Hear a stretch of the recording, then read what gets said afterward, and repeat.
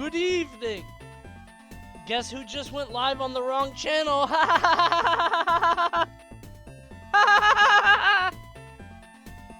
everybody. I'm a few minutes late, but think of all the extra time and hours I've given you. The past week has been nothing but excessive streaming. I can be 2 minutes late. Looking extra bald. No, it's just a haircut and it's too short and weird right now. You better stop it or I'm gonna put on a hat. I'm gonna be insecure about it. Stop! I better not see no fuck-ass bounty tonight. Uh-oh. I got bad news for you. Don't worry, though. It's not for a few hours. You'll see. Cover the hairline up. I have a fine hairline. It's going back a little, as it does for all men. For every guy. It just means I have high testosterone. Pussy. Hey, Coney. Great stream yesterday. Thanks. I was a little disappointed. I felt like it didn't quite hit. I think it probably happens that way whenever we do a thing twice. Like the second time we do the idea. Your barber messed you up. I know.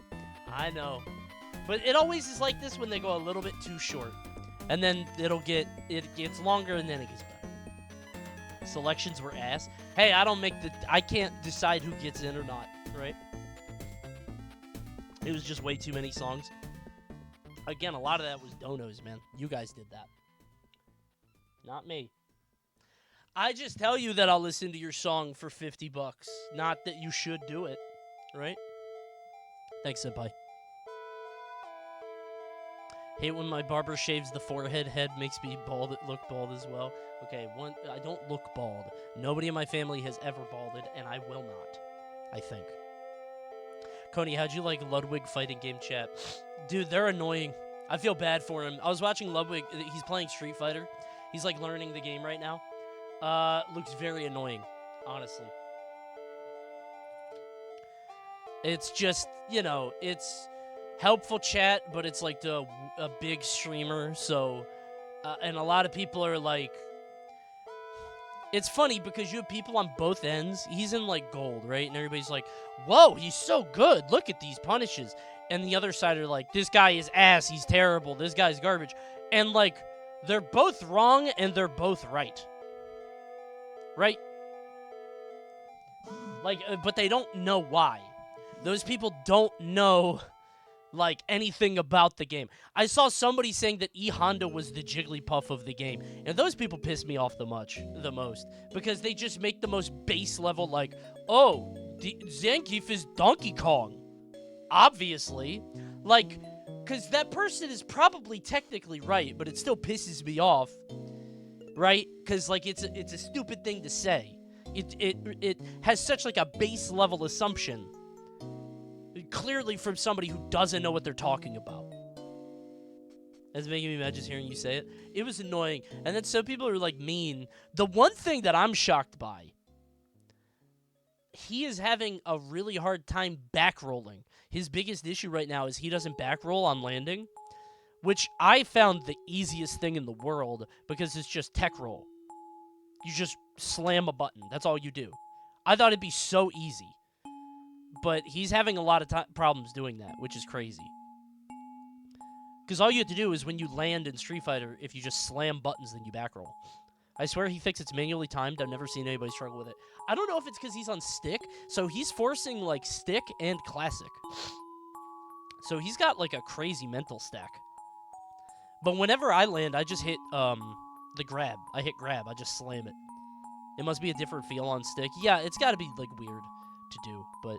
like, I can't believe... and then people were like, oh, it's because he plays Puff in Melee. I'm like, that can't be it. Does Puff not tech in Melee ever? Is that really it? Because I was like, I play Puff in Melee, kind of. But, like, I guess I've played other games. I don't know. I'm truly shocked. He gets hit by Geef level 3 way too much. That's me too, though. I get that. Nobody could blame him for that. Who amongst us haven't, right? Yeah, apparently the tournament is tomorrow. I like watching other people get into Street Fighter because that game, it seems like comparatively, it is like not the gold standard, but it's like the standard fighting game. So it's like it should be the simplest to learn and get into, but it's just fucking not. There is nothing like watching somebody struggle with Street Fighter, because when you aren't playing the game, when you watch it with your eyes, it is so obvious what you're supposed to do. But when you're playing the game with like the mental stack of the drive meter, the super meter, like the drive rush, all the other things coming into play, it is exhausting. It is so frustrating. It's tough because you can't just press buttons in Street Fighter 6 because it's all links. I just press buttons. Whenever I did combos in Street Fighter 6, I dialed that shit in, and it worked. But I have very simple combos. Very basic shit, so. And I'm not saying that I'm good at the game, because I'm not. But I understand it at a conceptual level, right? Yeah, it's going to be fun to watch, so. I was going to tell you guys something, but now I can't remember it. Oh, man. I forgot. Oh, dude. I was going to say something really cool and important. Oh. Yeah, I think Sunday we might be playing Mario Party with Brawl Pro. He hit me up, and Brawl Pro, Matt, and Super want to play Mario Party. And I was like, oh, hell yeah. So we're going to maybe do that on Sunday. I hope so. Squeak surprised me. He seems to understand the flow of the game better than most beginners. I think it's his first fighting game. Well, okay, to be clear, he is on Modern Zangief. And I feel like Modern Zangief gets to make more mistakes and way simpler, like, bad guy land, me hit triangle. Like, that kind of thing. And this is no flame. But, like, I think the hardest thing about a fighting game to me is learning the rhythm of it. Like, this guy goes, I go. I watched Ludwig fight in Akuma, and, like, he just hits his block just 8 times in a row. Just, where's the opening? And Brian was coaching him, Brian F., and he was like, yeah, there are, like, 3 openings in there. I was like, what? I did not know that.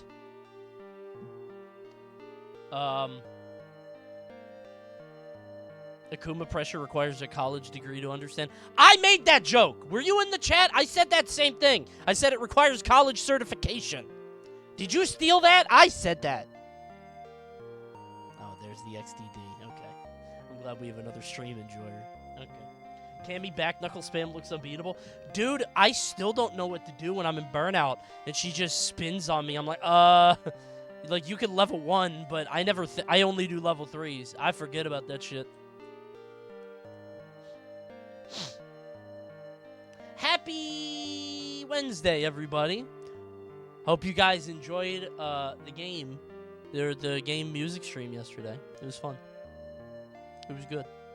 What is that naughty? It's so real. The claymation naughty guy? Hello? This guy fucking sucks at streaming. In this stream, we can see a creator so atrociously bad at his job that he can't ever reach his sub goal, despite only being 1 away. Well, even with Twitch Prime existing, he still can't get that 1 more sub he needs. I bet we'll hit it tonight. We still got a long stream ahead of us. I bet 1 person will sub, won't they? I bet 1 person in chat has a Twitch Prime right now, and they'll sub. Super crazy! Thank you for the 5. We did it! Thank you, Luna Lover. Yes! Yes! But we gotta keep going, because I might decay. It might get real bad tonight. There are a lot of gifts recently. Maybe it'll drop. Everybody, let's drop some primes now! Please.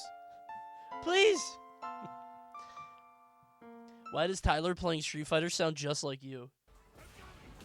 Like he's Hold on. literally just messing up the same exact thing he's been messing up since we loaded in. God, he's gonna fucking win. It's so retarded. Okay, well, I wouldn't use that word.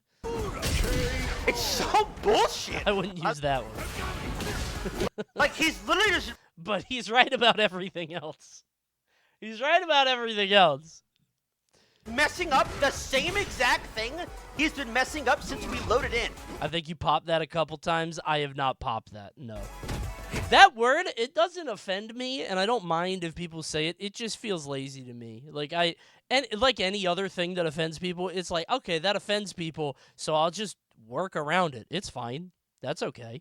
You know? I'm not worried about it. Do you mind if we say it in chat? Not really. I don't get offended by stuff. It just, to me, it feels like, how do I put this? I feel like people use it to signal to other people how based they are, and that annoys me. Does that make sense? Bad precedent? Yeah, it's a bad precedent. I don't want to invite the type of people that would use it. Does that make more sense? I don't care about it. I don't get offended. It just feels annoying. Like, people drop it to signal to other people like, hey, man, hey, I'm cool. I'm based, everybody. Like, you get what I'm saying? There are so many words in the English language. Let's be funny with it, right? It seems desperate, that's all. So cool and based. It's that I made a tweet about this. It's, hold on.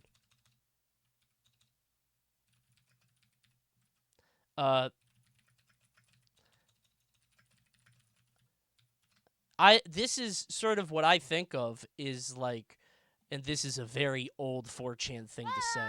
Have you guys seen this comic? Yes?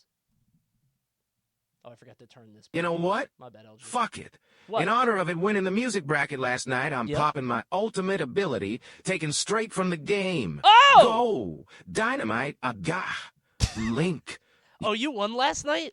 Honestly, I feel like Hylix 2 winning is kind of boring because everybody know. Not everybody. That's a stupid thing to say. I was gonna say everybody knows that song and everybody knows it's good. But thanks, Fancy.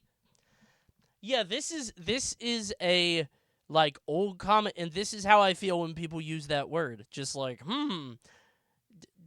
Twitter and Twitch are so much fun, but if only I could find out who's based here. I know. You get what I'm saying? It just feels embarrassing to me. But I'm old and out of touch. Maybe I'm wrong. You know what I'm saying? That's all. There's an odd amount of games that got localized, like late 90s, late 2000s, that got translated, and they just threw the word in there, like Final Fantasy VII. Yeah, that's fine. I mean, people said it a lot back then. It was like a South Park thing. Again, I am not offended or get my feelings hurt, and I don't care when people use it. I just don't want my chat to do it because I would get annoyed. If my chat did it, I would get annoyed the same way I get annoyed when everybody makes the same joke. You get what I'm saying? That's all it is. It feels like if there's something that people are like, hey, man, I feel like we shouldn't do that, and then you do it a lot to, like, own that guy. I don't know. It feels a little, it's annoying. But I don't think this is bad, because this guy, I don't think he's doing it to signal to anybody how cool he is. He's just pissed off at Zangief flowchart bullshit, and who can blame him, right? That's fine. That's all. He's just old and pissed. Yeah, it's a good way to put it. I get it. Where did my music go, bro? Oh, it went away. What did I... Oh, the link. Hold on.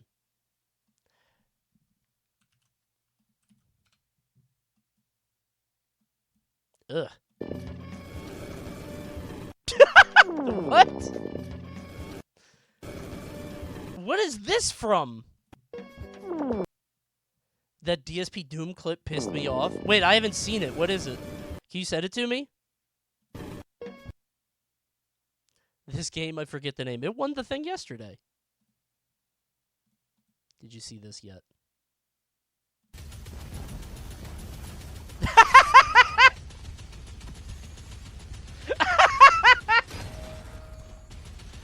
He's playing Doom like Turok. This is like Gears of War gameplay. How many times has he died? He's probably died a lot, right? That is so funny. You know the best part of this? He's still, like, getting hit. Like, this is not the way you're supposed to play. Like, here comes the projectile. Let's hit A or D now. Ow! And he got a boo-boo face on, too. That's very funny. 10K likes? Good God. I don't know, man. I'm excited to play Doom. Apparently, it's out now. I might play it tomorrow for Gameplay Thursday, but I also might play Ebola Village, or whatever that is. Apparently, it has a 30-minute movie packed into it, which is crazy. People are uhing me. I guess they weren't here yesterday. This is Ebola Village. This is a game on Steam that popped up on my recommended. It is very clearly trying to be Resident Evil, but it, like, has a budget, but also doesn't. Apparently, there's, like, a 20-minute movie in it. It's not, like, FMV, but it's, like, Resident Evil, but not, It looks very funny. But maybe it's not. I don't know. We'll explore it a little bit tomorrow.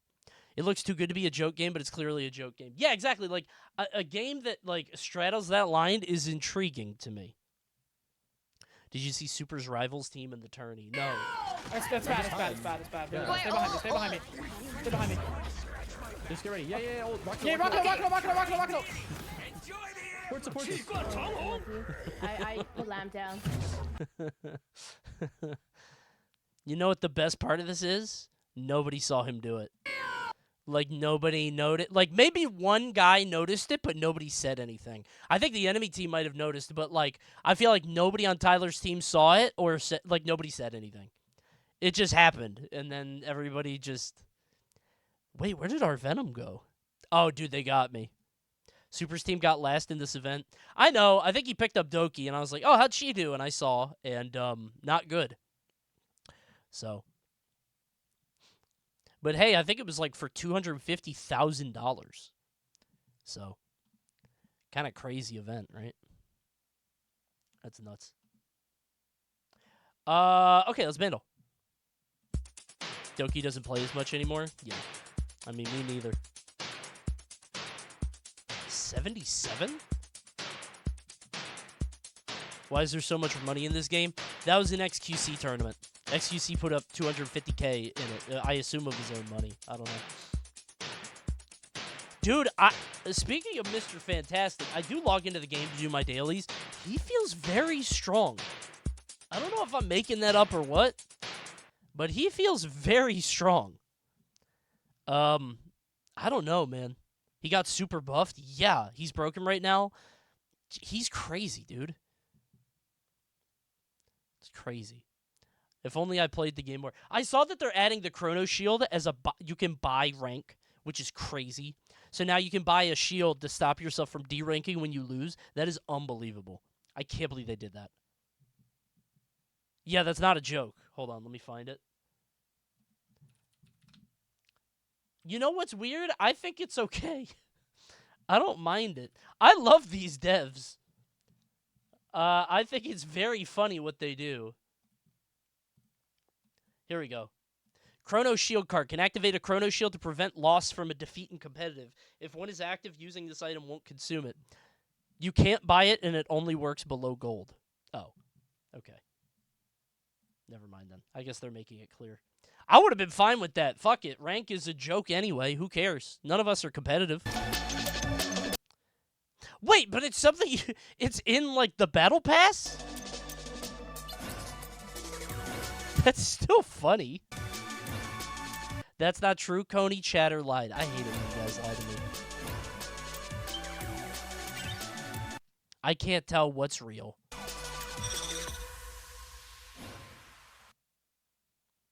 I think that's awesome. I like this game a lot. I think it's cool. I don't know the song.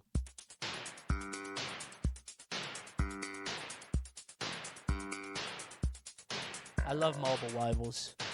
Matt, we playing Mario Party on Sunday? I hit up Brawl Pro. I hit him back. I'm down to play Sunday if you are. Did I say Saturday? Sunday. We party on Sunday. Yes, yes. We play something. Yes, yes. Repo maybe. Yes, yes. Big gaming Sundays. Shall we? Is it Sunday? I don't mind any day. Yeah, sure. Dude, I saw Lazy Matt Man popped up in my recommended today. Hold on. Let me see if you're still on my page. it was so funny because it's like, it's Binding of Isaac drama. Link clicking Wednesday's link. It's not a link clicking Wednesday. We're just taking a while to get to the stream. This is so funny. This popped up in my recommended. The Repentance Plus situation is insane.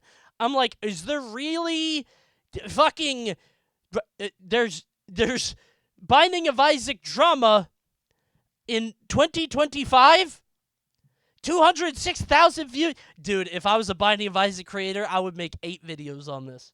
I would milk the shit out of that. That's amazing. People are upset they nerfed the squishy ghost.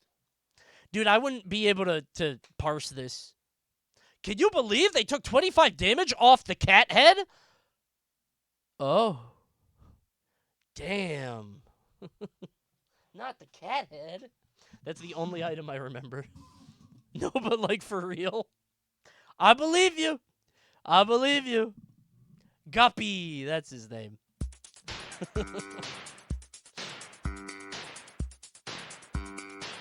What is this? I don't think it's this, but it's the same tempo. I just can't get enough. I just can't get... It was close. I hate that song.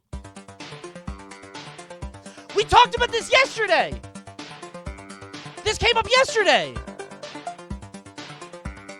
Wait! We just talked about this! I forget what it was. It was something in the song contest that we did. Sounded just like this. Coney, did you get a haircut? Yeah, like 4 days ago. I've just been wearing hats. I know it looks bad, okay? It'll grow back.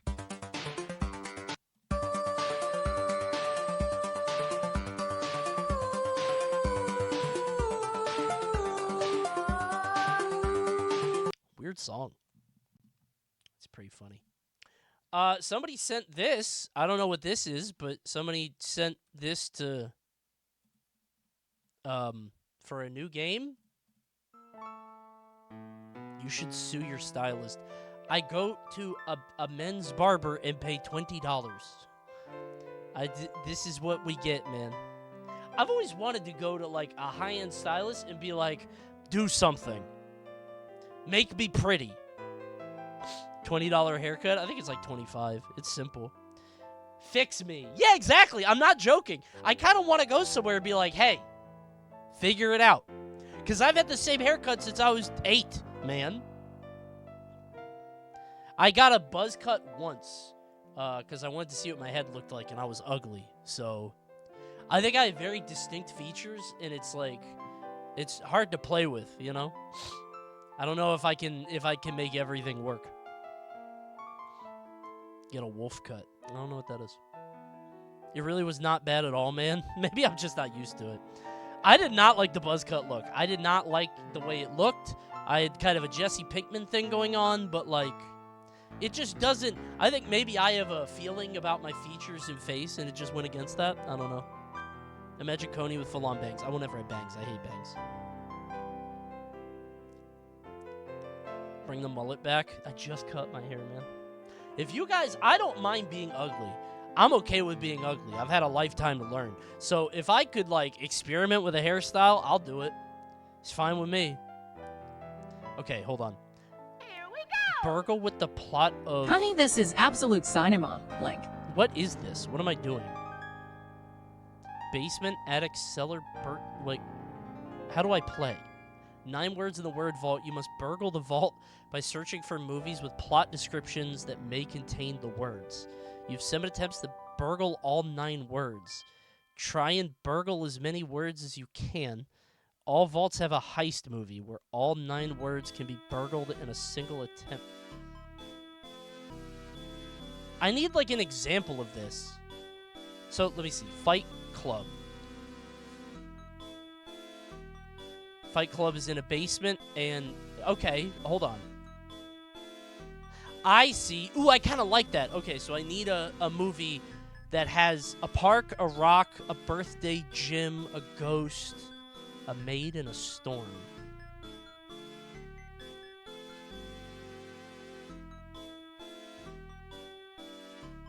A ghost, yeah. Five Nights at Freddy's is pretty good, actually. Could I just do X-Men for Storm and... No, probably not. This is harder than I thought it would be. Is there anything with a ghost birthday? A ghost maid. I mean, it's a ghost. I think there's probably more in here, too. Yep. I thought so. Right, there's a maid in that one. Birthday gym. There's probably a rom-com where a woman starts going to the gym because it's her ex-birthday, like Trainwreck or something with Amy Schumer. Wait a minute, I didn't know this song.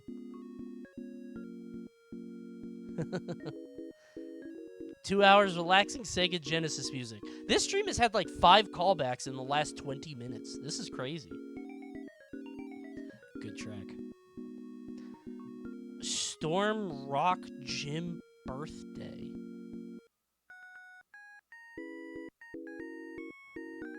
Why is this so hard to me? It's hard to like fit all these together. What's a birthday movie? 16 Candles. Doesn't really fit any of these. Rock? No way. Rock is a friend in that movie. Excellent. Jim Park Storm. What movies have storms? Twister. Damn it. Jim Coney with Play- cornrows or a low taper fade would go crazy. True. Calm down. Relax, Adam. Too enthusiastic. What movies had gym in a park? Probably something like an athlete movie. Stupid. I don't want to look at chat. A gym and a park? What's a gym movie? The Iron Claw. That's a crazy pull. Really? Oh. Really thought that would have something. It's a gym movie. Raging Bull. Probably. They probably go to the park in there. What? Do they not go to the gym? What movie do they go to the gym or a park? What movie takes place in a fucking park? Madagascar. I don't know. You burgled 8 words in 7 attempts. Parasite. Basement Rock Park Ghost Storm. Ghost? Oh my god, that's so stupid. The ghost in the kitchen? That's not a real ghost. The Park Family? Oh my god, dude. Scary movie. Really? Basement Stoner? That's so annoying. This sucks. Stoner goes with Rock? This game sucks. I know a good game. Let's play a cheeky bit of Scrando. Let's play some Scrando, I think. How about a score Rosa? It's a hot dog on a pizza. How delicious. A cheese coney on a pizza slice. Yeah, we go chicken and chips, I think. Yeah, for sure. That's American. That's crazy to me. Okay. That is phallic. Oh my god. Who is he? Good lord. How big is that? Most viewed screen of 2023. Good lord, man. If the guy at the game gave me that hot dog, I would think he was flirting with me. I'd be like, "Hey man, not me. Thank you though. I am honored." That's a big hot dog. I think the burger's better. They cost the same. Yeah, the burger by a lot. For sure. Unknown meat against the Cohenna? How do you do the X? Cozinha. Yeah, I'm not eating the unknown meat. It looks like apples, but like holes in them. Beef chili con carne. Oh my god, that looks good. Oh, I love a good chili. I think this one's probably more popular, but I like this one better. They both look good, yeah. Really? Okay. Beef over chicken. I thought I was crazy with that one. Oh my god! Is that steak and chicken? I don't think I would like that, actually. Because it says steak sandwich, but it looks like just chicken. Looks dry as hell. That bun is cracked, bro. It's just a fatty steak. I think I like this more. Really? Okay. Fine. Oh, that was $14.50. Never mind. That's way too expensive. Wow, look at all that sausage. Dude, what is up with Europe? They be loving their sausage pastries. I gotta move over there. I love sausage pastries. That looks awesome. I think I've never felt more European than when I see this stuff and I'm like, damn, that looks like a proper bite. Kebab roll. Probably the kebab roll. Yeah, it looks juicier, but they're both good. You can't see the sausage in the other one. Nuggets and chips. Oh my god, that looks disgusting. They're like cracking in the middle. Ugh. Yuck. Yeah, I'll go right here for sure. Pita bread and meatballs. Very good. Oh, wow. Hot dog? Where? Where's the dog? I'm gonna get you out of there. It looks like a pencil in there. There's no dog in there, man. That looks fake. That dog is too polished to look at it. It's like Hulk Hogan's skin. Looks disgusting. I'll go left. Not by much, but... Spicy pet pizza. Chicken loaded fries. That pizza looks pretty good. The crust is like... Coney, I need you to watch Tolarone's Emeru in 6. It's art, man. Link. I'll be the judge of that. Yeah, I think the pizza looks better. Yeah. This is easy, bro. You just follow your instincts. The one I got wrong was because I didn't notice the price. That's all.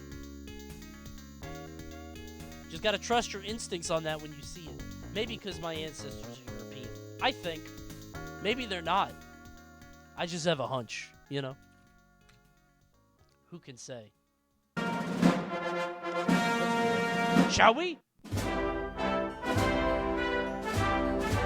Slimming time. You get it. MLB teams with balls. Can you name the MLB team that contains the letter B, A, or LL without making him so... Man.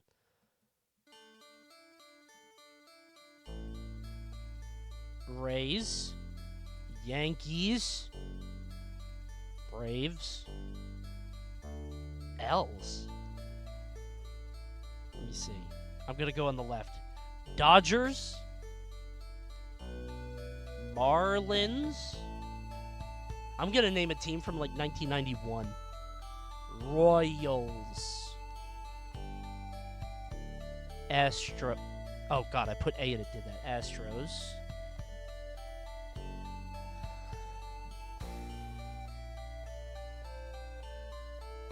Okay, let's come back to the East Coast. The Wildcats. That was my team. What has two L's in it?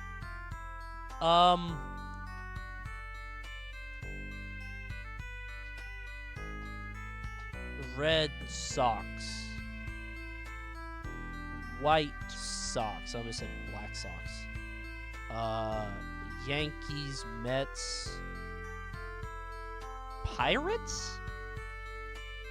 Okay, that's real. Orioles. None of those. Nationals. Oh my god. Rangers.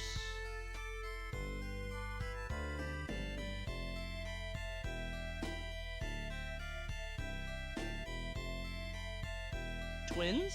No.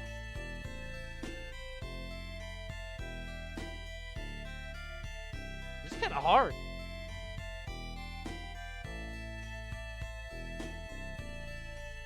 I might be dead. I'm trying to think of more states. How are there more teams than this? I feel like this is every team I've ever heard of, other than the ones I can't name. What's the... Okay, don't be mad. What are the Indians now? I'm looking at chat. What are the Indians? Guardians. Okay, thank you. And I cheated because chat said Diamondback, and I saw it. I can't pretend like I didn't cheat. I meant to see Guardians. I'm allowed to do that. I'm sorry. What are the L's?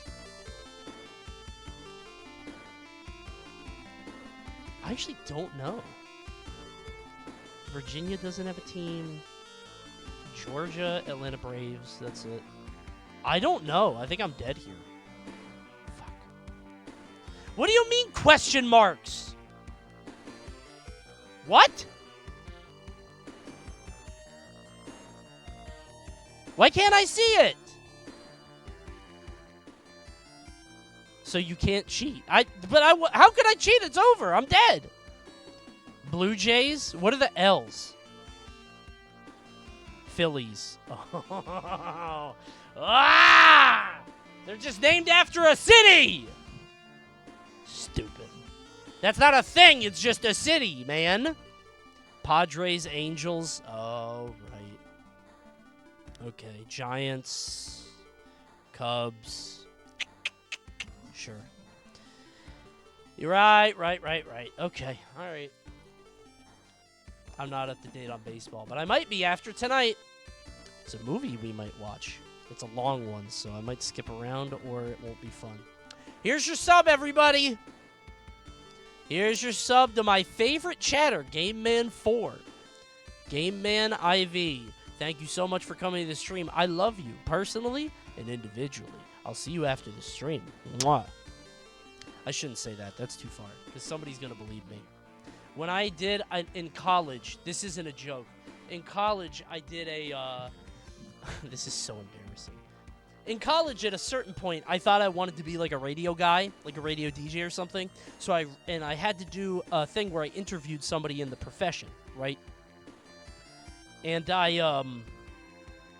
so I hit up my local morning show DJ because I listened to the morning show a lot when I was on the way to work or college or whatever. And I was like, hey, could I interview you, for class? And they said, hey, we'll bring that kid on air. So they brought me on air on 98 Rock in Baltimore.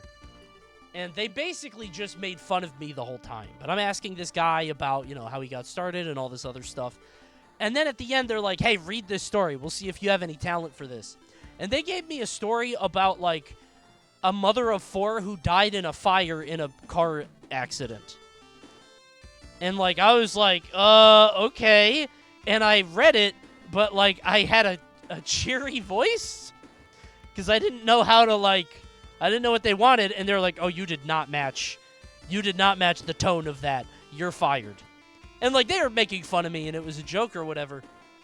But during the show, somebody made a joke like, hey, we got to get this kid on the radio. He's got some talent. We should really do it. And they were clearly joking. But my ass, 19 years old, stupid, trying desperately to do something, I stayed after. And, like, they keep on with the show. My 30 minutes are up or whatever. And, like... I was sticking around, and one of, like, the interns or somebody there was like, hey, why are you still here? I was like, oh, they told me I should talk to somebody about, a job after. And the person was like, that's weird. Okay, whatever. They brought me into the director's office, and, like, they had a good sense of humor about it. They were joking. They were like, oh, I would stay too. But I felt so embarrassed. That's fucked up. It's not, though, because, like, again, these are the things that I say on stream that, like, somebody's gonna think is real? I don't know. I get it. I was embarrassed. But I also kind of gave myself a little bit of leeway. I was like, hey, man, I was hungry. I wanted a job, right? It's fine. That was, I was 18, so it was probably like 2006, 2007. I don't know. Joke's on them, though. Radio's dead now, so. None of those people have jobs. Now I'll get them on the Coney stream. What was it like back when you had a career? Oh, God.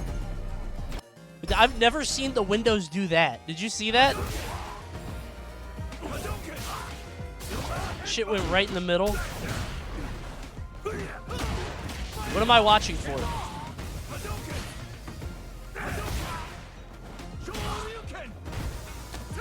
My God, have the gods blessed me with free LP today. 8 minutes? I'm not watching 8 minutes. Too long. We got other stuff to watch. Coney, this is absolute cinema. I'll be the judge of that.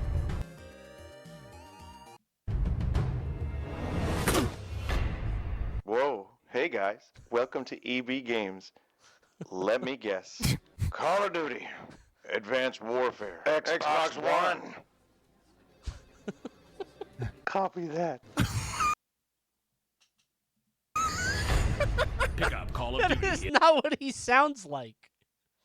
That is not how he says it. Advanced Warfare for Xbox One at EB Games. Copy that. Come talk to one of our gaming experts today. Is this isn't Choice or Voicer now? Can you do multiplayer? I'm about to get on this with Mike. Me and Mike could do this. That sounds awesome. Update coming soon. This is great. First on Xbox Live. Wait. I don't think we have to watch it again You necessarily. can record entire scenes. Just go to the folder. Copy that. Pick up Call of Duty. That's not what he sounds like. Advanced Warfare for Xbox One at EB Games. Come talk. He sounds Oh, like he's man. about to cry. Chicken jockey. Copy that. Do you wear wigs? All toasters, toast, toast. The entire Hotel Mario intro. Oh my God.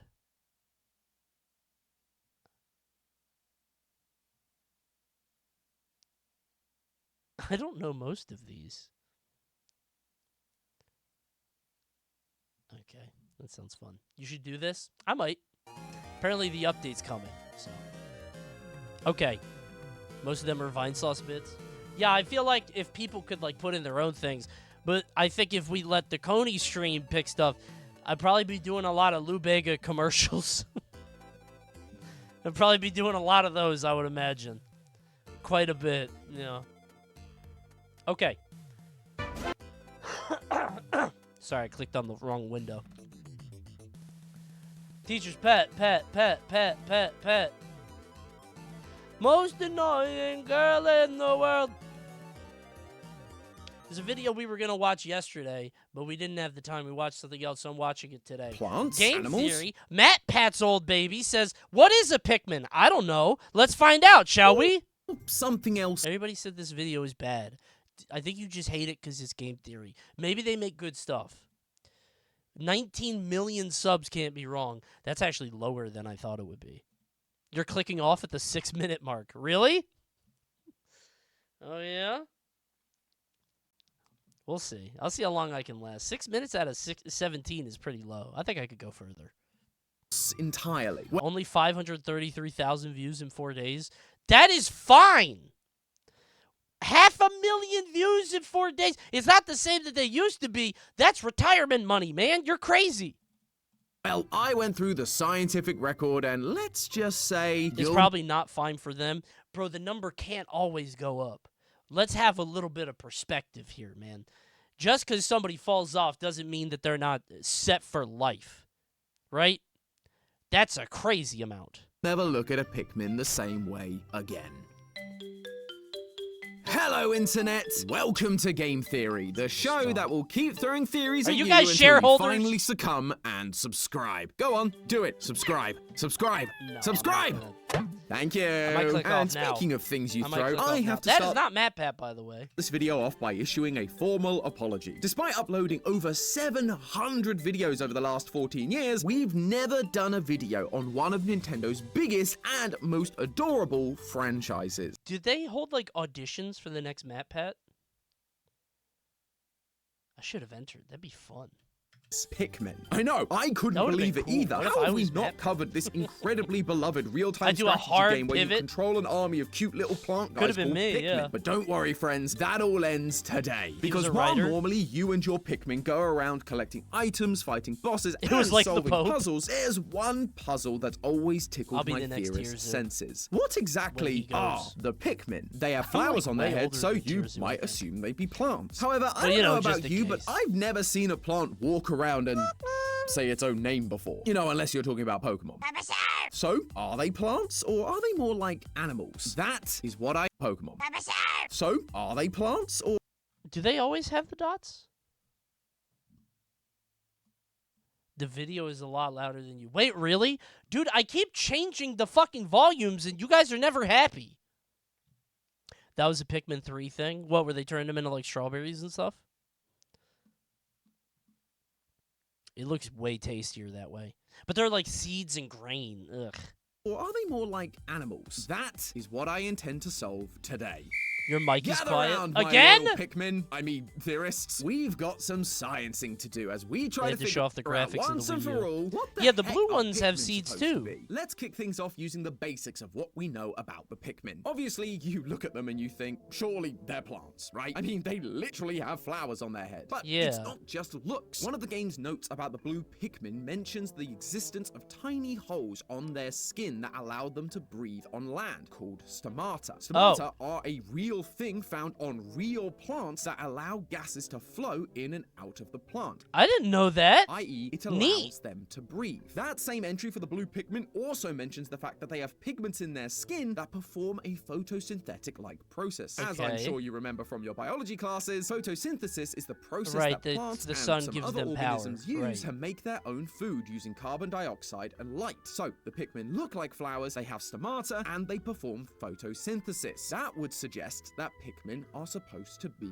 plants. Right. Case closed. Case right? closed, Well, not yeah. quite. Because as I did a little more digging, I realized that there's just as much evidence, if not more, that Pikmin are not plants, but in fact animals. Case in point, Pikmin can walk. Having the ability to get up and move around and find food or shelter is one of the most common defining features of being. Okay, we're setting baseline. I know all of this about Pikmin. Okay, they're just explaining this to people who don't, I guess. An animal. And since We're- plants we're have the having to- ability to just I stay think in we're place having and to introduce what Pikmin are to a young viewer base make their who own probably food haven't via played it. photosynthesis. No plant species has evolved the ability Okay. to just take All a right. leisurely stroll. It's fine, I mean, it's fine. Can't exactly blame them. We'll If get I could there, make we're my gonna own get food there. Just by sitting out in the sun, I You would aren't be gonna with it. learn anything in this whole video. I learned about stomata. I didn't know about stomata. There's also New to the me. physical traits that the Pikmin have that we only really find in animals. Blue Pikmin, for example, have evolved a mouth-like Ew. structure on their faces that act like gills. You know, like a fish. Of course, you can't forget about winged Pikmin and their, well, wings. Right. And if you pay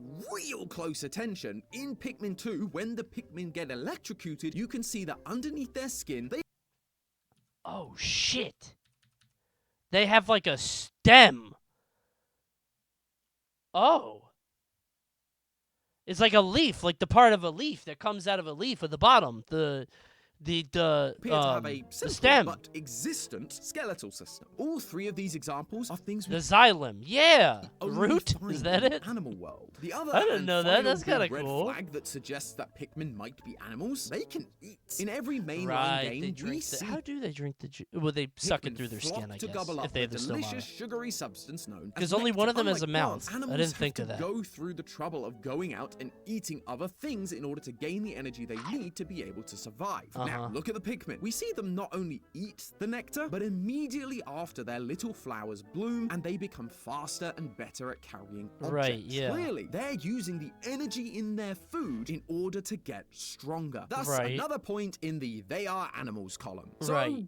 which is it? There's definitely a lot of evidence that There- points towards is them there being like animals, a but is there even like though there's a only thing we few, could compare it's them to, hard like a ignore Venus the plant-like flytrap? Is that where traits, this is especially going? when one directly contradicts the other, photosynthesis and eating. Pikmin seem to be occupying this weird middle lane, which just doesn't seem possible. Although, it may not be as ridiculous as it first seems. Science suggests that plants and animals shared a common ancestor around 1.6 billion years ago. But even Okay. here in the modern day, there are plenty of plants Yeah, that who have one. evolved some very animal-like abilities, and vice versa. For example, take the Venus flytrap. That was the first one I thought of. It's the only thing I could think of. They've evolved the unique ability to quote-unquote eat insects to gain nutrients like nitrogen and phosphorus that are otherwise not found in their soil, though they still gain most of their energy through photosynthesis. On the flip side, take Alicia chlorotica, Coral a or species of animals? sea Yeah, isn't coral alive? Yeah, but coral don't eat things. slug that lives off the east Right? coast of the USA. These guys are wild. They're animals that mainly feed on small photosynthetic algae that lives in the water. But they don't just simply eat the algae, they steal from them. After ingesting their prey, these Wait slugs till chat realizes they just grew out of game theory.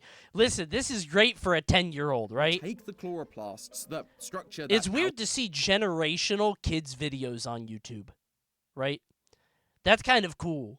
There's an entire new generation of this stuff. algae and plants used to I mean, I never watched it, but I bet some of you guys did. Come photosynthesis. on. And I was just too old for yoink it them. even They back then then. stockpile those chloroplasts. If I was a teacher, I'd be putting these videos on all the time, bro. I'd be like, hey, who likes Nintendo? Here's your fucking Pikmin video. I'm doing like chemistry. Has nothing to do. I'm in English class.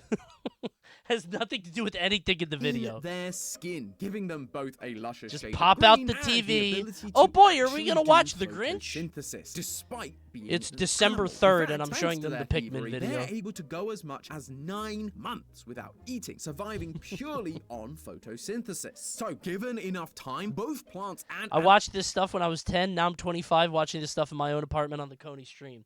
Hey, man, welcome to adulthood. animals can develop the abilities and skills made that it. we You're typically living the don't dream now. associate with them. But at the same time, Pikmin are clearly an extreme case here. They're either plants who have developed some pretty sophisticated skills like walking and eating, or Right. animals who have acquired the ability to photosynthesize and grow They're flowers both. on Yeah. Where's the 6 minute? Oh my god, we're almost there.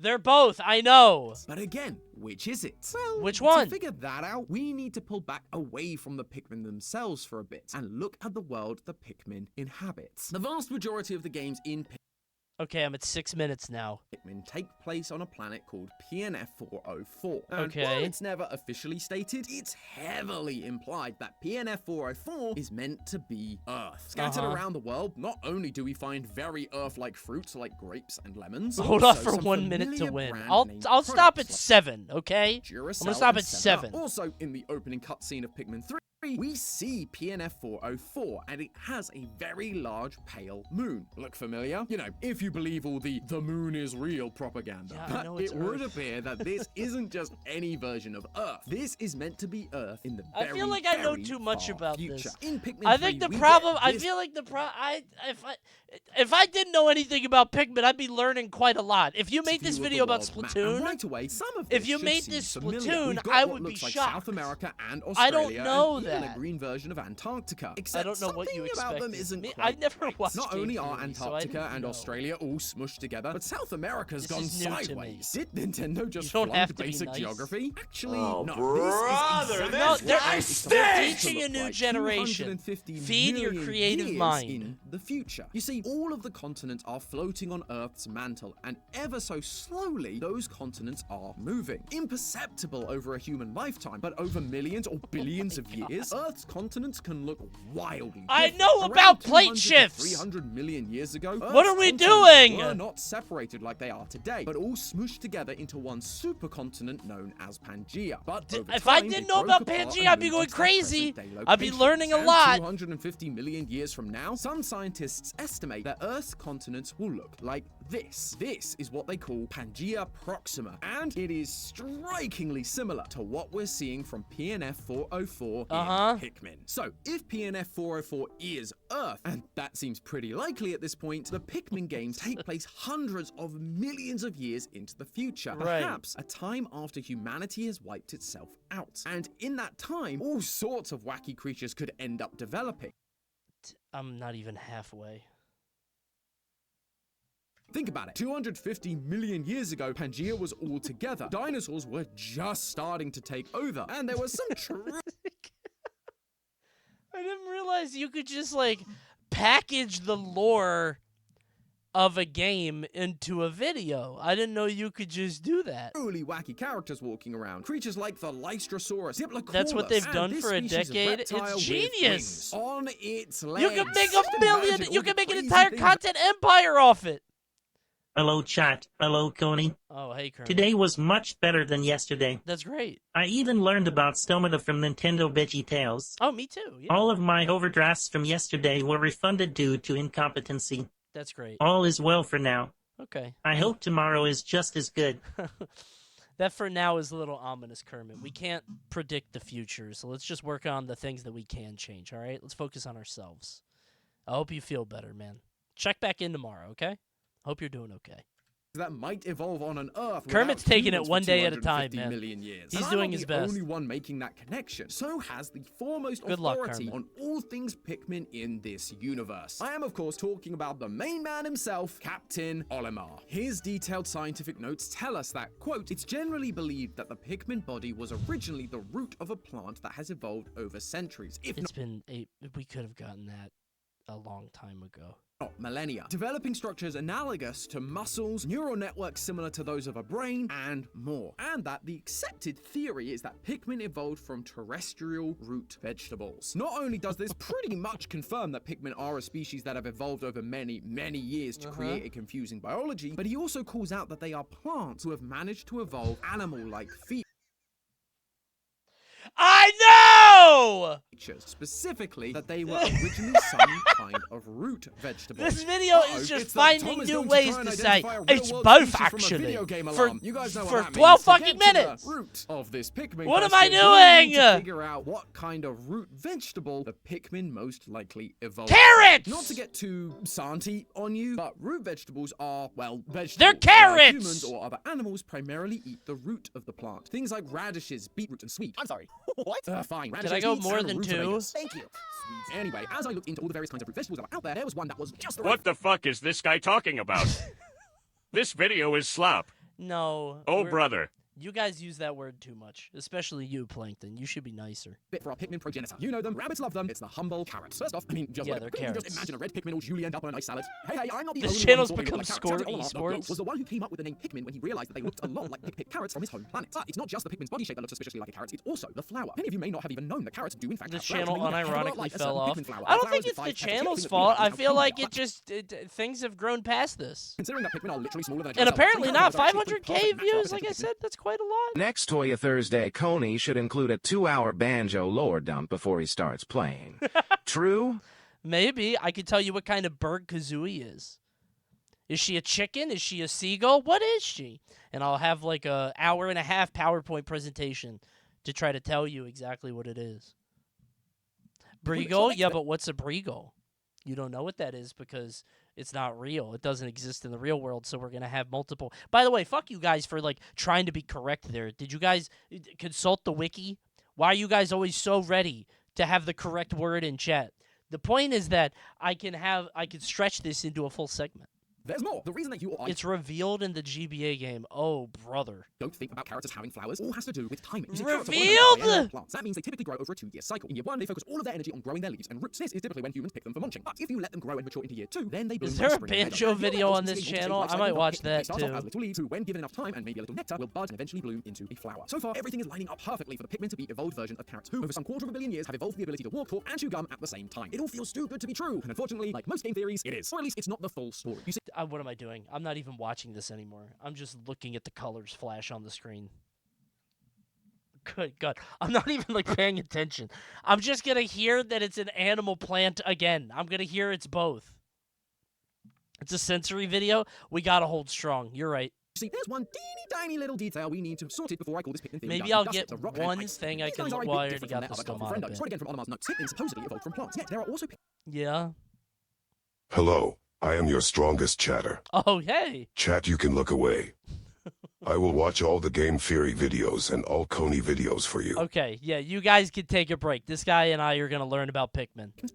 I'll tell you what they say at the end. But its body does not share any of the plant-like traits that Pikmin I'll are known for. summarize Instead, it for you. The stone is actually the chosen host for a parasitic subset of Pikmin. Oh my species. God, So it's to keep the same parasitic as both! it turns out, rock and ice Pikmin are part of a subset of Pikmin known as Mikmin, like hermit crabs. And while they definitely are Pikmin, they're also parasitic. Why does stuff like this always come in right at the end to ruin my theories?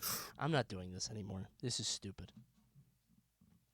Okay, I found a video pop up on my recommended, and it's something that I've always,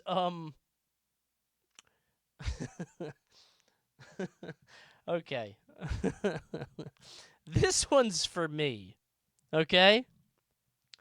So I've had something on my mind somewhat recently. You guys know that I have a kid, okay? And, my kid is getting older, and she's starting to watch YouTube and go on the internet. And I don't know if you guys remember YouTube Kids or have seen what's happened on YouTube Kids in the past, but it's been pretty bad. And whenever I go on to YouTube Kids, I'm like, what the fuck is going on here? What's to stop some sicko from putting some terrible bullshit on this site? YouTube won't stop it. Well, somebody has cataloged one of these in the horrors of YouTube Kids. And now I'm curious. I want to know what's out there. I know it's overused, but kids' YouTube really is slop. I want to know what's out there. I'm a little scared of it, but I want to know what the fuck people are uploading. Let's find out, shall we? By the way, it's not Elsa. The world of kids' content on YouTube is much stranger than you think. You might assume 9 years of Elsa-Gate-related controversies would lead to some improvement. So it's not Elsa-Gate. It's something else. Intended for kids. No matter what, it can't be worse than Game Theory. Yup. Not a lot of people know That's this, the but spirit. The platform you're watching this video on right now was originally built to be a dating site. Yeah, the idea was that you would upload a video introducing yourself, and then you could watch introduction videos from other users and message them if you liked what you saw. Wait, really? Yeah, I was gonna say, they had these on, like, VHS. It must have been so hard to date back there, man. Or back then. You had to put out, like, a tape of you. You had a VHS. Oh, my God, that's a Simpsons episode with Ned. That was that long ago. Jesus. That guy's 39? I'm 3 years younger than that guy. Oh, my God. I got so lucky with my hair. Seriously. Bro, shave it off. I'm not saying I'm good looking or attractive or handsome, but I got very lucky with my hair. I really did. That's your hair in 3 years. I don't think it is. I don't think I have a Friar Tuck thing going on in 3 years. I don't think I have the Glen. 6'1"? Oh, never mind. He's daddy. Damn it. You can't win them all. Would you rather be 5'9" with a healthy head of hair or 6'1" bald? You pick. Die? You're gonna be one of them, chat. Nobody gets away with everything. Kind of like those weird dating videotapes from the 80s and 90s. I wonder if he could grow a beard, though. I'm a nice fellow. I don't know. I'm particularly attracted to black women and women of different races. So if you like me, give me a call. You gotta be real honest, man. If you're gonna put that shit on tape, you gotta be, like, super honest about it. Be upfront, right? The only person that's gonna see it... You can't quote retweet this in the 80s or 90s. It's not like you could dunk on this dude, right? You just... It's out there now. You might show it to a friend and invite them over, but... Black women and women of different... Yeah, we're seeing it now. Yeah, but this guy's probably dead now. Races. He got away with it. You like me? Give me a call. This idea wasn't very successful. In fact, according to one of YouTube's founders, Javed Karim, nobody was uploading dating introduction videos. But some people were using the site to upload other sorts of content. Dog videos, clips of family vacations. Dogs, you there gotta didn't really love need it. to be Funny any stuff. sort of gimmick to make YouTube work. Right. People are just happy to have an easy way to share their home videos with Funny, others silly online. animal videos. YouTube may have launched as a dating site in February 2005, but by June of that year, they had completely rebranded and revamped the platform to remove Damn, all that's a traces fast of its pivot. odd dating Good site for beginnings. them. Shit. Much like other blossoming social media platforms at the time, YouTube's majority demographic for the first few years of its existence were teenagers. This is pretty clear when you look at all the major YouTube stars in the early days of the site, who mostly appear to be high school or college students. I personally started using YouTube in 2007 when I was 11 years old. That's Smosh. Back then, the only good way to use the site was to visit it in a browser on a computer, whether it was a laptop or desktop. Where's the computer? Is that a computer? I guess that's a laptop right there. He put Battle Station. There's no computer. I guess that's like a stand there. Tablets didn't exist back then. The modern form of smartphones were still in their most primordial form and were mostly relegated to a select few tech enthusiasts. It's weird because, like, when I think of 2006 or 2007, I don't think of this. I think of, like, now, but with an iPod. You know what I mean? Like, it's like I can't remember what. Like, when I think of old tech, it's either Walkman or today. Like, I can't think of, like, because now we're just iterating on the same technology over and over. So it's like, I feel like my brain can't think back to, like, gadgets or old internet in that way. And the only way to watch YouTube on a TV. Rip Smosh being good. Okay, again, I think you just got older. One day you're going to age out of the Coney channel, and let me just tell you, I've been the same, okay? You guys are going to say I fell off. I'm going to be the same in 20 years. It's going to be different. TV was to Smosh actually got bought out. Oh, really? Good for them. Hook up a computer to it. No more Coney. Hooray. You should just begging for the day you grow out of Coney. Hasn't happened yet. He's still funny. Damn it. And use it as a monitor, which most people couldn't even do because CRTs were still the most widespread form of TV at the time, and the vast majority of tube TVs don't support the digital I/O a computer needs. In short... Oh no, I laughed. 4 more years of Coney. Which most people couldn't even do because CRTs were still the most widespread form of TV at the time, and the vast majority of I would tube get TVs bought don't out, bro. I would absolutely do an angry video game nerd buyout. I would get purchased by Screamwave Media, have them write my whole stream. Support the digital I/O a computer. 45-year-old Coney playing the first level of every Wii game on Nintendo Online? Absolutely. I'll see you in 10 years. I can't wait. It's a bright future ahead. I'm not even joking. Retire like a VTuber? I might retire the face cam and just do gameplay videos to like 300 viewers in 10 years. I don't give a shit. This shit's fun to me. I love this. In short, I'll be reacting to the Game Awards in 20 years. Yeah, maybe I'll be the next host. I could take Jeff's job. Preventative from being used as a serious platform for anything. But that wouldn't be the case for very long. In the early 2010s, smartphones capable of high-speed cellular connections would explode and become widely adopted. iPads would kick off the consumer tablet market, which also exploded. People would swap. I still don't get tablets. That's how I know I'm old, bro. I don't understand the appeal of having a tablet other than to give to a child. I don't get it. Their bulk. Or to tip a barista. It's like business or entertainment for kids. Key aging CRT TVs for cheap and higher quality LCD panels, which could not only act as a computer monitor, but YouTube would even begin offering apps for game consoles and streaming boxes like Apple TV. Coney will stop using his face cam in 3 years when he finally goes fully bald. If I ever turn off the cam, you'll know why. What if I turned the cam off? Because I did go bald. So in 3 years, I turn the cam off and I'm fully bald, and then in 10 years, I turn it back on. Like, I go completely just like hermit mode, right? And like 100 people still stick around, but I don't put myself on camera for a decade, and then I turn it back on. Aging in an instant. That would shatter my perception of you. What, if I was bald? I don't know, man. It could happen. Like I said, nobody in my family has ever been bald, but it might happen. Becoming widely adopted. Coney, I just got here. What's this gooner shit you're watching? Oh, it's about YouTube Kids. Gone were the days of sitting at your desk. Actually, this reminds me yeah, that's who it is. I was going to say Miss Hannah Minx. Like, she was all over YouTube. I wonder what happened to her, and apparently that's her video. She was, like, the first e-girl. She was like e-girl #1. That's crazy. which are also becoming widely adopted. Gone were the days of sitting at your desk to watch Smosh's Food Battle. Now you could watch PewDiePie on basically any media consumption device you owned. The blueprint, And you know what people started doing? They began using YouTube as a babysitter. Using traditional TV to keep your child docile meant keeping them in a specific room where the television was. This but is now so sad. you could just hand them an iPad while you work in your office or cook a meal in the kitchen. Dude, this is so sad.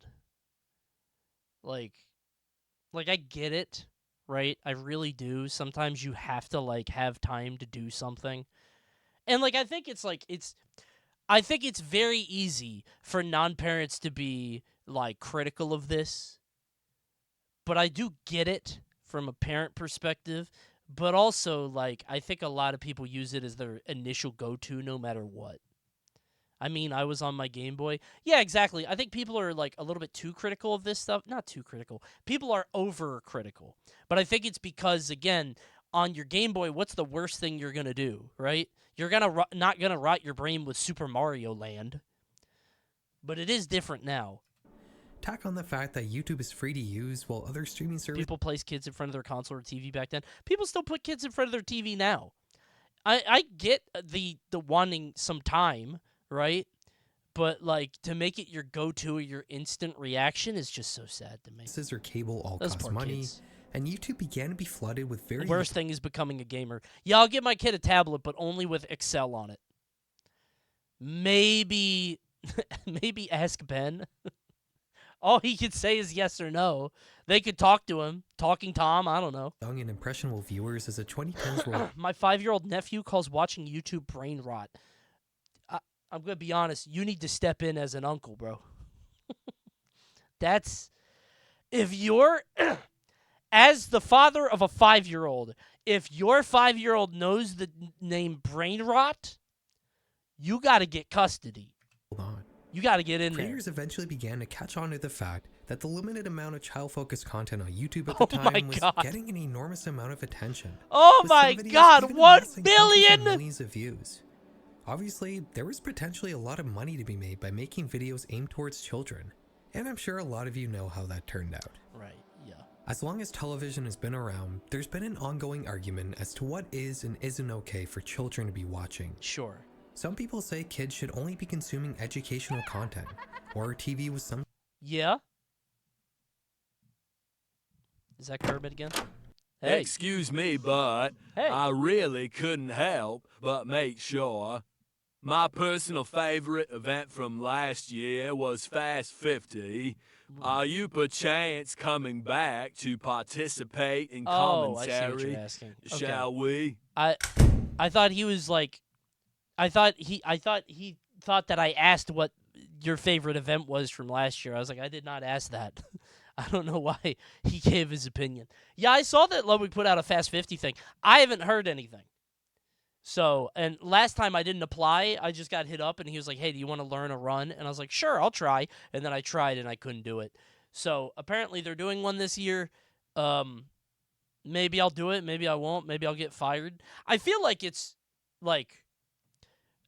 I might be fired because I remember they did the Greatest Gamer event and the commentary was like Slime, Nick, him. It was like all sort of in-house and I got flown out and stayed, which was awesome. But like I'm expensive, right? You got to fly me across the country and you got to pay me. So like they might just keep people in LA, which makes sense. But I would love to go. I loved it. It was awesome. Some sort of moral lesson to teach. It was fun. Some people think it's not a big deal. I forgot I got to learn braid. Yeah. How hard is braid? Does anybody know the braid speedrun? I actually did want to learn it. How was your reception as a commentator there? Mixed. People got mad that I was there because I don't speedrun.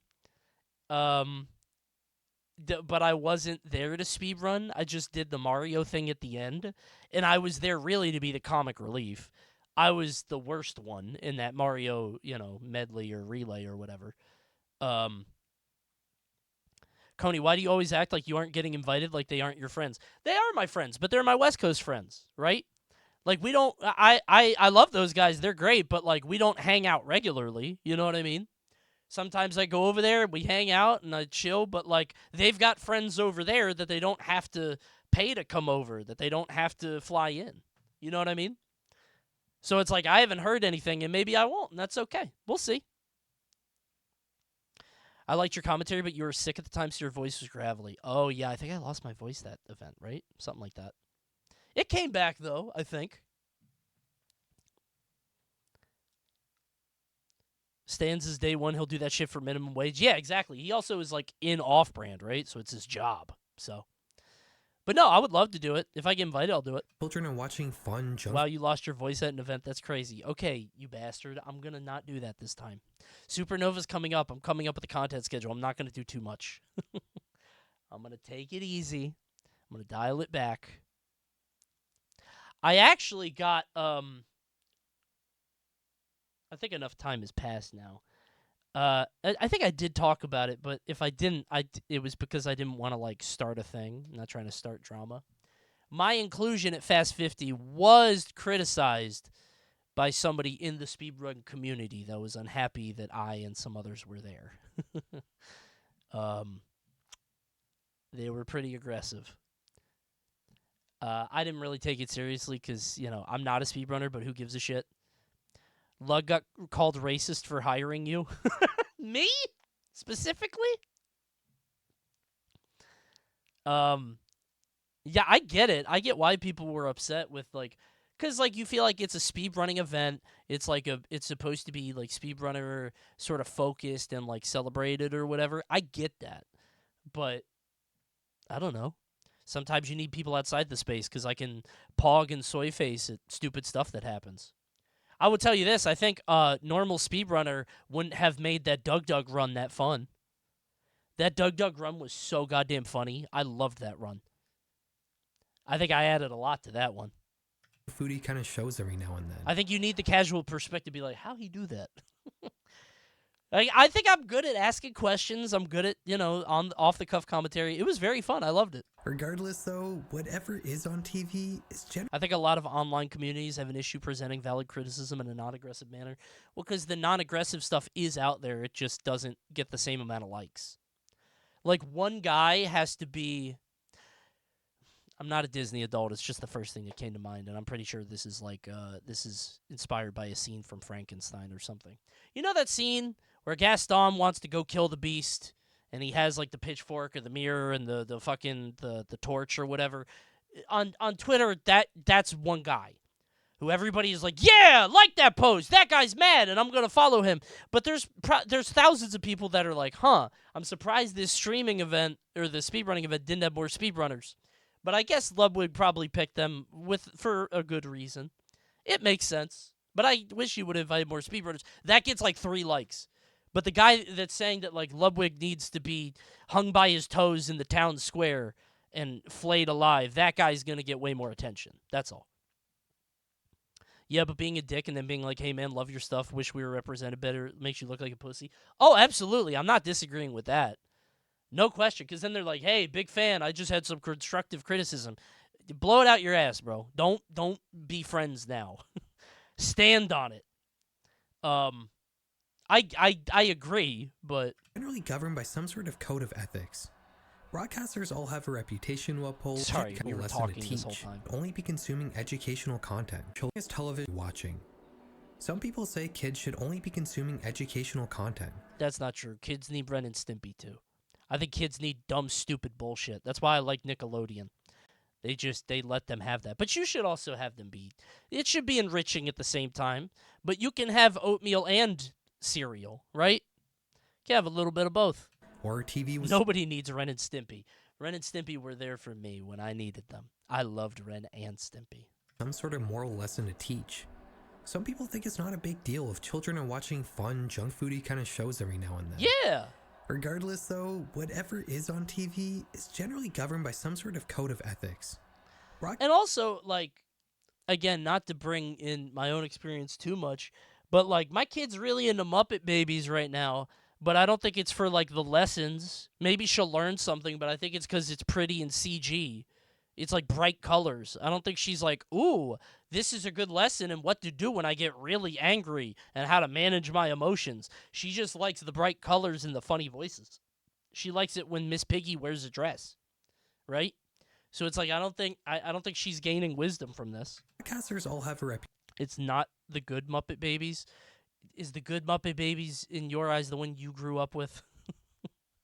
Listen, bro, we all got to grow up. Reputation to uphold. And They're two different Muppet Babies. Quite as scrutinized as kids' TV. But on YouTube in the mid-2010s, the only Oh my scrutiny God. children's channels faced was YouTube's then fairly lax moderation Explicit? system. There was no code of ethics or enforced morality. The only thing that mattered was whether or not you were getting views. As a result, a culture of shocking kids content emerged on YouTube. Okay. Getting views. Okay, I'm going As to a be result- honest. This is sick to me. Like a family who indulges in this. I mean, I guess everybody's getting rich. This is going to put that kid through college, but is it worth it? A culture of shocking Right? kids Like, content emerged on YouTube, which you probably already know. The Hulk as is here? Elsagate. Sleazy creators will make videos with popular kids characters like This Elsa is from so Frozen, getting into obscene and often graphically violent situations. let's get like a scholarship, right? We don't need to do this for college. I probably don't need to tell you much about Elsagate since Oh you my only God! certainly know what it was about. But simply put, being a young Turn that child off. on Keep YouTube in the scrolling. mid-2010s Oh my God. meant being confronted with your favorite characters getting their limbs torn off, Holy being injected shit, with man. mystery chemicals, getting pregnant, and other bizarre and shocking scenarios that only served one purpose. See, this is why I wanted to watch the video, so I can avoid this as best I can. I'm trying to become an informed parent. This scares the shit out of me. Like, imagine a kid watching this, and they don't know what they're seeing, and they can't explain it to you. This shit is in their memory, and they will never tell you about it. Isn't that insane?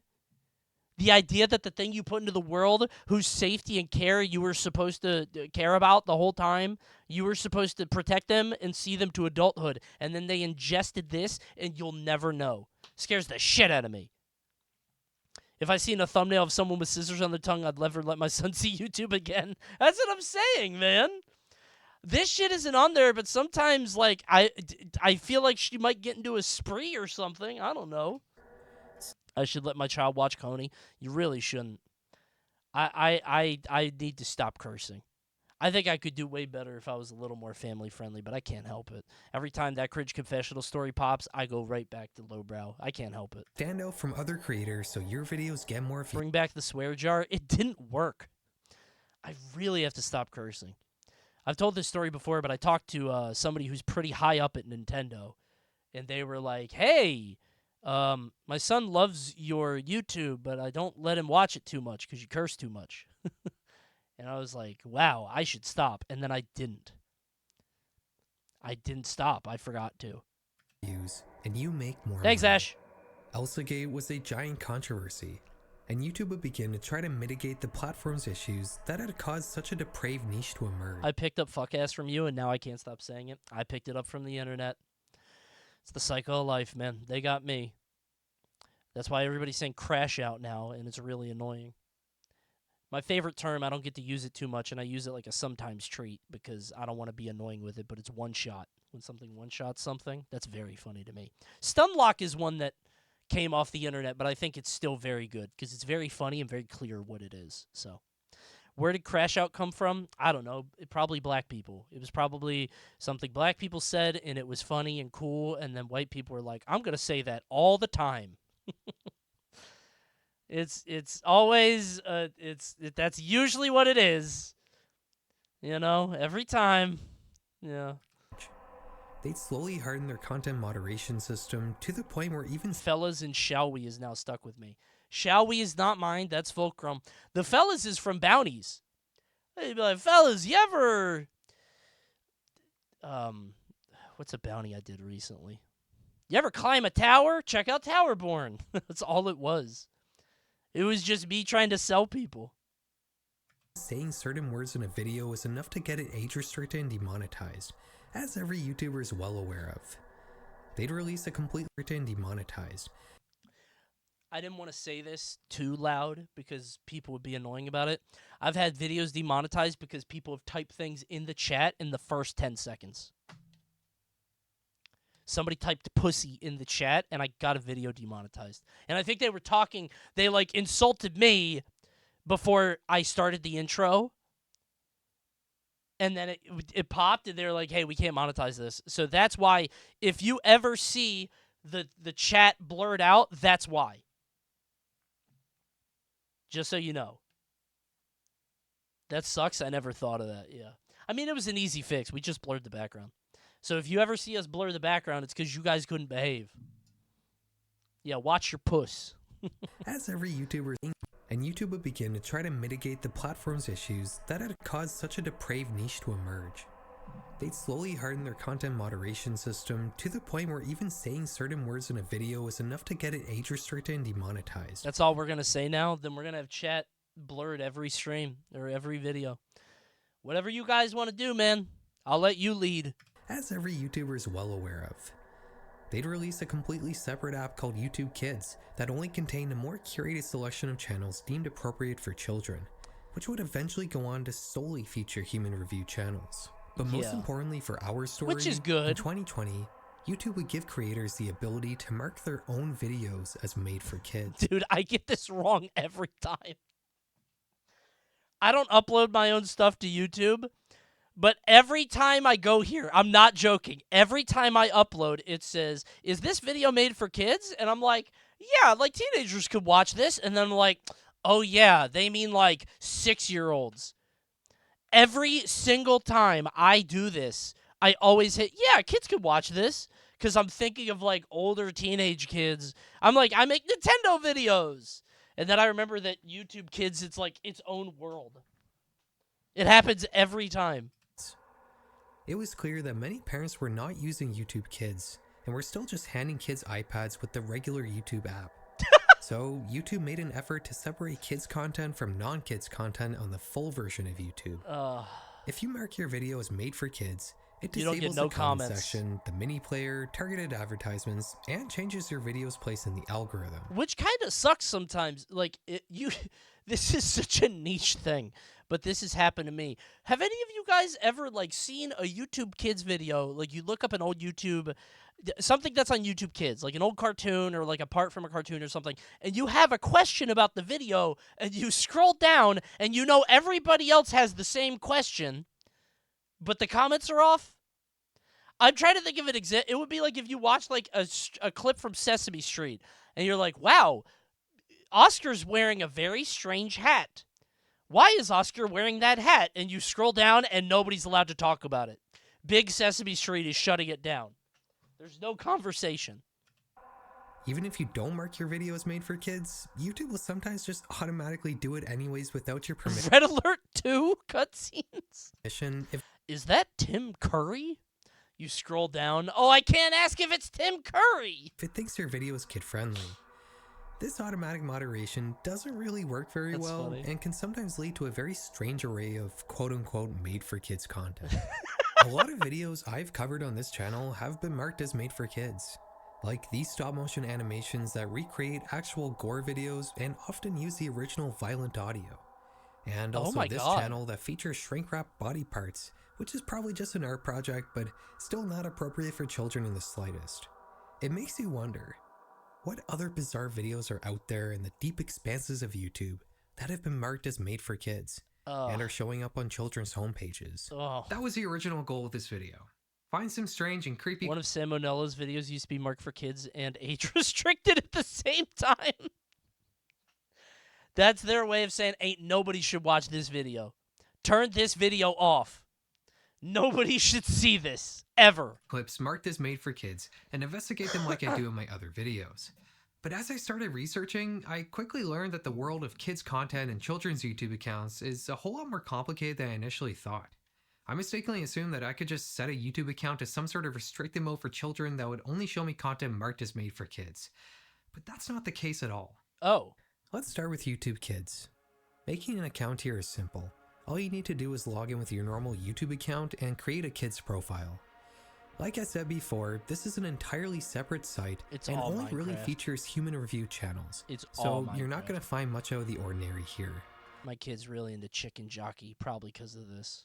This isn't really what I wanted to cover, I wanted to talk about the Wild West aspect of made for kids content, but we will return to YouTube Kids near the end of the video.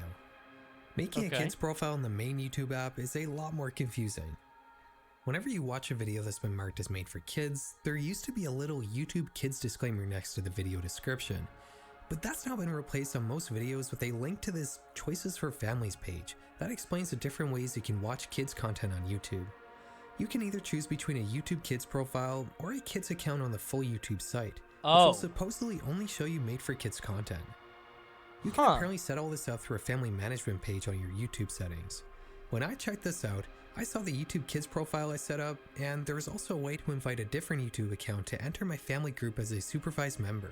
That's probably the difference between like a 6-year-old and a 15-year-old.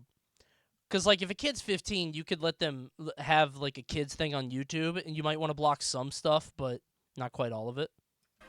Sorry for that burp. I know that was gross. My bad. I think it is so annoying. Oh my god. Dude, there is nothing that gets me to click off a YouTube video faster than when somebody does that fucking Rick and Morty burp thing talking. The thing that like iDubbbz did in like 2010. People still do that. I think it is the hackiest, most annoying thing. It is so annoying. Dude, it's not funny. It's not cool. It's just, I literally close the app. Yep, every time. I just turn it the fuck off. I'm like, it's just, because, like, I didn't mind if Rick and Morty did it because, like, it was a Rick and Morty thing. But now we're all getting filtered down and, like, we're doing the same, we're copying the same bits that were done. I don't know. It's so annoying to me. I hate this that. was how you would set up a kid's That's account why on they need YouTube adults. Please only feed me things that are appropriate to my age group. YouTube. That would be amazing. I have a YouTube video in my watch later, this isn't a joke, about the best way to clean your house. Because it's spring cleaning. It's not a joke. It's just like, is there a better solution I should be using on my windows? I'm not joking. How do I clean my bathtub in the most effective way? It's a great video. Hire a maid? I can't! We're not at 3,000 subs. Maybe in 30 subs or so. Come on, everybody. Use Twitch Prime. Actually sets up a supervised teen account, which has access to basically everything on YouTube. Yeah, teen the only account. real Okay. difference being That's what we that were your talking family about group before. manager can see all your activity. I think this is important. I think it is more important for you to, like, not have, like, boundaries on what a kid could look at, but more, like, be able to see what they're looking at and guide them later. Because when I was on AOL in, like, the 90s, or when I had that unrestricted internet access, I was doing some weird shit. Not weird shit in, like, the 2020s version of weird shit that you guys are going to undo and aware and huh at me, but weird for, like, the 90s, right? For early internet. I wasn't joining the Nickelodeon chat room. You know what I mean? Talking about my favorite rocket power moments. It was different. It took a little while to figure this Horse castration videos. Okay, I was 18 when I watched one horse castration video. And to be fair, my friend sent it to me. out, as it's really not clear, but to set up a YouTube Kids account, you actually need to make an entirely separate Google account from That's scratch. how it starts. In this case, we're going to be making a Google account for our cat, Gordy. Did he tell you it was that, or was it a shock video? Oh, you don't know the story. Sorry to repeat the story for real Coney maniacs. There's a video that's it has horse gore in like after like a 10-second intro. There's a friendly cowboy that comes up, and it has this like relaxing Western music. And MDVA had a Zat chat where like MDVA Brawl, so all the Brawl competitive players would go into the chat. It's Zat, which is like, think of like a Discord, but like in real time. So it's a chat room, right? But you could play videos in the Zat, and if you were an admin, you could make everybody watch a video. So I would plug in the Henderson Horse Tool video, and it was like a QuickTime event. Because if you didn't turn it off after the first 10 seconds, you saw something you wish you didn't see. It was a very funny thing for me to do back then. Did you get banned? I was the admin. No. I was a top player in MDVA. They're not going to fucking ban me. They loved me. Wow, that was so funny, Coney. Ha ha ha. Can you give me DDD practice? Play it again. They're not going to ban me, bro. Come on. Some of those old shock videos are just gay porn. See, that's hack shit. Gay porn, that's not shocking. A horse balls whipping around like this, like a centrifuge, that's shocking. The crazy thing about it is that they come up out of nowhere. The video starts at this, like, you can look it up yourself. Look up. I don't think this is going on YouTube, but if it is, editor, cut all this out. Henderson horse castration. If you hear this, boom, boom, boom, boom, boom, boom, boom, and you see a cowboy, a friendly cowboy show up, you better click off. Hit Control W immediately. That video is probably from 16 years ago. Who's turning 8 years old this year, but we're just gonna say he's 9. Okay, from go scratch. back, sorry. In this case, we're gonna be making a Google account for Aw. our cat Gordy, who's turning 8 years old this year. Oh, that's cute. Every time I see a cat, I want a cat. But we're just gonna say he's 9. But I don't want a tell cat. YouTube. You go through the account creation process, but you have to make sure to select an age under 13. Then I'll prompt you for your parents' email, and from there you can set up a I kid's... thought you didn't like cats. Yeah, but they're so cute.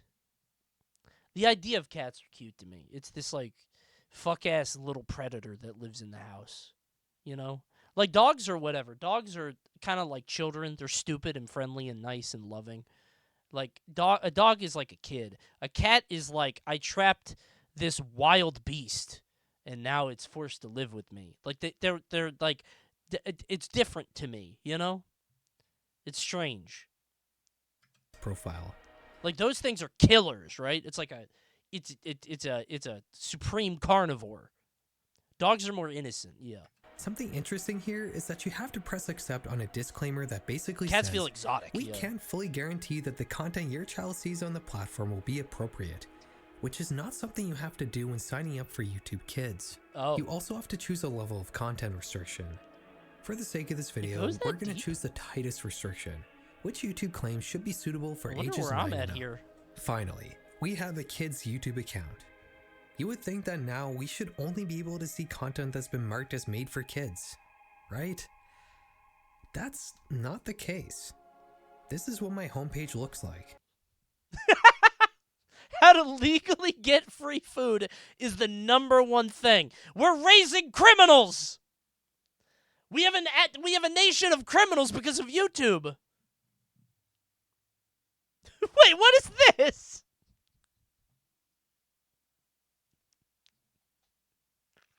I didn't notice the dog pooping. I can't get... You know what? My brain... Sus Bluey moments. There's too much to look at. There's too much to see here. This is very suggestive up here in the top left. This is bad. 9 views? That's discoverability, man. Oh my god. Whenever I see something like this, my lizard brain goes, "Oh no, I'm going to get in trouble on Twitch or YouTube. I should click off." And then I remember I'm watching YouTube. They can't get mad at me. Coney, why is your homepage like this? You know what? It's not. My homepage, the only YouTube shorts that come up, it's usually my YouTube shorts because I don't watch YouTube shorts, and that's how I found out that I put up a new YouTube short. Because the Coney Clips channel put up a new YouTube short. Yeah, I see a lot of my things. Cuh is gone. I used to have Cuh every time I loaded up my YouTube shorts, but not now. Yeah, it's just me. The only search I did was Narcissus in his pond. So I assume all the recommendations here are based on that, but the thing is, basically all of these videos are not marked as made for kids. Why does that have 4.5 million views? What is that? In fact, I've been clicking around for a few minutes. These videos are 2-foot tall guy dunks. No, he fucking doesn't. I searched 2-foot tall guy, or 2 foot, and there it is. 2-foot tall guy dunks. I want to see it. I would like to see it. There he is.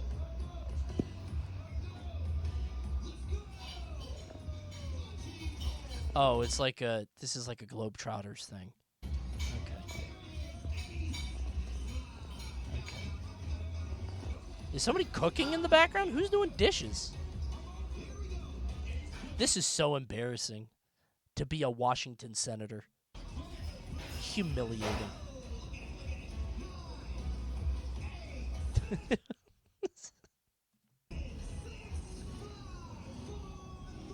Come on, that's not fair. You clickbaited me. He did not. And now my entire algorithm is YouTube Kids. My entire algorithm now is going to be garbage. That's so stupid.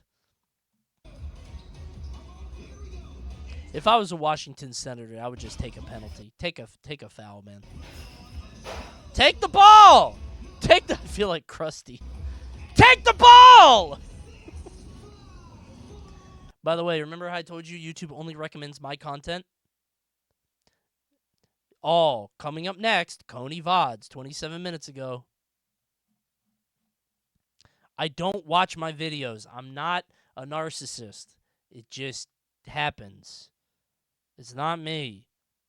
I think it's because I looked up my own channel to see how long the stream yesterday would take. I was like, oh, if I do a best video game music stream, how long would that take? And I looked it up and it said 3 hours. And I thought, oh, okay, I can do that in 3 hours. I couldn't do it. Are not marked as made for kids. In fact, I've been clicking around for a few minutes and I haven't come across a single made for kids video. There is some filtering happening though. If we look at my channel, for example, the only video that's been deemed safe enough for kids is the video I made about the most mysterious song on the internet. Everything else on my channel is gone. What is the most mysterious If we song look on at the a larger horror creator like Nexpo, nothing of his is available. It would appear that YouTube is more or less completely disregarding the made for kids setting and is instead using some other automatic filtering to mark certain videos and categories as safe for kids. Dude, this is insane to me. Because some kid is going to go to the playground and talk about this, and no other kid is going to know what they're talking about. Like, it was different when everybody consumed the same media, when people on the playground could talk about the episode of Courage the Cowardly Dog that everybody saw, right? Like, then you can commiserate in the horror, and it becomes less scary. Because you could talk about Returning the Slab, and oh my god, wasn't that crazy? Oh, it was just like this movie I saw. Did you know that was based on this? And then it kind of eases it for everybody, and it helps you to understand things. If you told your friends on the playground about The Boy in the Bath, you have to sit with that alone until you die. You're going to remember this video from when you were 6 years old and got on the iPad, and nobody else is going to know about it, and nobody can experience it with you. That's crazy. Right? That idea is unbelievable to me. You'll never find it again either. Yeah, exactly. It's not like you could explain this later. I was a big Pac-Man nerd in first grade because of my family, and nobody else knew it, so I got bullied for it. Wait, so your family, instead of pushing on you like, I don't know, Star Wars or like sports teams, your dad just really loved Pac-Man, and then you showed up in Pac-Man clothes and everybody made fun of you? That's very sad. Oh, that's tragic. And that's why I don't teach my kid video games. I don't want her showing up with Super Mario stuff. She's into Elsa, and that's fine with me. Instead using some other automatic filtering to mark certain videos and categories as safe for kids. Which kind of begs the question, why even have a made for kids toggle if it doesn't do anything? I would say a lot of the channels on the YouTube Kids app have been marked as made for kids. When I was 6, I saw a scary MLP music video on YouTube. Was it, I know the one it is. I think I might. I cried to my mom, and I stopped using YouTube for a month because of that. Yeah. It was the cupcakes one? Yeah. He's a brony? No, I'm not. I was a tourist. I never got into the pony fandom or whatever. I thought it was so weird. But it was so weird and fascinating because it was like the first thing like that I had seen. And I was like, this is bizarre. And so I would like sort of like be on the edges of it and be like, what the fuck are they doing in there? It was weird. But a surprisingly large amount aren't. You keep saying that, but you can name a lot of them. Yeah, you have to know your enemy, man. If you said that you hated, I don't know. If you say that you hate Street Fighter, but you can't name Dhalsim and Zangief and E Honda, then I don't believe you, right?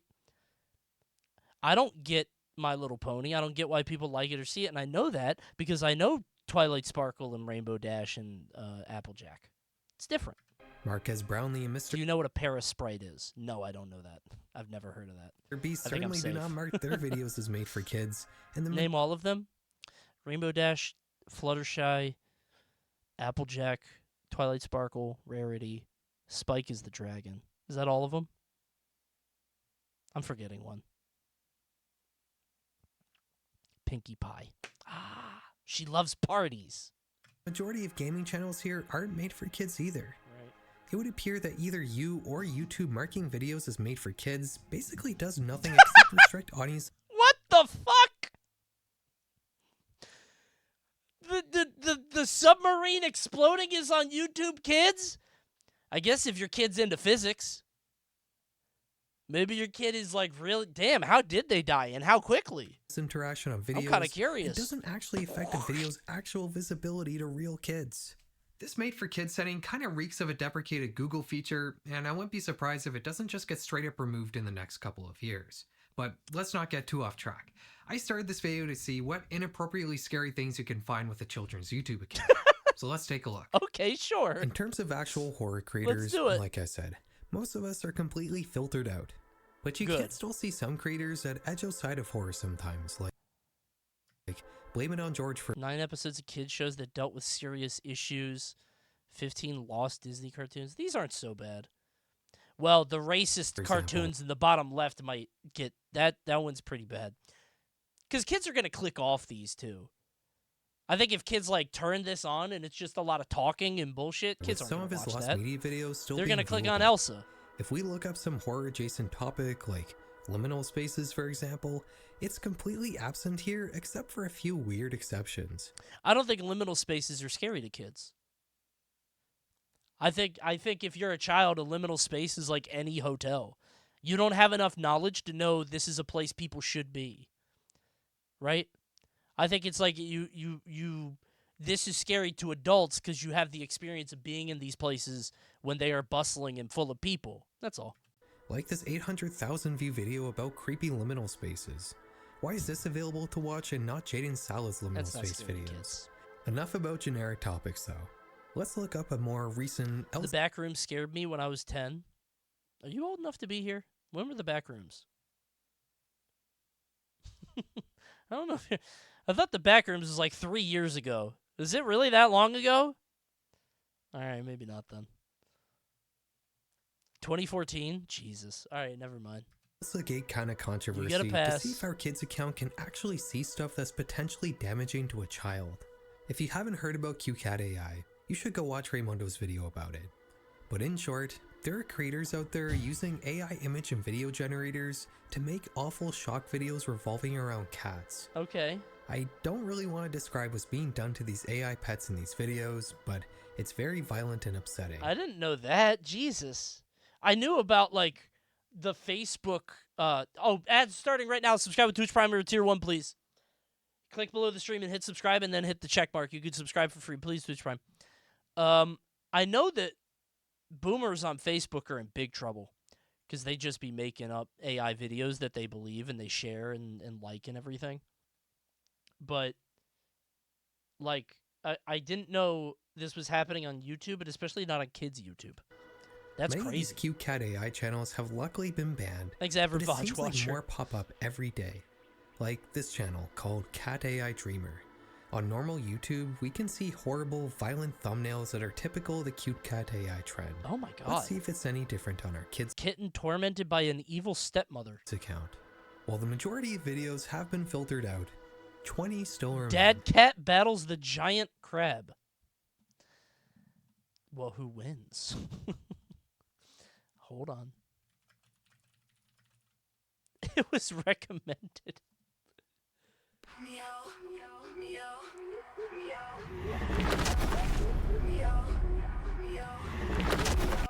This seems fine for kids now.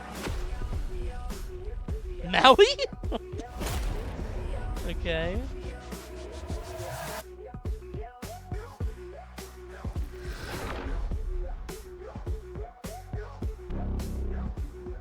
I hate that thing that AI does, where it like turns a little bit and then it slows down.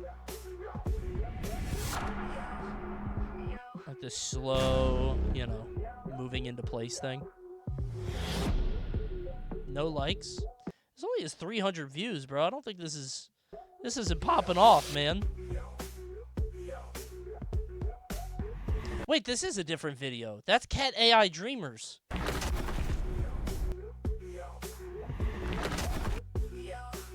It's probably the same.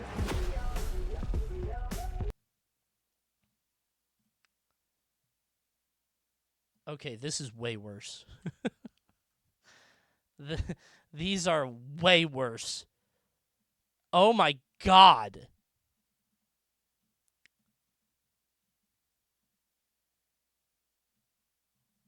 Click off. Never trust a man's words. Wait, this isn't it either. This only has 490 views. Wait, what? Is that a different channel? That's a different channel. What, dude? The internet is so scary now. They probably deleted that channel.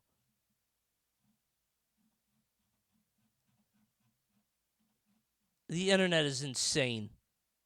Look at their at KI. I don't want to look at that. Cat AI Dreamers C1R. What? Cat AI Dreamers C1R's IQ. AI Cat's fantastic stories. A small kitten leaves a surprise in a cup. Funny cat.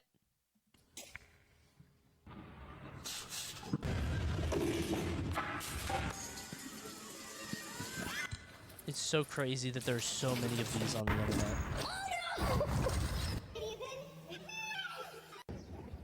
Like, this is most of the internet, I think, right now on YouTube. Because just the stuff is getting processed at such an unbelievable rate. Oh, there goes my algorithm. Okay. Back to Smash. Oh!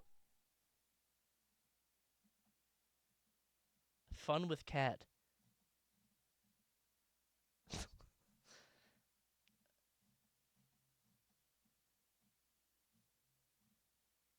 What am I doing? What am I doing? Just the curiosity is just, I can't stop.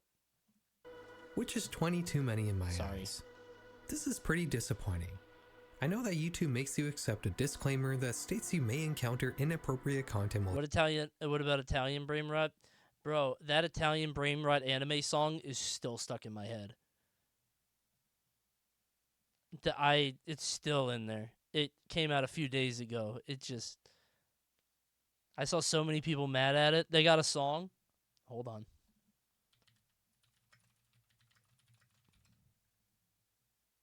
Yeah.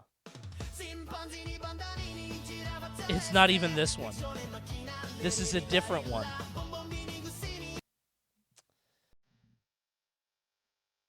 This one, yeah.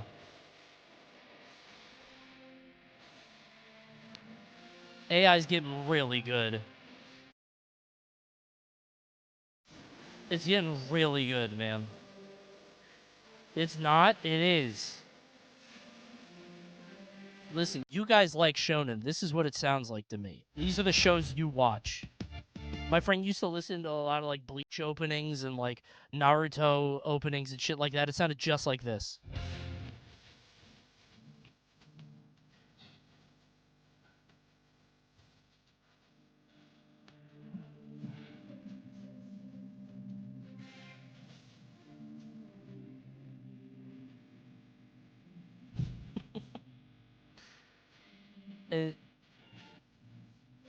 I would believe this. I would believe this. This sucks. This is what anime sounds like to me. I'm not joking. You just admitted you have it stuck in your head. I do! I don't think it's good. I'm saying it is accurate. This is what I hear, man. Good bit. It's not a fucking bit. Are you guys embarrassed about your media consumption habits? I'm not joking. My friend used to drive around with his fucking media MP3 player, and he would listen to music like this. Sounded just like this, man. Best part?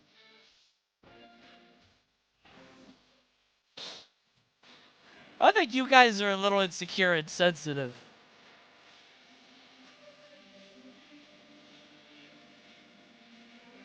You were friends with Smashers? It was before Smashers. That was high school, before I even got into the game. Crazy. Using a kid's account, but the fact that Blame It on George's videos about I think you're instigating. Hand to God, I'm not. Hand to God, I'm not. They would listen to that shit in the car and it would sound like that. Maybe it's just old shonen. Maybe it doesn't sound like that anymore. I can tell you, there was an era. SpongeBob.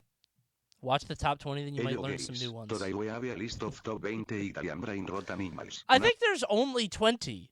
Number 20. I don't think there's that many more. I'm not watching this. Lost Thank you, media Average are Vi. filtered out, but not AI-generated animal abuse.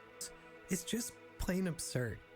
By the way, if you're watching this on Patreon, I'm still censoring out the cat AI stuff. Sorry, but nobody should be seeing that. Okay. As awful as this cute cat My AI algorithm is so dead now, yeah. stuff is, All there it takes is a is reason one why it's still video. visible to kids' accounts on YouTube. If you examine these videos from the viewpoint of the YouTube algorithm rather than just a viewer, there's not a whole lot there to indicate that there's anything amiss about these videos. The descriptions are all ChatGPT nonsense about heartwarming cat videos. Gonna be honest, this whole segment has me depressed. You wanna know the worst part? It's gonna get worse. These are things that I have to deal with now. Your life's gonna be harder. This stuff's only gonna get worse and harder, and it's gonna keep going down. It sucks. And while the title sometimes can contain questionable keywords, it does make sense how a bot might accidentally categorize this video as safe for kids, even though it very obviously is not. Has AI done anything good besides helping code? I think AI has a lot of good practical uses. Like in terms of there's a lot of like administrative stuff it can do, medical stuff. Yeah, text to speech, bro. We had Adam is my favorite character on the channel, man. Medical field stuff, yeah. Just like there's a lot of stuff it can do. When it gets generative, it gets weird. Yeah. And understanding this shortcoming of YouTube's analysis of metadata pretty much explains how all inappropriate content slips through the cracks. And that kind of brings us President's playing Minecraft. It's just very funny. President's on Mario Party. I watched a couple of those. Next topic. QCat AI is just one example of an anomaly in the YouTube algorithm. I made an entire video about this, so go check that out if you want to get a deeper understanding, but I do want to watch that video, actually. I'm curious. Watch videos or understand what the content of a clip is. It only categorizes videos based on titles, descriptions, transcripts, tags, all the metadata that surrounds a video. But if there's something wrong with the metadata, the algorithm can sometimes glitch and put videos in the wrong place. I guess you often see this the algorithm gets confused, no right? Except for punctuation. That or makes emojis. sense. The algorithm has no way of knowing what the video is about, so it groups it with other videos. Okay, I'm desensitized now. It finally happened. Have the same I don't care nonsense anymore strings now. of metadata, creating unnatural niches. This was actually a bit of a trend a few years ago. The most prominent example being people uploading creepy clips with the title full stop punctuation, which is what you would see if you typed in just a period character and hit search. Even more so than QCat AI, almost all of these algorithm anomaly niches are viewable with a kid's account. Holy shit, dude. I think anybody that does this with the intention of scaring kids needs to be thrown off a building. This shit's like... Maybe I'm different now because I have a kid, but like just this a period is so fucked character up and to me. hit search. Even more. Jesus Christ. It's like how in YouTube there's like a recommended, like if you start doing QWERTY, it'll do the whole thing because people will search this, like bored 10-year-olds in computer class or whatever, they'll go in there. And so if you search that, there might be something really bad in there. I don't know. Nuts. More so than QCat AI. I'm not clicking it, don't worry. I've looked at enough stuff to get me demonetized today. A lot of these videos are actually pretty mundane in reality. It's creepy, but it's worth watching for nightmare fuel.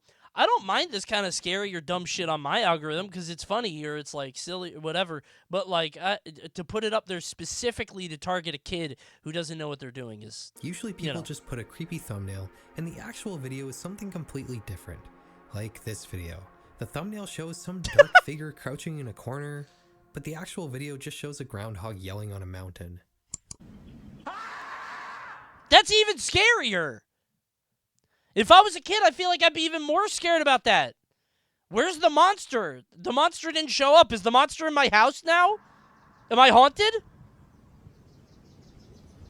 I don't know, man. That seems worse.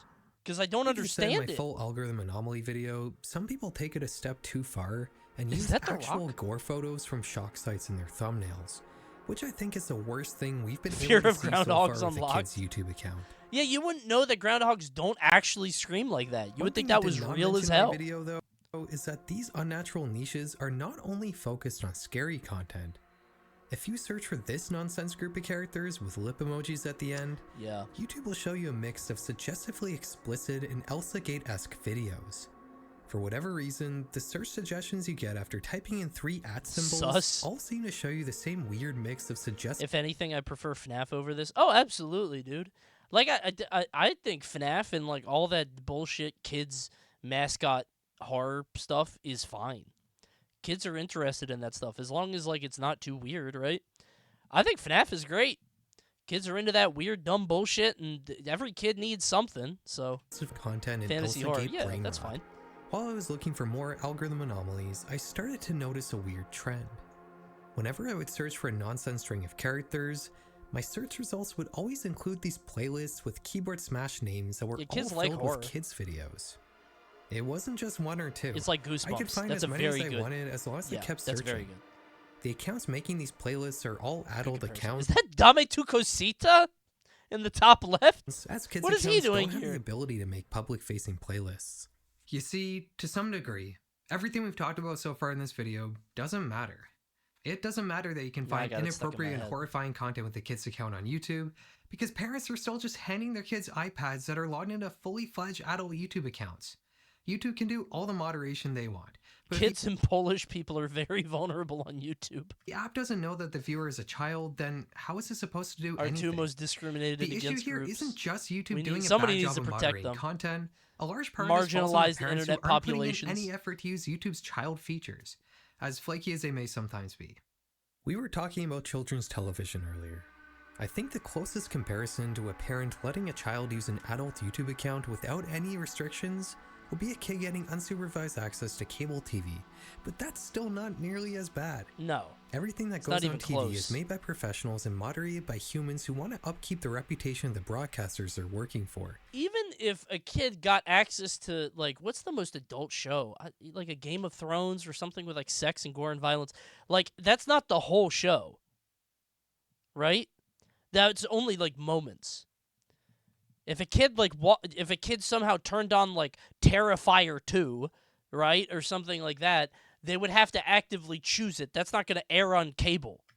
And the Wonder Shows in? Okay, that's pretty bad.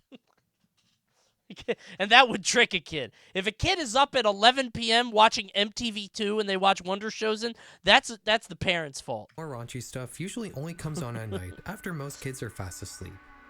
YouTube. My middle school ethics class made us watch Law Abiding Citizen. I think I've seen that movie. I don't remember it being that bad. Like gore-wise or whatever. I think there's a lesson to be learned there, right? Or am I thinking of a different movie? I could see a teacher introducing that. He tortures a guy, but it's not that bad. I think I remember that movie. It was moderated by an Maybe I'm thinking of a different movie.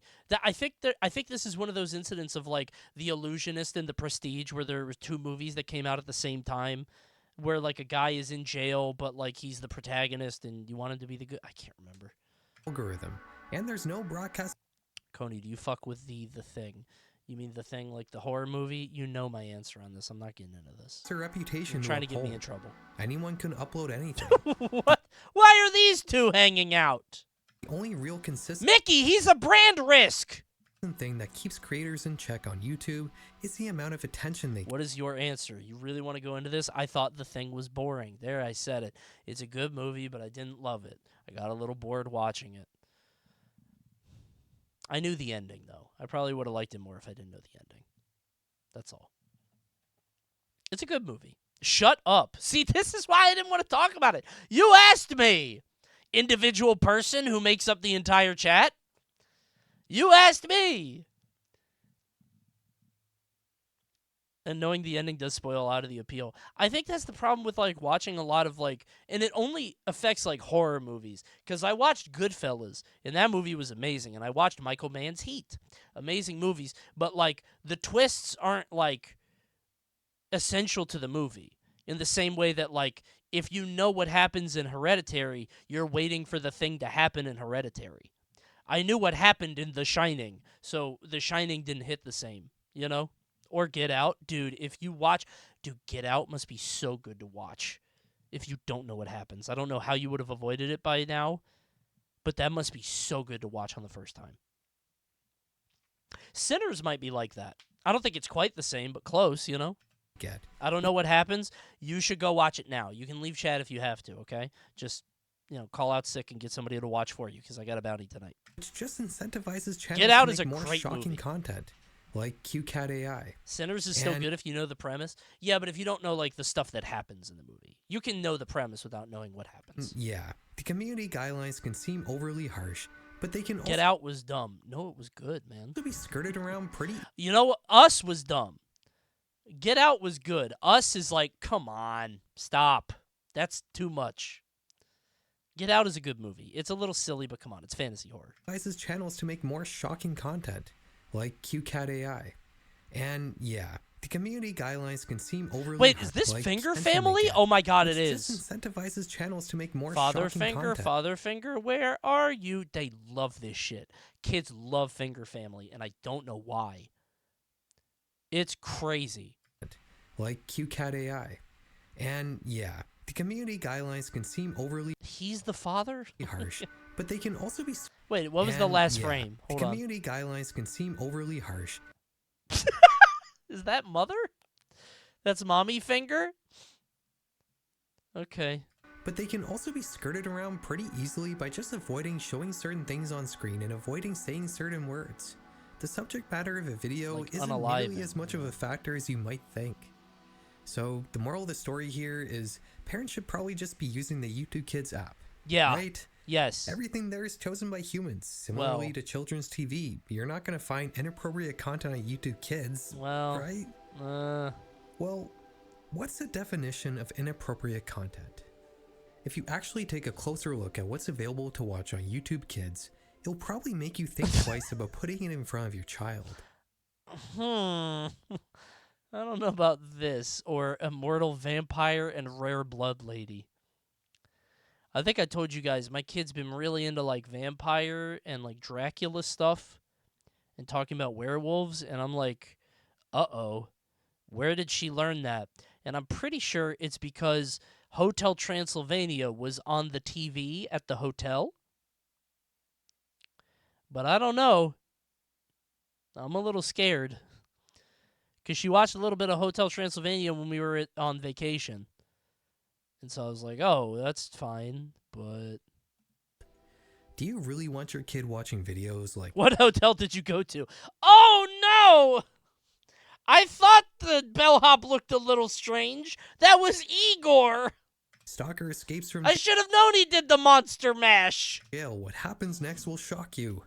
And authorities are searching for an inmate that escaped prison on foot Thursday night via the courtyard fence. The Sacramento police say Dave Gingras escaped the Somerville Detention Center where he had been incarcerated since last winter. Gingras escaped the prison during an outing to the outdoor courtyard at around 8:30 p.m. Officers say he What even somehow is breached the this? fence on the Human curated or not, a lot of the content on YouTube Kids is bottom of the barrel, low effort brain rot. It's awful, and kids will click off immediately, but I don't know if they get money for that first click.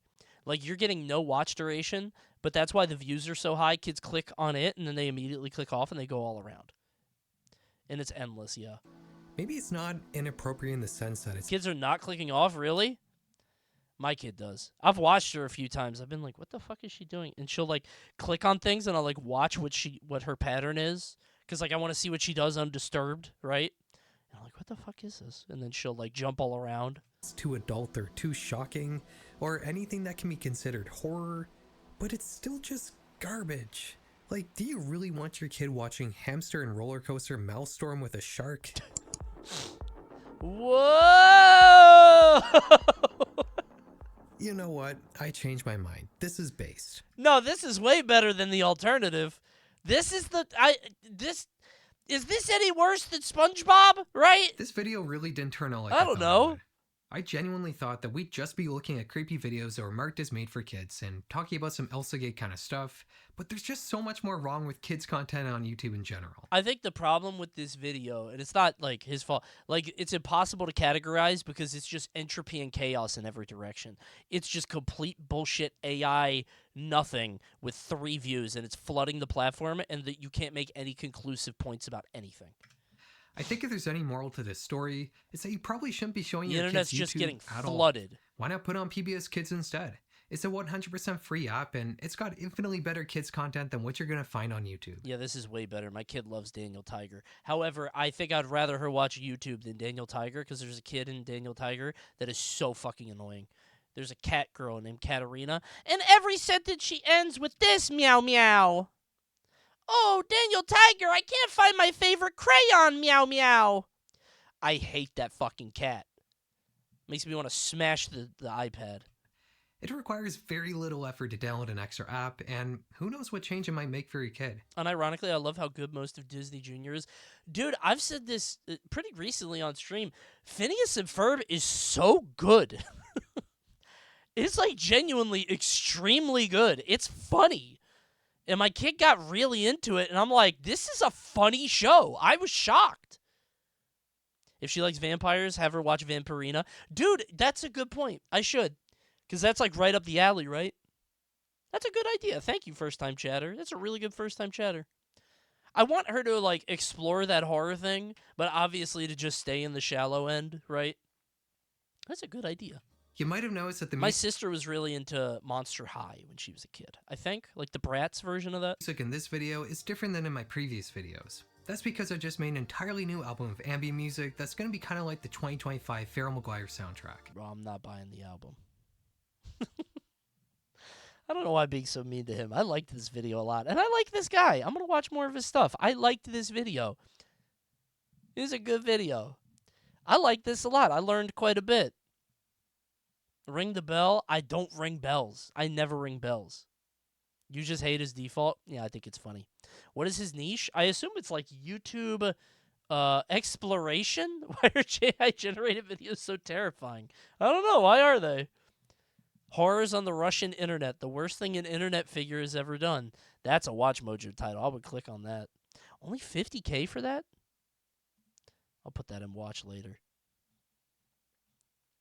I guess it's just exploring the depths of the weird internet, which I love, right? That's cool with me. Wait, is that Viper? Y'all cowards don't even smoke crack? Is that Viper? I didn't know that was him. I just knew the album. I don't know what he did. You don't know what Viper did? No. I'll watch it later. Don't tell me. Don't tell me. I don't know what he did. I'm not kidding. Oh, we can't make Viper jokes anymore? It's really bad? Okay. All right, I'll stop. All right, never mind. I did not know any of that. You should Google it on the other stream. Yeah, I'm not going to look at that right now. Ugh. Guess what just came up in my recommended? It's the first video. I'm not watching it, man. I'm not going to watch it. Stop. Leave me alone. I got jump scared by my own algorithm. Hey, I think it's time for something a little bit more... Oh, wait a minute.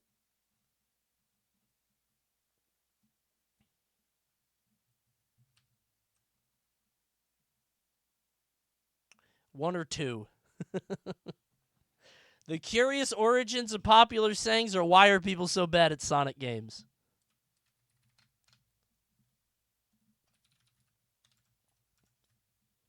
We'll save the baseball video for another stream. It's 40 minutes. That baseball video is a full-ass watch. Maybe we'll do it Sunday. 2 is awful. Let's watch it. I'm going to guess that 2 is like... Because I don't know the YouTube or anything. I'm going to guess 2 is like, Sonic games are so easy. Why are people so bad at them? What? Look at all these stupid people jumping off the stage. They're so stupid and bad. Why don't they get it? Are they stupid? When the Sonic guy is stupid. It depends on if 2 is made by a Sonic fan or not. It's a Sonic channel? Yup. Okay. Never mind. That's going to start some drama then. If it's a Sonic channel, then I don't want to hear it. 20 minutes making fun of Coney? I might be in that. I might be in that video. I don't know. Have you seen this? You know what's cool? You can do stuff. You get batteries and create doohickeys and gizmos and contraptions.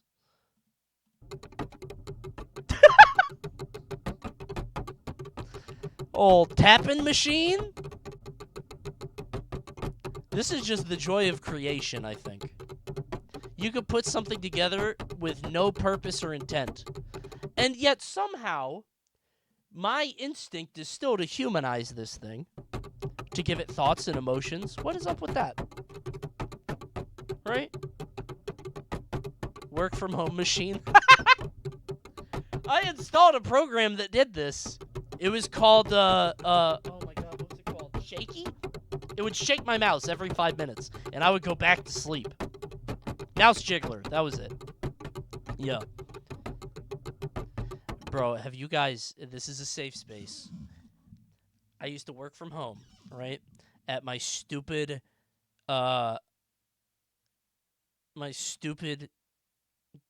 insurance job where you had to pretend to be busy and you work like 1 to 2 hours a day, unless you're busy. Sometimes real stuff comes up.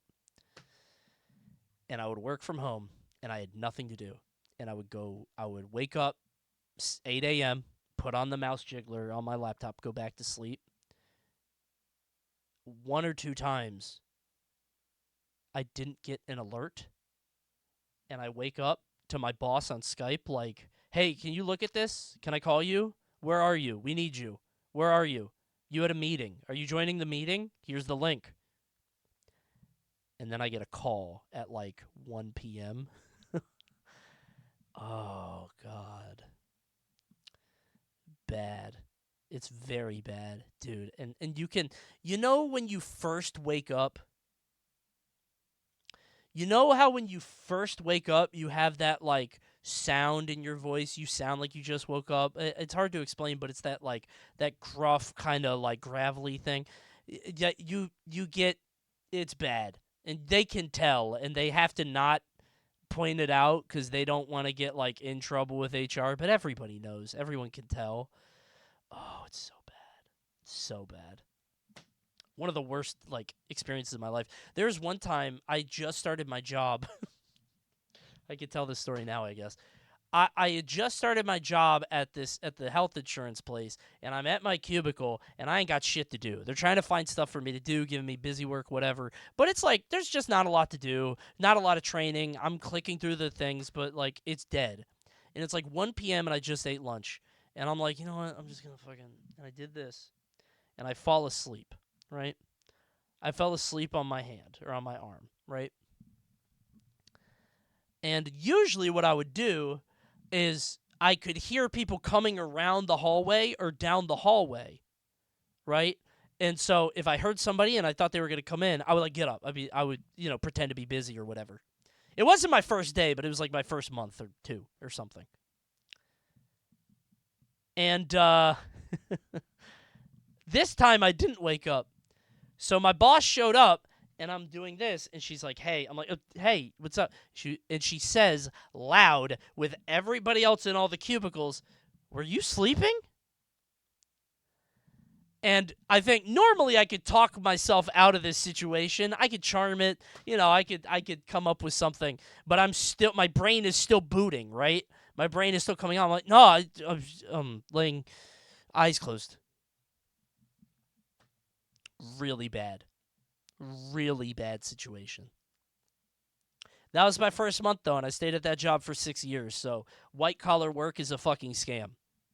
I don't know what else to say, man. All this stuff was at the same job. I got, and then later, this isn't a joke. You must have been dead to fall asleep on your arm. That was during my League of Legends period. I probably stayed up till 4 a.m. playing Bard mid. Not joking. I probably stayed up a very long time playing dumb bullshit. But I also, at one point, I was the most senior member of the team, including the boss, and I got a cubicle by the window. Now, this was nice because I had a view. I got to pick the cubicle, and the boss got the room. But also, I was far enough away that I could hear anybody coming, and also, I was in the corner, so I could be on my Switch. I could take naps, and nobody could, like, they would have to look over the cubicle to catch me. They never did. I was taking naps, bro. Oh, it was awesome. Playing toys at my job. And again, I wanted to work more. This is just the reality of at least my job at the time, white-collar work. You go into the job, you have to work 8 hours, but there's only 1 hour of work to do. I'm a web developer, and everybody on my team is way older than me, so it takes them way longer to do anything. So I knock this out in... I can knock a project out in like 6 hours, but I pretend like it's 2 days, right? It's just office jobs. But whenever I say that, somebody's like, I have an office job, and I work 40 hours a week, and I am always busy, and it's really hard. Bro, I think you're getting scammed. Unless you're an accountant in March. That's different. Right? Do you still have your web dev skills? I still know how to use Google, yeah. I'm very good at that. Actually, maybe not anymore. Front-end web dev is like, dude, I don't know how to make a box. Like, I know how to make a box, but I don't know how to make a box in this environment with this management system. I don't know how to make this box in this CMS. So let me figure out how to make the box in the CMS. Somebody made it on Google. Let me import the code. Oh, the code doesn't work. Why doesn't it work? You have to go in like a search and change the code. It's easy to do. Not the movie taste I expected from this guy, Link. You get what I'm saying, though. But now it's Copilot. I think I used the HP thing. That was Team Site. It was called Team Site. It was an HP site that was very outdated, but it would have taken too much work to shake the infrastructure to fix it. What's the big content management system? You guys wouldn't know. Joomla's one of them. There's like a really big one, but why would any of you know? ServiceNow? No. WordPress? No. Starts with an M, I think. None of you guys would know it. There's like a big industry standard, but Azure? See, you guys are all naming different things I've never heard of. Regardless, yeah, that was most of what I did with Drupal. I think I'm thinking of Drupal, yeah. That was most of what I did, is front-end web dev was like, okay, how do I do this thing in our code base? And then searching Google, and then applying it, and then, you know, doing that in an hour when they think it takes 6. That's all. Okay. It's a tough choice with only 4. Jeff Probst? Once Okay. Upon a Time in Hollywood by Tarantino. Okay. Boogie Nights by Paul Thomas Anderson. Okay. And Almost Famous by Cameron. Those are the same movie. Are those 3 of his favorite movies? I get these movies mixed... Well, the other 2 mixed up a lot. I get Boogie Nights and Almost Jump Famous suck. mixed up I all the spend time. 9 hours a day busting my ass in a fucking plant. Life would genuinely be much worse for me if I didn't have streams to look forward to when I get home. That's sweet. Yeah, jobs are bad. Work sucks. I'm so sorry. The world is not a meritocracy. College is a scam. World sucks. I went to college, and I'm so glad I did because I got my bachelor's degree that let me get the easy white-collar job. That's all. It's tough. And now I'm here. I used to sit at my job being so scared that I couldn't be a streamer. I was like, dude, how am I going to get 1,000 subs? And now it's like, it's a different world. It's a different world. It's weird. Streaming is not fair. I get offers from Chinese mobile game people who want ads. Okay, yeah, man, I'll do a YouTube thing for that. Maybe people will play it. Am I responsible for it? Not really. I just have to tell people about it. Now I get paid $50 to listen to songs. I'm saying, and I'm very grateful. Listen, I'm going to be so real with you guys. It means so much to me to have the stability of, like, a cool place where I love to go and like being on stream for my job. It means a lot to me. I'm serious. Like, like, the stability of that is unbelievable. Thank you. And it's like, but it's not fair. It's not fair. It is not fair at all. As somebody who did blue-collar work, as somebody that worked in service, in retail, I've done every job, man. It's crazy. Hey, AI Coney is coming for you. I don't think I can be AI'd. I don't. And I don't say that with, like, a naive mind. I don't say that with, like... I think the human mind comes up with such dumb, out there bullshit that, like... I think political streamers absolutely could be AI'd. Because what do? You take the news, and then you push it out to your bias or your agenda or whatever team you play for, and then you push it out with those talking points. There's a way to do that. I don't think I could get AI'd. Maybe I'm wrong. Computers can't read me. That's what I'm saying. They could say, shall we, and uh-oh, big-ass X. They could take my voice, right? But they can't take it. Crow, because all three of those filmmakers take you in these giant, sprawling worlds. Yeah, they're kind of the same music movie. or Well, not the first one. I never watched Once Upon a Time in Hollywood, but porn industry or Hollywood. But then inside there are these tiny personal stories. And I love that kind of storytelling where you feel like you're immersed inside a world, but it's super specific. And then that's kind of neat. My fourth one, it wouldn't be a list if you did not have Do the Right Thing on it. One of the all-time great movies. What? Should be noted, wasn't even nominated Jeff? for an Academy Award. Driving Miss Daisy, no disrespect, wins. I mean, the contrast of I've never heard of that. It's a good movie. where our culture was at that point is evidenced by those two movies. Is he crazy?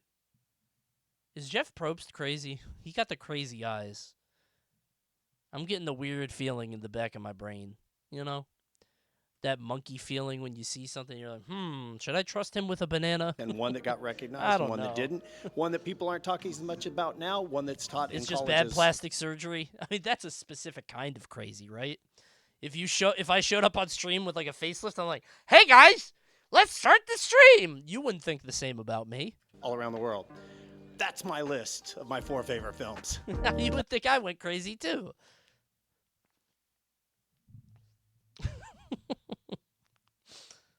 He looks like the guy who fixed Woody in Toy Story 2. No, he doesn't. I've seen that movie recently. He doesn't look anything like that. It's not even close. Well... Facelift Coney the is eyes. just No, troll I see face Coney. True? I see it. With the eyes, maybe. Sure. I think they meant you. Oh, you think I look like this guy? I look like the guy who fixes Woody in Toy Story 2? Okay. Wait. Haha, wait. LOL, old bald. Yeah, okay. Facelift Coney is troll face Coney? That's not true. Asking a doctor to give me jaw enhancement so I can push it out more. Hey, guys. Thanks, doctor. You did a great job. The doctor thinks I'm being an asshole. You don't have to be a dick about it. No, I'm serious. You're a great surgeon.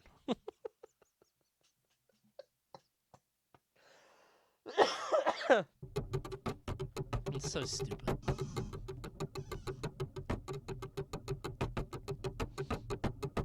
Is that just this? It's 2.5 minutes of this.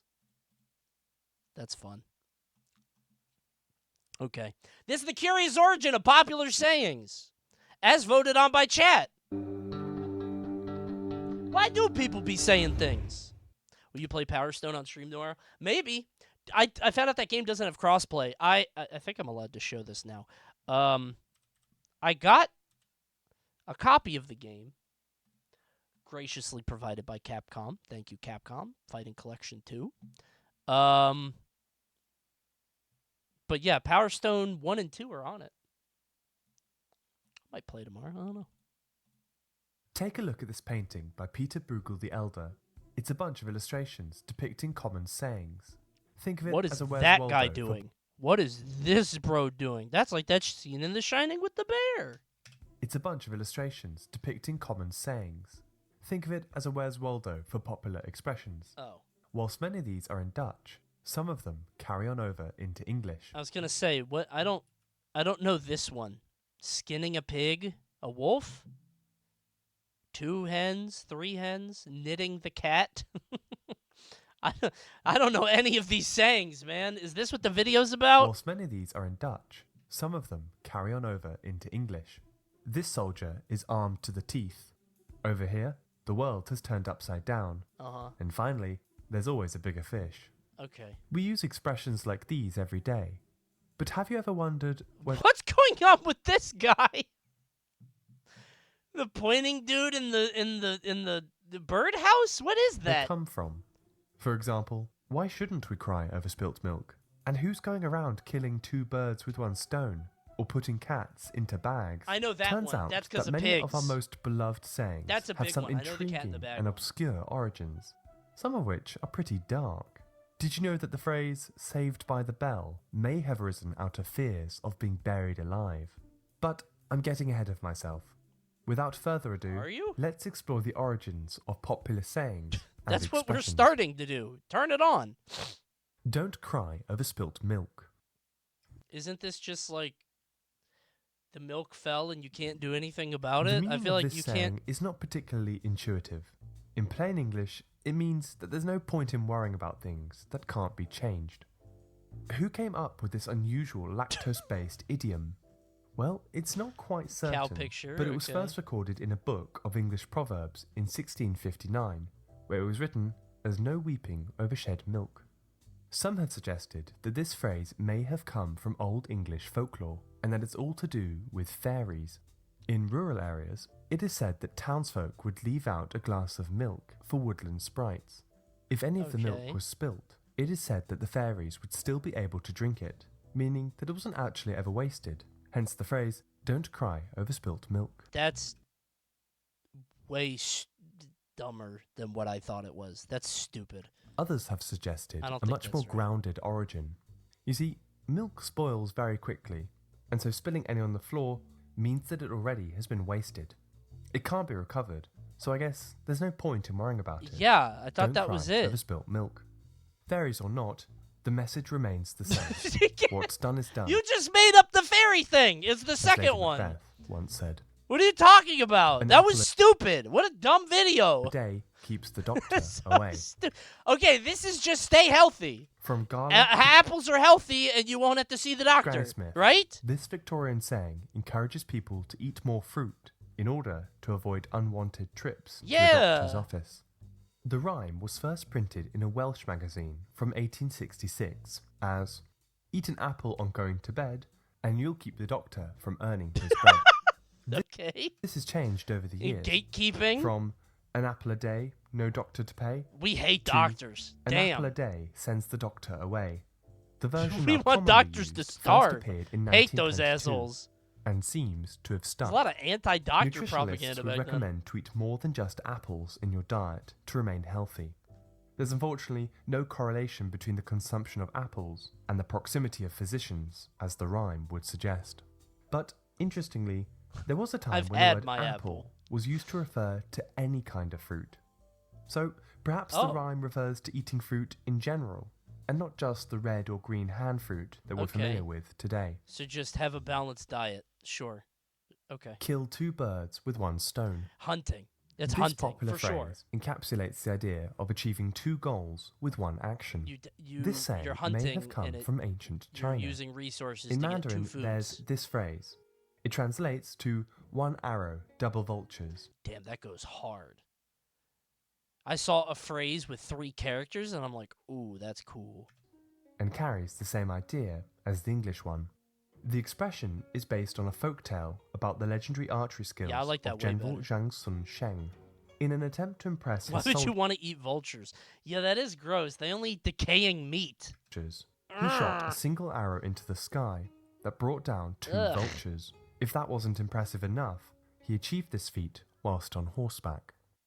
The first occurrence of this phrase in English is in the 1600s, where it was used by the philosopher Thomas Hobbes.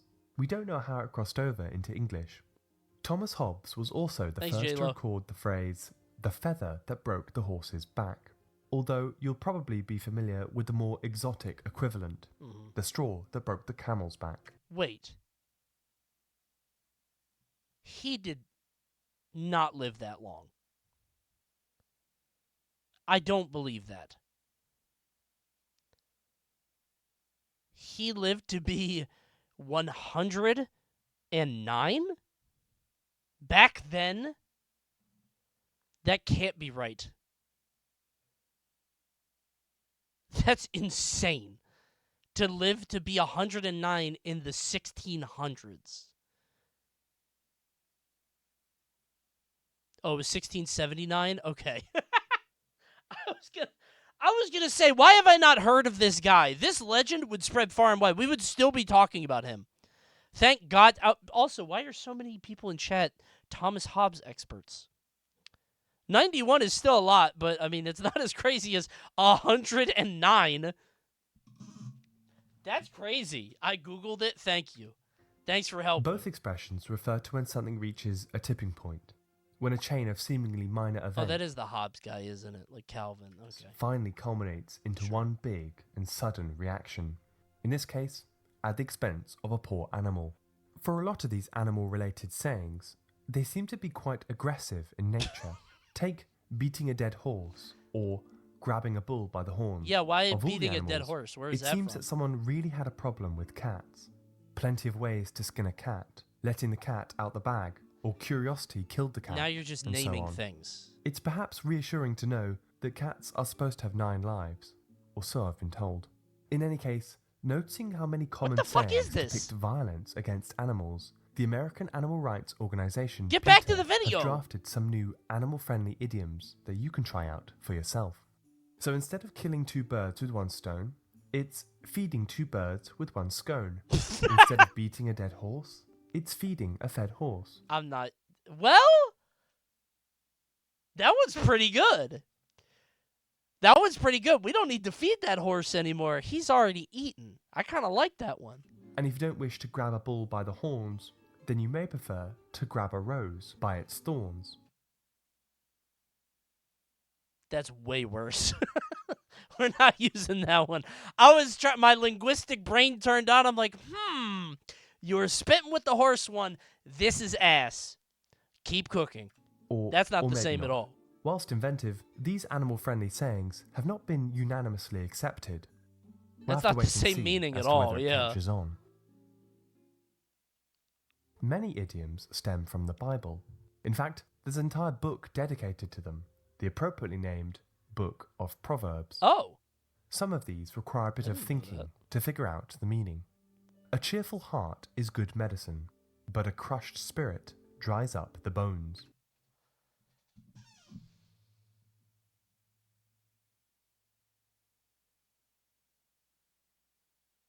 I don't understand it. Is there any meaning beyond, like, being sad sucks? Dry bones equals bad? Yeah, I'm like, what's the... Just, be happy? In other words, nobody likes a grouch. Okay, yeah, be happy. Sure. Wine is a mocker and beer a brawler. Whomever is led astray by them is not wise. Don't drink. Which is to say, Stop drinking. drink in moderation. Okay, that one's On the easy. other hand, Got that there one. are plenty of Irish, German, and Czech proverbs that would say otherwise. Uh-huh. Across the Book of Proverbs, there are a bunch of sayings that contradict one another. One such instance is whether to listen to foolish people. One says, "Do not answer a fool according to his folly, or you yourself will become just like him." But Okay. another says, "Answer a fool according to his folly, or he will be wise in his own eyes." Do you feed the trolls? If somebody's trolling you on the internet, are you going to do it? Do you answer back? This person would be so confused by twitter.com. You troll harder? Oh, no, I'm the bigger fool. I'm stupid. You have to get bigger and bigger and more unreasonable. Who wins? Which one is it, Bible? Anyway, That's moving funny. I like how the best part of this is that the sentences are the same.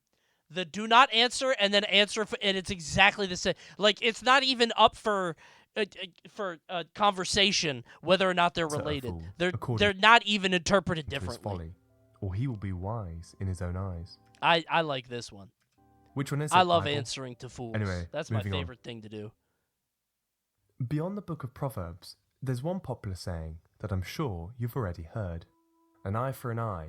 It's the idea that if you commit a crime, your punishment ought to match it.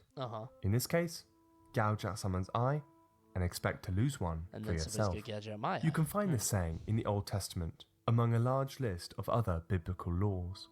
But this phrase didn't actually originate from the Bible. Instead, it may have been copied or even plagiarized from a much older legal text. This video sucks. A very I'm similar getting phrase can be found in the Babylonian Code I'm not of Hammurabi, learning anything. in which it is decreed that if a man should blind the eye of another man, they shall blind his eye. The Code of Hammurabi was written in 1750 BCE, so it predates the biblical laws. This is a lazy-ass sculptor. You get like to here and you're like, oh shit, I ordered too much slab. They didn't have crop back then. This is me when I try to create a Photoshop image for the stream. Oh no, oh man. That's way too many pixels. By 1,000 or so years. In which case, this saying may be... It's covered in writing. That guy had to fill it with something. He filled it with writing to make sure that you would look over it later. It's just bullshit on there. You don't even know what it says. He's just repeating the same thing over and over, right? Be the oldest proverb that's still in use today. The EULA. Speak of the devil. There are some phrases which sound biblical but aren't, particularly those to do with Satan. Speak of the devil is a phrase used when someone who's been talked about coincidentally appears in the room. Yeah, very hurtful The phrase. origin of this phrase goes back to I'm an old not the fear devil. that it was dangerous to talk I'm about nice. the devil. Even mentioning Satan's name, like I'm doing now, could cause him to appear. Hence, the original way of putting it, speak of the devil, and he doth appear. That would be so annoying. Every time you said bro's name, he pops. Oh, that This would piss me superstition off. faded over time, Oh, and God! the expression became less and less impactful. I didn't know he looked like that then. By the early 1800s, Oh, it was seen Jesus. as simply unlucky. By the end of the century, it was a saying used to discourage here. eavesdropping. Nowadays, it's just part of everyday conversation, and no longer a way to summon. You got a devil cut out with cornflakes and Rice Krispies? That doesn't feel like a good brand fit. Why is he there? Lucifer. At least, I hope. On a quick side note, speak of the devil and he doth appear has a positive equivalent. Talk of angels and hear the flutter of their wings. You may already be aware from my That other one's videos pretty. that angels in the Bible are not so, well, angelic. In the Old Testament, they're sometimes depicted as floating wheels covered in eyes. Elsewhere, as animal-human hybrids. Again, coated in eyes from heads to toes. I like that guy a lot. That's awesome. That's cool. Risk of being visited by either. Perhaps it's best I move on. I like those guys. Saved by the bell. Let's continue to explore the idioms with dark origins. Starting with saved by the bell, which is used when a person is rescued by something at the last moment. Aside from being the namesake of a cheesy 80s sitcom, some believe that He it's couldn't help himself. to do with being buried alive. In the 19th century, there was a mass panic over premature burial, which is to say, the doctors would falsely pronounce a sleeping person dead, and they would be buried. It is crazy to me how this is going to be the most conspiratorial, stupid thing I've ever said. People are going to be mad at me for saying this. It is crazy to me how revered doctors are, for how shitty a lot of them are. Like, I don't know if you guys have had experiences with doctors, but, like, they just be telling you, like, hey, man, I don't know. Sorry.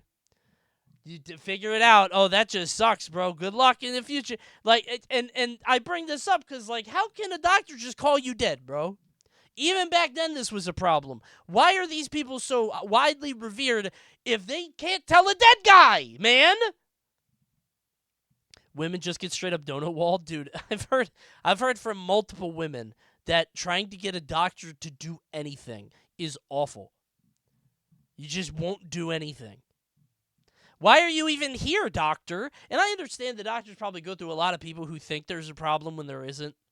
Right? Like, I get that, but need to wake up I hate doctors, bro. in their own Telling coffin.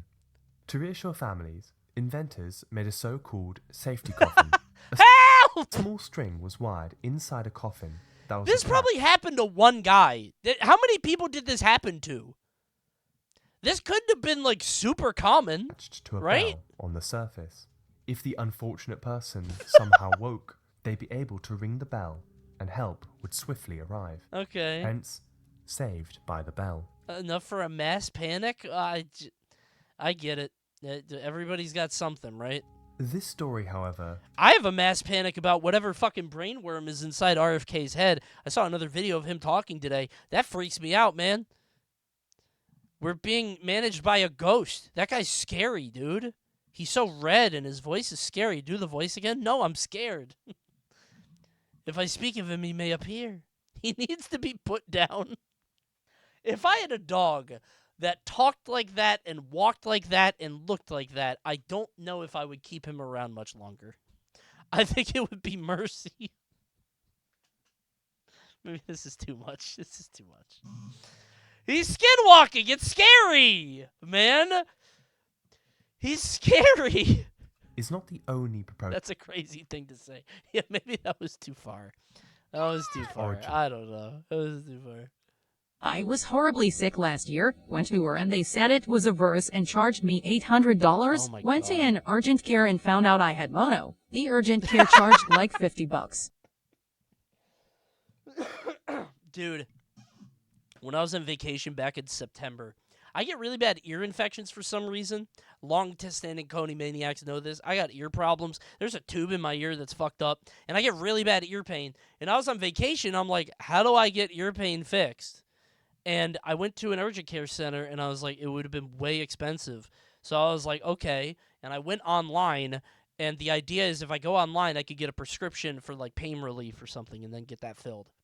And I go online, and I fill out my credit card information. Oh, Shaq didn't leave a message. Thanks for the $5, Shaq.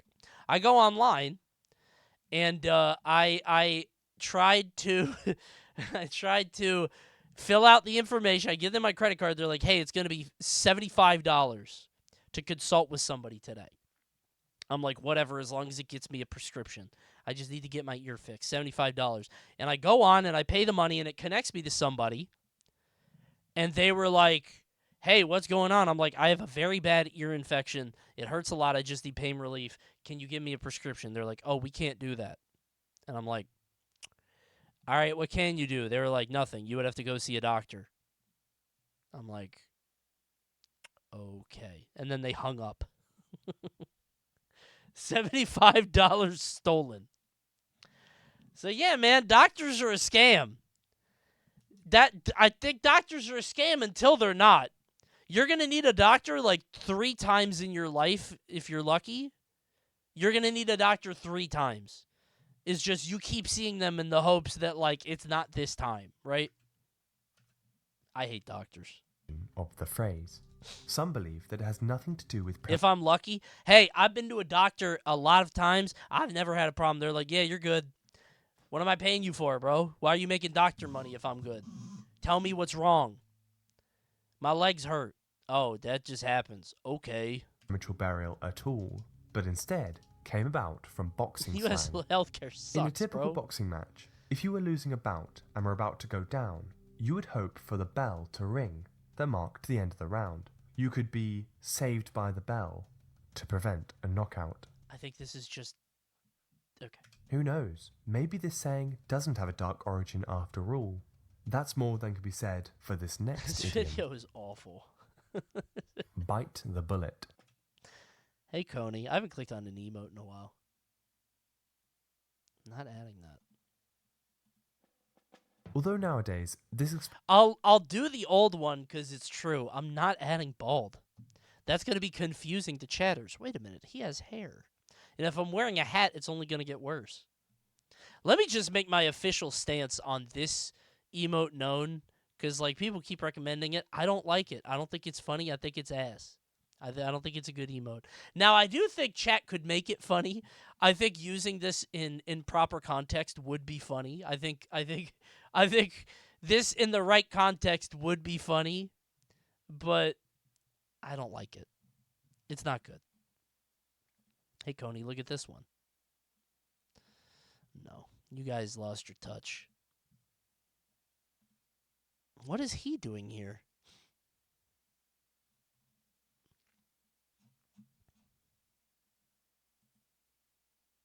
What? Don't we have this? I thought we already had that. Aw, that's cute. No more cats, though.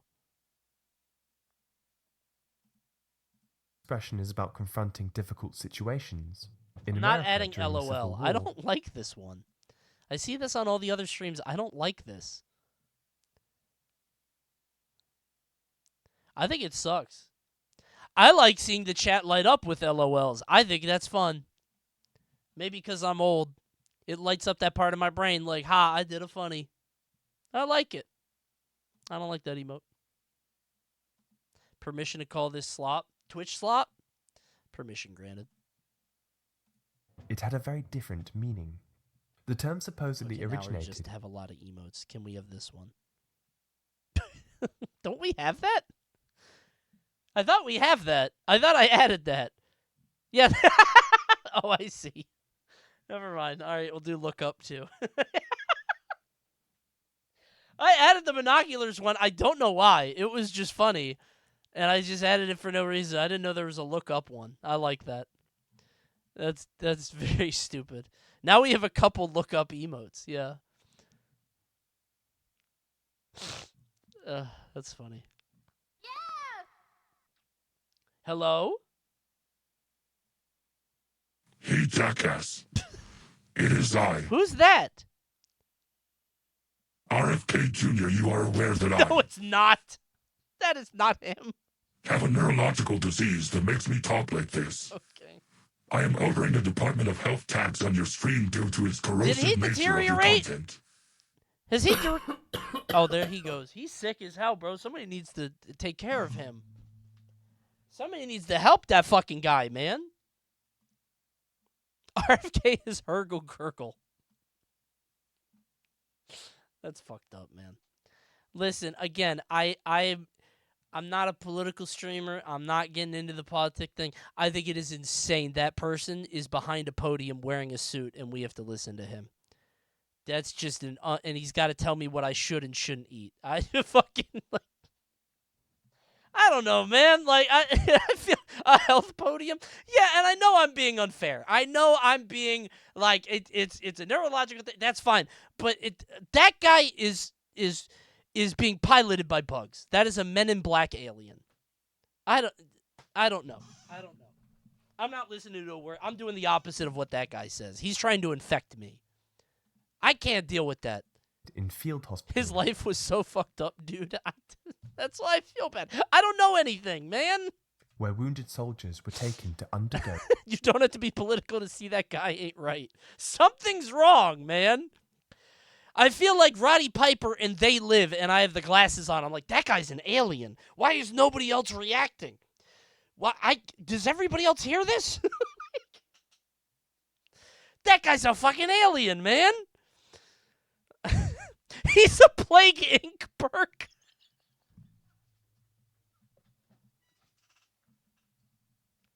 If you get enough points, you get to send down one guy that will infect the whole planet, and everybody will see. Well, nobody will see through it. Everybody's gonna be like, "Wow, we should really listen to that guy. That guy's got his head on straight." Oh, that's really funny. That's good. Oh, that's funny. Oh my god, that's good. That's very funny. Amputations. In a time before anesthesia was widely available, soldiers had to clench their teeth down on something to cope with the pain of surgery. Often, it was with anything that was lying about. In a battlefield, that was usually spare ammunition.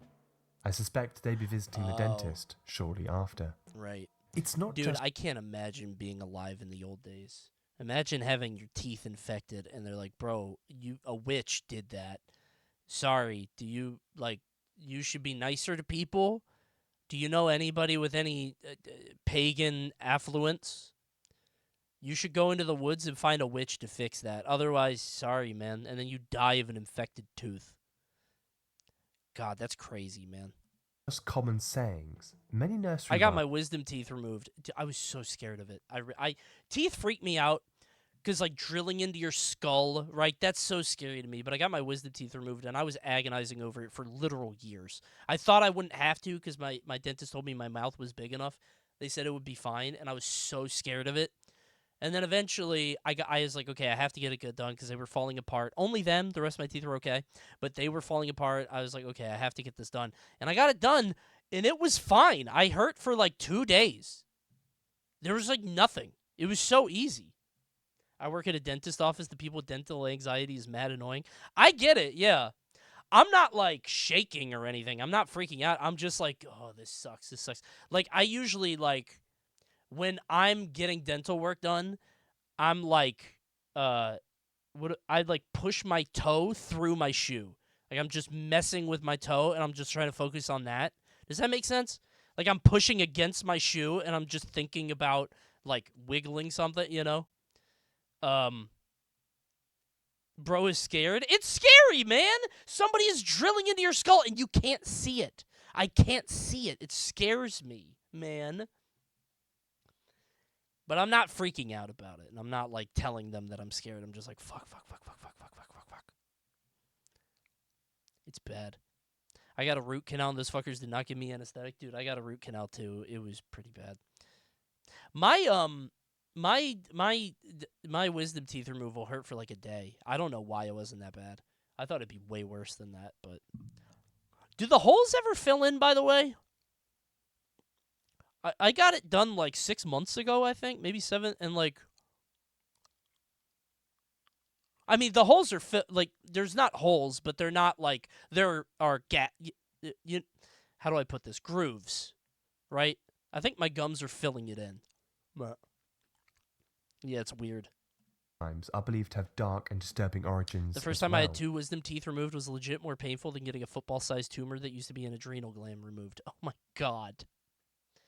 I was so scared of the dry thing or whatever. I talked about it on stream a lot, the dry hole thing, where it doesn't fully go over, and it oh god, what's it called? Dry socket. Oh, that's so scary. Coney, you should get drenchers. Do you mean dentures? Drenchers? Is that are you saying I'm old? Is that an old? What are drenchers? I don't like that word. That's hard to say. Oops, my bad. Did you mean dentures? I'm not that old, man. I thought about getting veneers for a little bit because I've got gap teeth, and I'm not but then I see people with veneers and I'm like, ugh. I mean, those are the really bad ones, right? Where it's very obvious. They got the big ass teeth, like Boogie or whatever, or Roman Reigns. That would look weird. It does, yeah. But I don't know. I thought about it because I'm if I'm in a public position, especially when I was doing host work, I thought I was going to be doing host work and doing stuff on a desk. I'm I should probably get veneers, right? I should probably get my teeth looked at. But the Roman Reigns teeth are crazy, man. They're nuts.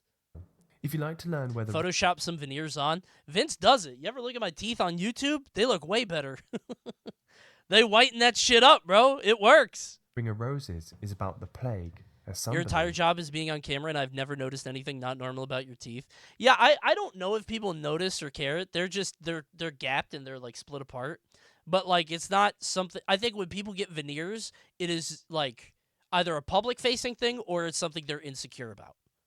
And I'm not. I don't really give a shit, and I don't need it for a stream. But when I was thinking I might be hosting more stuff, I was I might do that. I don't know. then consider watching my video on the dark side of nursery It's rhymes. a lot easier to notice when people have the fake teeth, yeah. There's someone, I don't want to say who, but there, because you guys know it, but there was somebody in that you guys probably know from streaming, or somebody that got veneers. I'm not gonna say who it is, but all they would do is smile as big as possible after. They did like the Roman Reigns, just it was fucking crazy. And they were showing that shit off, and everybody saw it the whole time. It was so fucking funny. It was so funny. Oh, it was so good. Mr. Beast? No, Mr. Beast doesn't have veneers, I don't think. He doesn't even do the big-ass smile. He does like a... This is scary. It goes without saying that there are many expressions out there. Proverbs, idioms, and sayings are a feature across all languages and cultures.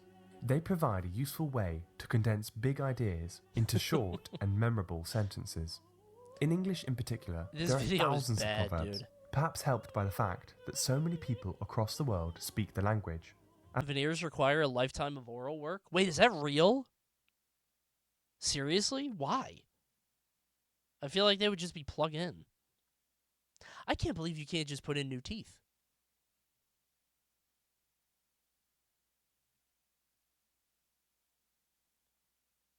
How come we don't have new teeth by now? As a result, many of our Then watch the Sonic one. sayings have these interesting and obscure origins. Play literally any other we've only- video. You know what? We'll go extra tonight. Games. I'll go longer. I don't give a shit. I'll do the bounty tomorrow. No, Why are people so bad at Sonic games? Let's find out, shall we? Sonic the Hedgehog can be a pretty divisive series to put Maybe it some lightly. ball? Bro, I want to do the ball video, but it's 40 minutes. It's going to be way longer. Yeah. I like how we're mostly ignoring the vids tonight. Yeah, it's been a rough night on the React. Sometimes you get a great one, sometimes you don't. No, Sonic the Hedgehog can be a pretty divisive series to put it lightly. I'll say...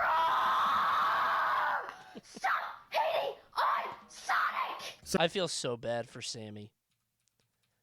I really do. This poor kid is just the poster child of Sonic Rage now. Oh. Some people love it, some crazy people hate it. But if there were a narrative around the series that plagued online discussion for the longest time, it would have to be that the Sonic franchise started to go downhill the second they made the jump to 3D. True! Of course, we as a society have begun to move past this nonsense. Sammy was right for most of what he was complaining about. Oh, do you think Sammy, classic Sonic fan, was vindicated by time? You think so? Eventually over time? Maybe, I don't know. I just feel bad for that kid. Being embarrassing on the internet is so scary, bro. Sonic Adventure. Coney, you would bully Sammy if you went to school with him. Absolutely, I would have. Yes. Yes, I would have. But that doesn't mean I would have been right. Actually, would I have? I would have made fun of him behind his back. I wouldn't have bullied him. I would have made fun of him, but, like, I wouldn't be mean to him. Because that's not nice. Anything I say about him, he's not going to hear anyway. We're not going to hang out in the same circles. Sure is a great game. Why are you guys making that face? I think it's way better to be a catty bitch than it is to be a physical bully. I'm not going to beat that kid up. Did it? As all hell. But Sonic's first string of 3D outings I would have been 10, man! were highly praised. Isn't that the same as bullying? No! If I'm making fun of him behind his back at 10 years old, but not physically pushing him or attacking him or saying anything to him, he's not going to know it. Fuck it, whatever. Did you guys really not do that when you were kids? You were probably being made fun of. Never mind. At the time of release. Sorry about your childhood or whatever. As well as being massive commercial successes. Yet for some reason, the narrative online always seemed to be about how perfectly simple the 2D entries were. How brilliantly all their mechanics came into place to create a set of some of the best platforms ever developed. But when Sonic went to the scary third dimension, this simplicity was lost. The basic, easy to pick up and play control scheme has been made infinitely more complex when taking the added access. I'm watching this video like a liberal watches Fox News. Oh, we're going to have were problems. Too fast. Sonic had become impossible to control without careening off the side of the stage. Bottomless pits became the player's biggest enemy over, well, the actual enemies. What were they thinking? No, this isn't a video about Sonic's jump to the third dimension or whether or not you can justify these criticisms. Okay. Not fully, at least. Instead, I wanted to talk about something I've noticed for years, which led to a question I've had in the back of my mind for the longest time. Yet, I could never really figure out the answer to. At least, not until today. And that question is, why are people so bad at Sonic games? Because they're ass! It's not The my 3D fault! ones, specifically. But first, sleep much? In this I'm not watching the ad, bro. Wait, is that a sleep mask ad? Bro, I need one of these! That's kind of cool! Wait! I've never seen that before. I thought that shit was going to be Raycon or Manscaped or something. That seems kind of cool. So once again, be sure to check out Mant in the description below. And use code comical how 9 times out of 10 when you see a person spike this rhetoric of how bad the 3D... Hold on. It's almost comical how 9 times out of 10 when you see a person spike this rhetoric of how bad the 3D Sonic games are, you'll see that exact same person play the game, and they suck at it. Oh, okay. It's about me. All right. I'm getting defensive. Let me get into attack position. Hold on. All right. Hold on. If we're doing this. All right. We're going to fight? All right. Let's fight. It makes you wonder in certain cases, is the game actually bad, or are you? No, it's... Bro, I hate that one. Obviously, that doesn't work in every case. No, it Being doesn't bad work at a ever, game doesn't bro. always The mean game it's some doesn't misunderstood function. masterpiece you just It don't doesn't get. work. And you can be a pro Fortnite gamer at certain games and still think they suck. But my perspective comes more so from noticing an almost unwillingness to engage with a Sonic game's mechanics, and then proceed to call it terrible when said game rightfully punishes them for it. Don't you think that if most people that play this shit can't play it intuitively, especially people that are paid to play it, don't you think it's the game's fault? But even beyond all that, it's not just Sonic haters I'm talking about. There just seems to be something about 3D Sonic games, the early ones specifically, that give them a much higher barrier of entry compared to his contemporaries like Mario or Crash Bandicoot. That is true. I have extremely vivid memories of letting my little cousin play through Sonic Adventure 2, Heroes, and Generations after we sped through most of the Mario games. And there was just something about it he didn't get. I noticed when he died, he'd get much more agitated than he did when playing other games. As if he felt the deaths weren't his fault. Yes, man! What the fuck? That's... Yes! That! Yes! You just showed it! More agitated yes! than he did when playing other games. As if he felt... What the fuck happened there? Felt the deaths weren't... Was that his fault? He's here, and 1 frame later, he fucking plunges. What's the mechanic here? Weren't his fault. I'm getting rage baited. Not to say there's no kid out there who could pick up What and the play fuck these is Sonic that? games. I was that kid, but it's certainly a lot harder to get into for the average person. In fact, this is me playing Sonic. If I put this shit on Twitter, I would get yelled at. Wow, you suck at the game. He's too fast. Person. What? He's not made for this. In fact, this thought came to me while watching 2 videos. The first was an IGN clip of the cast of Sonic 3 playing Cityscape, where Ben Schwartz, who's meant to be promoting what's basically Sonic Adventure 2 the movie, says, So I got the game to play on Xbox, and I found the controls to be so difficult that I watched a playthrough. And the second being...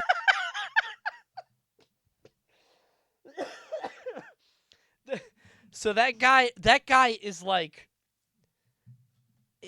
You gotta understand, he was like 18 at that time. He's way older. He's too old to be doing that.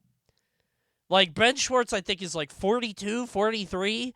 Like, if he couldn't figure out Sonic, that's Sonic's fault. A very old stream, the official Sonic social media. Ben Schwartz is actually good at games. I was going to say, I think he knows ball, right? Media did with current It's Sonic not voice his Roger fault. Craig Smith, in which they similarly got him to play through Cityscape. Hold on.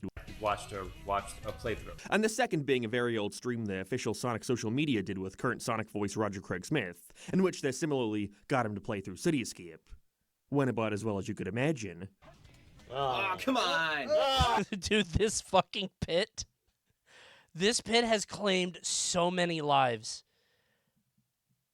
That pit is that thing has probably more kills than the 1-1 Goomba. That thing killed me so many times when I tried playing this stupid game. I played Sonic Adventure 2 recently. That shit is horrible to control. Dude, I've heard so many people even now say it's the Steam version. The Steam version is fucked up. Is this why everybody likes City Escape? I'm hitting A when I should be hitting Sonic X. angered the police, so... Why am I, like, oh, look. So I'm pressing the button as soon as I get to it, and it's not happening. The voice of Sonic complaining about Sonic is crazy. Oh, come on! It's so unfair. I pressed the B button. They're mad, but... Sounds like Sonic is, like, in the game, mad as hell. Just take the guy out of it and just listen to Sonic getting mad. Oh! Okay, you can do this. You're gonna take... Come on! Oh, why did I do that? Why did I do that? You should have told me not to do the homing attack. This is really frustrating. Yeah, I don't think Sonic would like Sonic games. Which is, I think, one of the worst indictments you can make about a video game. I think Dante would love playing Devil May Cry. Damn, that's kind of sad to think about. Sonic would not like Sonic. When it comes to Mario would love Mario, absolutely. The funniest part to me is that 9 times out of 10, it's the same moment that stumps people. The same moment where their skills are put to the test, and more often than not, it results in their death. That section is... Oh, no! The pit! Something which would be child's play in any other 3D platformer seems way harder for people to grasp when put in control of Sonic the Hedgehog. Okay, I'm going to be honest. That section, if you die there, you're ass. That's your fault. I got to be honest. Like, you just hit the X button a few times. You just keep hitting X. More people die at this... Wait a minute, never mind. I think I may have changed my mind. In control of Sonic the Hedgehog. Wait, he tried the homing attack, and this one was low, and then that one didn't connect. Never mind. I think I'm on the side of the player now. I think in the Coney playthrough, I might have died there, actually. That might be true. More people die at this specific moment than I've seen... Jody, I just watched your Sonic Adventure 2 playthrough City Escape, and you died 4 times. I probably did. I think I got a rank E. That's what everybody on Twitter told me. My own father. It's weird, right? You know, it's not like they're at Final Rush or anything. This is Stage 1. What's meant to be the tutorial. To someone who's played City Escape a million times over, it's like, what are you doing? Why? Now, of course, I'm not criticizing. Wait a minute. This is Stage 1. Okay, yeah, no, this is the game's fault. Look. Because this, you hit that What's meant to be the tutorial. To someone who's played... You think you could lock onto that. City Escape a million times over, it's That's like... the game's fault. What are you doing? Why? Now, of course, I'm not criticizing their inability. His pronunciation makes his arguments invalid. He's Irish, I think, bro. Come on. There might be Irish people in chat. Be nice. Ability to lock in, so to speak. Don't get it twisted. I also What time is it in Europe? Oh, they're all in bed. don't care that That's not Irish? Oh. Roger Craig Smith is bad at playing Sonic. That would be ridiculous. I guess I'm just more so confused than anything. Why are Sonic games so hard to get into compared to most other 3D platformers? They're just not good. I think They're I've not managed intuitive. to come up with an answer. Platformers are by design supposed to be intuitive. And these are not. I want to discuss the one element which I believe causes 3D Sonic games to be so much harder to pick up and play for the average gamer. And that element is... the jump. / homing attack. Now, this all might sound completely asinine. Really? The jump? That's why you think it's so hard for people to grasp Sonic games? Oh, no, it is. Well, yeah, kinda. Obviously, Sonic No, doesn't I have think the it's- most I think it's insane, hard to jumping. wrap your head around jump of all time or anything. I don't You know, even think you it's press the speed button that's the and issue. go The up. jump just doesn't make Grind-breaking sense. Stuff. But it's the little things Also, yeah, it's the most important part of that any build platform. up, which I believe resulted That's in a lot of true. folks struggling with Sonic's control scheme. And ironically, it all stems from the effort Sega made to try and make things as simple for the player as possible. In the classic games, jumping was pretty simple to understand, being an evolution in the type of movement revolutionized by the original Super Mario Bros. God, I'm so But now glad more than Sonic ever, Mania your was speed good. influences So how far your glad. jump takes you.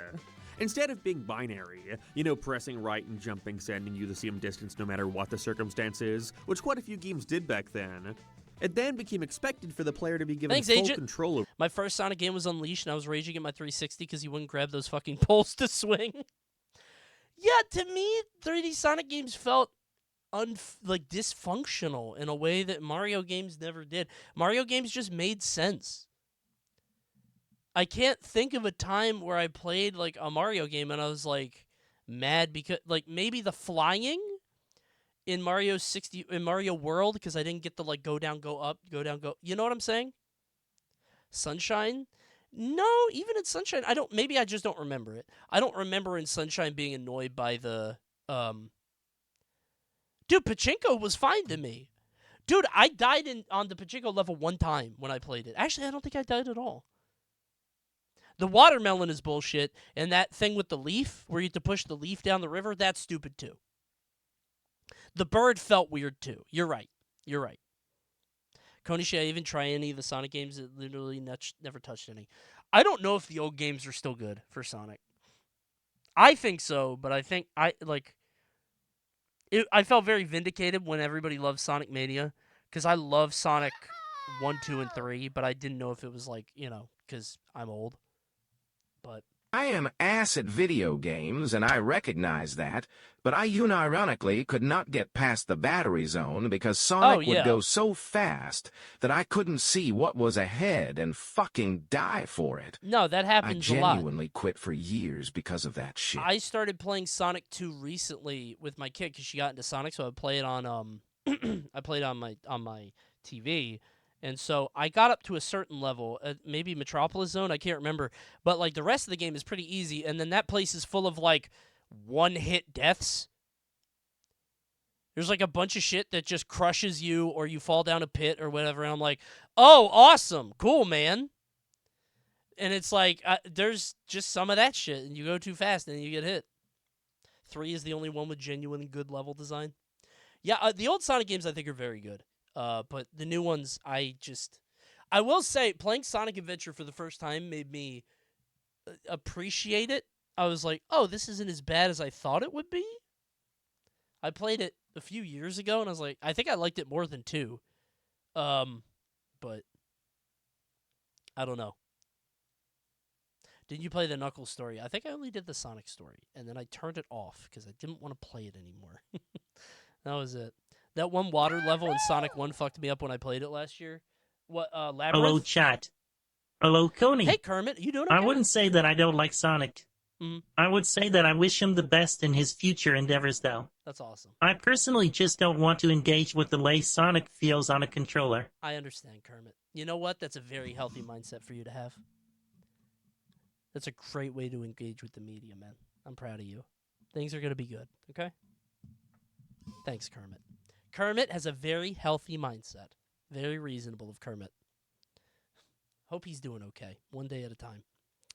I like this new character. I like grounded, thoughtful, conscientious Kermit.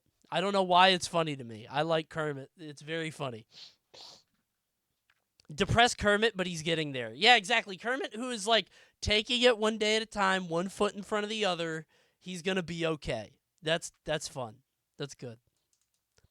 When I think about Labyrinth Zone from Sonic 1, that is my city escape. Like, I don't have any problem with it. But I think it's because I've played it a lot and because I was a kid when I first played it, so I know where all the bubbles are. And I'm just like, all right, bubble. Like, I think if you just played that for the first time, you'd be panicking about the bubbles. But my game design brain goes like, okay, they made this game for 6-year-olds. There's no way I won't get to a bubble soon. They're going to put a lot of bubbles around, and then I find when it's fine. Labyrinth boss fight is ass, but it's not too bad. I don't mind Labyrinth Zone, but I get why people hate it, especially if it's your first time or whatever. Over their jump. To control your... Most Sonic Adventure 2 fans play the game for breakfast, lunch, and dinner, so that's why they get upset. I think it's, like, that's how I kind of feel about Metroid games. Like, I like Super Metroid a lot, but there's a lot of dumb, stupid bullshit in that game. And people are like, what? You don't know about this? You don't know about this block? You don't know about the... And it's like, yeah, but you've played it a lot, and that's why you know about it. So... Your trajectory in a way that felt realistic. The faster you went, the harder it was for you to control your... Wasn't there something like that in Majora's Mask when I played it? Was it the music? I remember a room with music.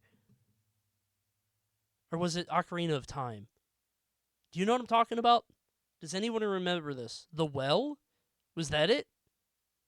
There was some thing in a Majora's Mask or Ocarina of Time playthrough that I did, and I was like, this sucks.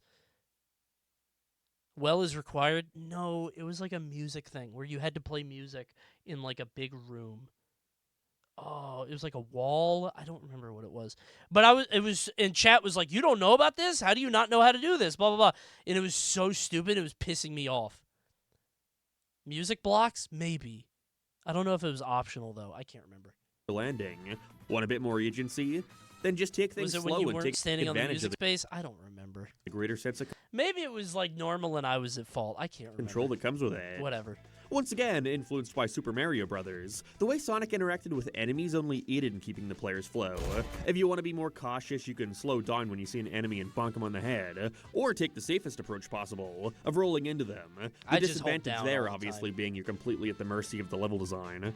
Whereas, if you feel skilled and... Guys, stop doing the accent thing. He's never going to see you chatting here, but if an Irish person is in here, they're going to see it, and you're going to hurt their feelings, and they're not going to talk anymore. Most importantly, that's how you lose confident a viewer. enough, how I lose you a can viewer. take the Don't option make me of lose jumping viewers. into enemies without slowing down. You're going to get me in trouble. Trusting your jump. I don't think that's Irish. It has to be. That's not Minnesota. Stop saying Minnesota. That is absolutely not Minnesota. And keeping your flow as a result. You can get some insane height by doing this. You're basically it's not Irish. Treating the enemies like glorified bounce pads. I don't know what it is, but it's not Minnesota. I can't think of anything more Sonic than that. It sounds 3D, Irish to me. Problem arose, however. With a however? Did you hear that? That's Scottish. That's like Ryan Hollinger. There's a horror YouTuber named Ryan Hollinger, and every time he says however, and it pops every time. Character as fast and unwieldy as Sonic. He says games like Lethero. Games. How can we alleviate any frustration that may come with tediously trying to land your jump on enemies? Of course, we all know this sparks the creation of the homing attack, a move which lets you home in on nearby targets to make sure there's no chance of missing, as well as the air dash, basically just what happens when you perform a homing attack when there's nothing to home in on. This was an incredibly smart He's Irish, I looked it up. Decision on Sonic Team's part, especially given the super short turnaround Sonic Adventure had, being developed over He's just pretending. And of only 10 months. I'm going to show up tomorrow with a different accent. They most likely see if you didn't guys have can the place advantage it. of This is my voice the whole time. To test out Sonic's controls over and over again to make Gotta sure learn they were some other perfect. cultures. I mean, for comparison, it said that Nintendo spent roughly that same amount of time on Mario 64 just on making sure Mario had that test out Sonic. Being developed over the span of only 10 months. They most likely didn't have the advantage of getting to test out Sonic's controls over and over again to make sure they were perfect. Yeah, it's just I mean, unpolished. for comparison, it said that Nintendo spent roughly that same amount of time on Mario 64 just on making sure Mario was fun to control. Yeah. Time was not on Sonic Team's side, and so the homing attack was a needed inclusion. But that's kind of the thing, is like that's the whole point of this conversation. Is that like the game isn't good. Sonic the team probably was making games like it was the old days, and like you can make a game in 10 months, and so it's unpolished and ass. I think... And also, it's been 25 years, it's still the same. Well, I mean, Frontiers, like, controlled fine to me. It was just boring. Like, I beat most of Frontiers, and then I got to the tower area, and I was like, this sucks, but... In hindsight, though... Like, I don't know. Sonic Frontiers was fine. It just was, you know... The implementation of the homing attack ended up having pretty major ramifications in the way some people approach Sonic games, and that they used the homing attack as a crutch. I didn't play any Gotta of the other specify stuff. again, not a homing attack hater or anything. I like the homing attack. It's fun. And when used properly, I find there to be a kind of rhythmic satisfaction from pulling it Homing off. attack is fine. But however, the way it's used It in just certain doesn't Sonic always games work. And also, it's like a play the game for me button. only really serves in letting players get away I with think it's not fine. getting as accustomed to Sonic's controls as they could be. But I don't feel like If I'm the playing asks a more from game. them I than feel like I'm just watching a pressing movie. jump It's the same as like a QuickTime Let me event. use this same moment from Cityscape I'm just as the perfect XXXing. example for what I mean. How do you approach... I can't believe he played Sonic Frontiers, but not Tears of the Kingdom. Okay, listen. Sonic Frontiers was fascinating. That was like a cultural event. That was like a big deal, right? Because everybody's like, yo, Sonic is back. He's back. Awesome. Tears of the Kingdom is like, I don't know. I knew people would like it and it'd be good. It's not the same. Approach this segment? Well, realistically, you're just kind of expected to press the homing attack button a couple times. Perfectly fine. I like It's sold this like seg- 5 times worse than Tears of the Kingdom. I remember people saying that was like their last shot. They were like, okay, this Frontiers is Sonic's last shot, but they've said that for the last like 5 games, right? It's segment. And as a tutorial, it's a great way of showing the player how they can chain enemies together to reach greater distances and avoid other obstacles such as they've been saying that. Maybe it's just, I don't know if that's true or not. Maybe that's just people on the internet. The bottomless pit. Shadow Generations is so good. I've heard it's good. I didn't play it, but it's the best-selling Sonic game. Really? Talking about Frontiers? I mean, good for them. Straight up. Like, Sonic Frontiers is, like, fine. It just, like, it was boring to me, but a lot of games are boring to me. It's fine. I'm not worried about it. However, moments like these, I think, have the sad ramification of teaching the player to have an over-reliance on the homing attack. Press A in case of emergency. In reality, this segment is easily beatable by just jumping. But it's something the game rarely asks of you, which is weird because a moment like this would be the perfect way to get a player accustomed to how giving your jumps a running start can be the difference between life and death. Yeah, but they tell you to homing attack. If they tell you to use the mechanic you want to engage with, that's fucking crazy. This is why the game, you just showed me why. You homing attack, jump, home. Oh, what? The game doesn't work. Like, that's the footage. It doesn't fucking work. Instead of taking it's a step not back functional, and man. To ensure your jump takes you to where you want to go. Instead, simply jumping from a standstill and air dashing to get that distance. But because of the game's odd collision, air dashing into an object oftentimes results in them being flung up into the abyss. He's literally too low. It's a homing attack. It homes in. And getting frustrated because, realistically, that's the main move they've been taught to rely on. Because of how much air drag Sonic has after jumping, it results in the player, without even thinking, going into panic mode and instinctually pressing the homing attack button. Again, press in case of emergency. In which this sudden burst of speed they've been given becomes overwhelming. Too much to follow in which this sudden burst of speed they've been given okay, this guy's panicking. Becomes overwhelming. Too much This guy is panicking. To follow and they careen oh to my their death god. as a result. Spamming is a big problem I've noticed when it comes to the homing attack. I often witness people approaching a bad nick or a series of bad nicks and start spamming the attack button trying to chain through them as fast as possible. He called them bad nicks? Bad nicks? Which the game obviously can't handle. That's what they're called in the game. And sends them to their They're death. bad guys. It's what they are. Dude, come on. You don't have to use the official term. Because in the early 3D games, Sonic's homing attack went at an arc. It was as realistic as something as absurd as an air dash could be, sending Sonic downwards because gravity and stuff. But because Sonic no longer gets as much of a bounce from attacking as he did in the 2D games, he doesn't have enough height for the game to register the other enemy being within range. You're generally only able to homing attack stuff below you, or at the very least on your level. I did not know the that. Game attempts that to teach actually, the player this through the I first swear to God, if the game said that, it would save me a lot of deaths and a lot of time. Not even joking.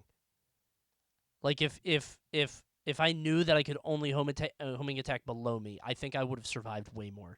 Boss Bigfoot, in which you have to specifically homing attack his cockpit in order to do damage.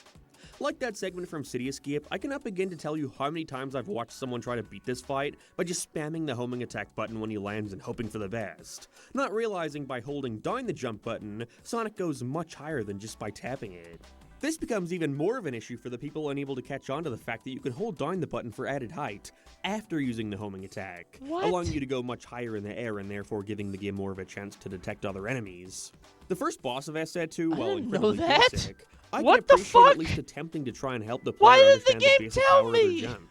You even get the chance to attempt to hit him early by jumping on top of these wooden crates. And again, I don't think Mario tells you you can hold the A button to jump higher. That might be my fault. And holding down the button. That might be the player fault. That I'll take the blame on that. I rarely see new time players. I will take the blame on that. Getting frustrated that the game won't allow them to hit the bosses that take damage.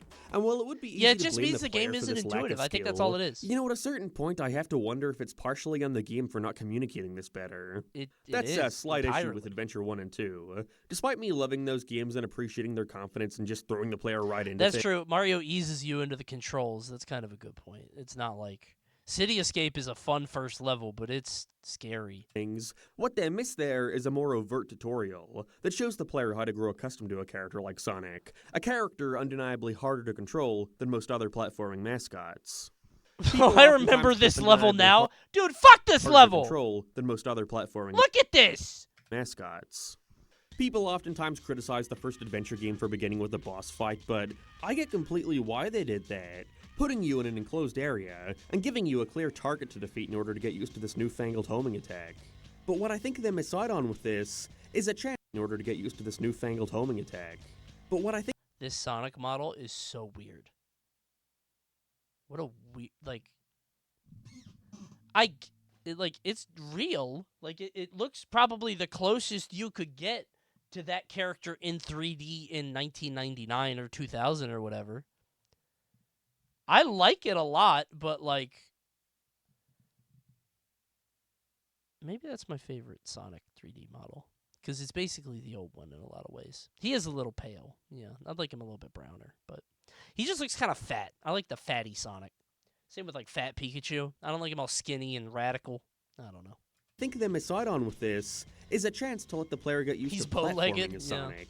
He's Kind just of in a battle important in a stance. platformer. I don't know, maybe a boss against Chaos Zero where he's constantly evading you would have been better. You're sent down a linear path as he runs away, causing destruction in the streets. You being forced to platform around it before reaching him at some kind of destination, in which they finally show you how the homing attack can be used to aim at targets. I remember the thing Coney was raging at Majora's Mask. He was playing guitar in front of the eggs, but he was playing too close to the aquarium, so it didn't register. Is that what it was? The eggs? I remember getting so annoyed at that part. And chat didn't know what to do either. I think chat was like, I don't know what the problem is. I think I remember chat, like, not understanding what the problem was. And then we were like, oh, you got to back up. Yeah. Targets.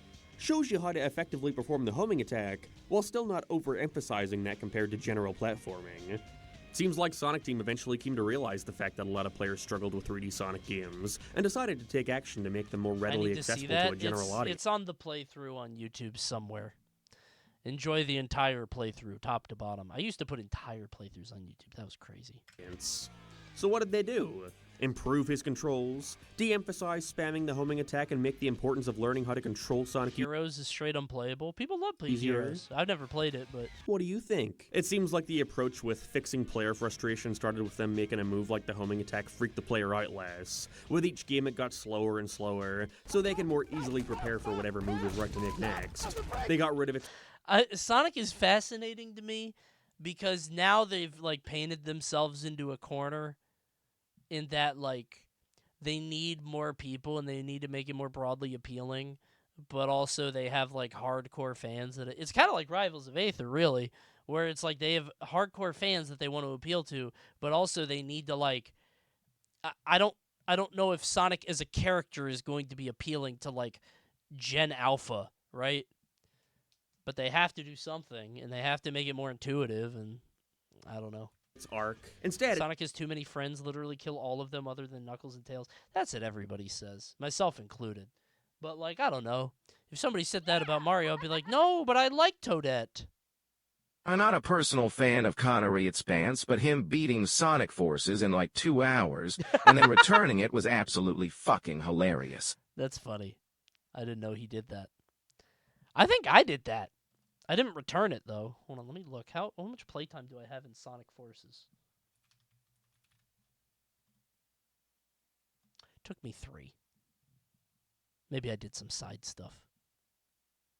I remember playing this game and seeing Zavok for the first time. I'm like, who the fuck is Zavok?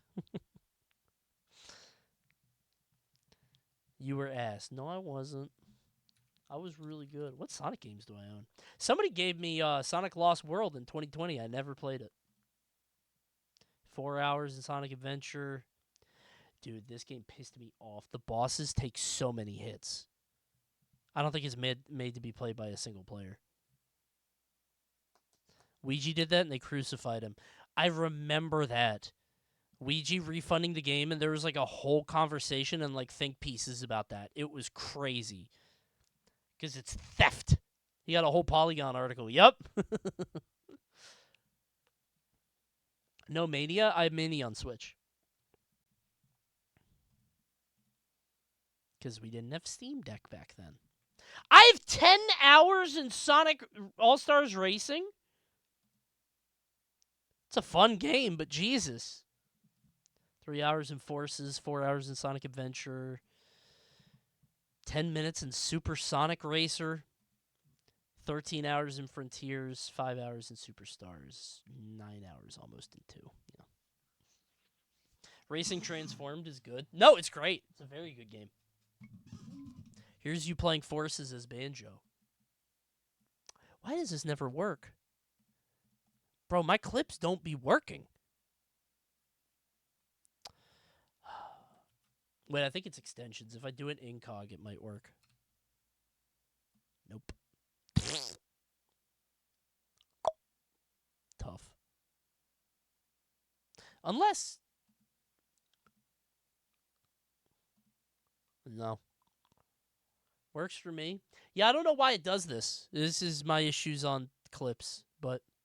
Yeah, I tried to make Banjo in Sonic Forces. I do remember that. It now sends you straight. So now Use Microsoft Edge. You can more easily use it. Hold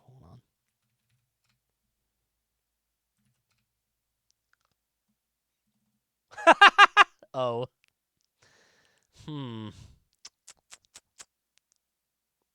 Well. Alright. As a way of making sure you can make it over bottomless pits. I do not have the porno extension porn extend. That's for work. That's a work extension. They eventually made the air dash distance super pitiful, ensuring it doesn't cause you to lose your bearings because of how far. Try Opera GX. Unironically, Chatter, they're a sponsor for the next month. So if you guys need a browser, I'm going to turn them on tomorrow.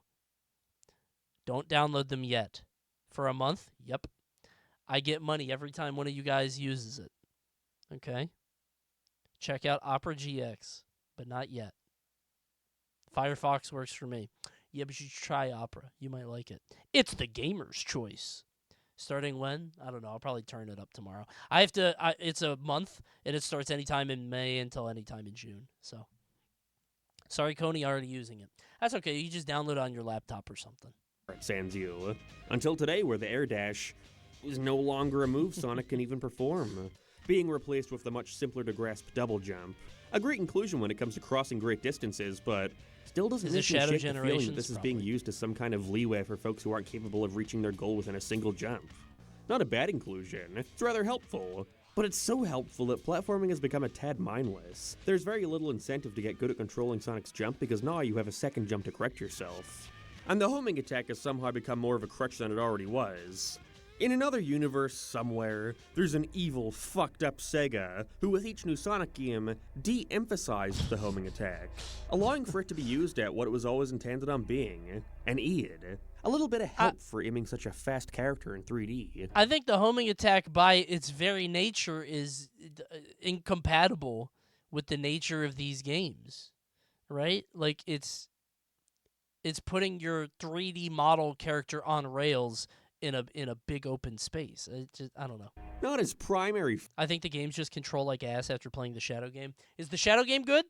Everybody I know says it's great. Function. Overall, it does stop your momentum too. I like Sonic Frontiers. Just remove enemies? All of them? But it's hard not to deny that for a majority of time spent in these massive open zone environments, all you're doing is pressing a single button. They've even simplified the range even further by allowing you to now hit targets from below Sonic. See what I'm talking about? They had to make it more appealing and better and more intuitive to people like me, to people who don't play Sonic games but wanted to try it. And I came away from this game thinking it was an okay 7 out of 10, and this guy doesn't like that the homing attack is different. And I get what he's saying because it's different to him and it's more of a crutch and it's more relied on. They wanted to fix, to me, they're fixing it.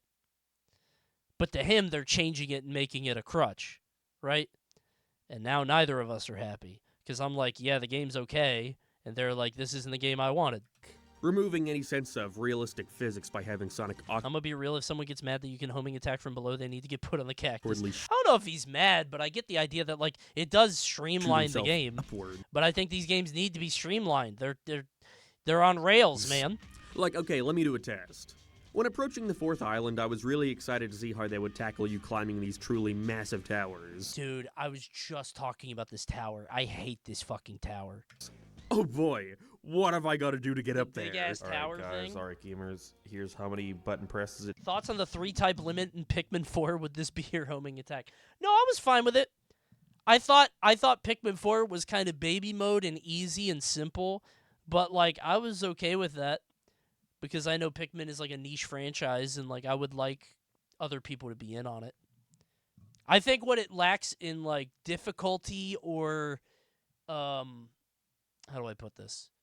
Challenge or like adult, I don't know. I think it makes up for all of that in aesthetics and breadth, like how big it is. So much stuff to do.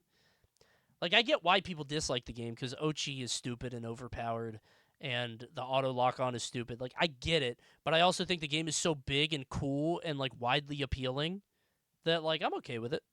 I love it a lot. Thoughts on Cola by your favorite artist, Lou Bega. I think that may be one of the worst songs ever. I don't remember that one.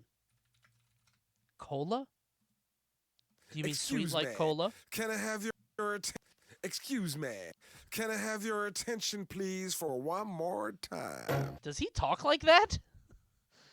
Is that his German? What the?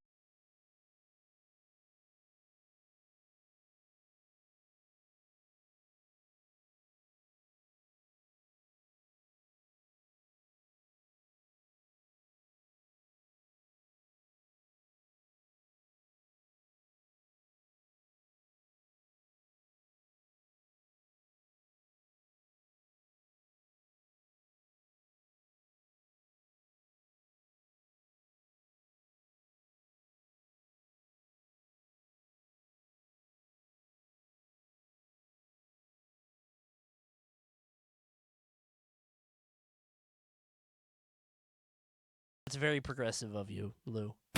Stop your diet. This is a whole song of him like, hey, you could be fat.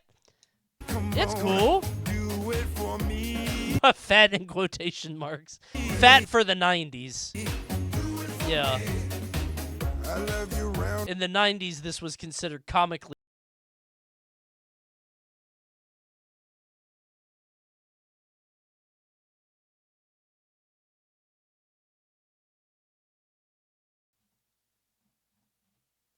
Sax was talking about the remix.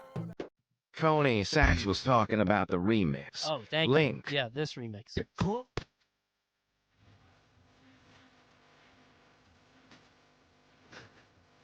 I don't know. I can see Pianthus dancing to this one. I can see the Pianthus going crazy on this one. It's this for 5 minutes straight. Deadmau5 did way worse. This is what Deadmau5 did for a long time.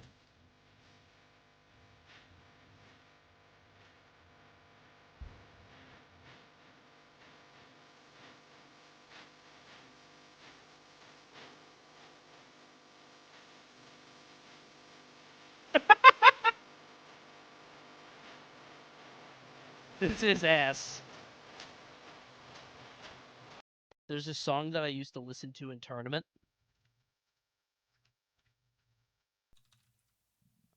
This song I used to listen to in Smash tournaments. It's just this.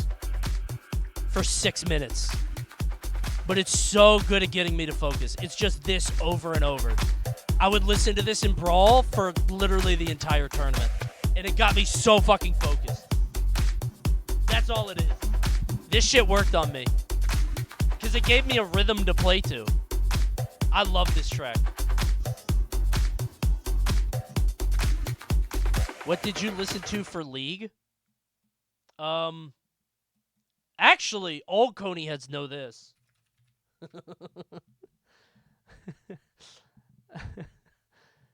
Have you guys ever heard of Jock Jams?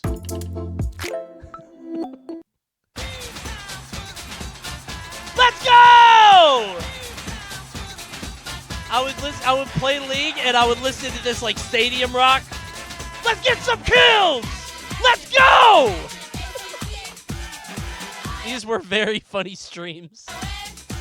Let's check out a bot lane! Yo, an ally has been slain! TP in his home guard, Twisted Fate. Uh-oh, 80 top Twisted Fate. Teleporting top. Oh no, there's the jungler. I'm ulting mid. Tower, tower, tower, tower. Let's go, team! Let's go! Blue card, blue card, blue card! I thought that shit was so funny. So funny. It's still funny to me. Jock jamming at 1 a.m., climbing ranked. Get that top laner! Get that top laner!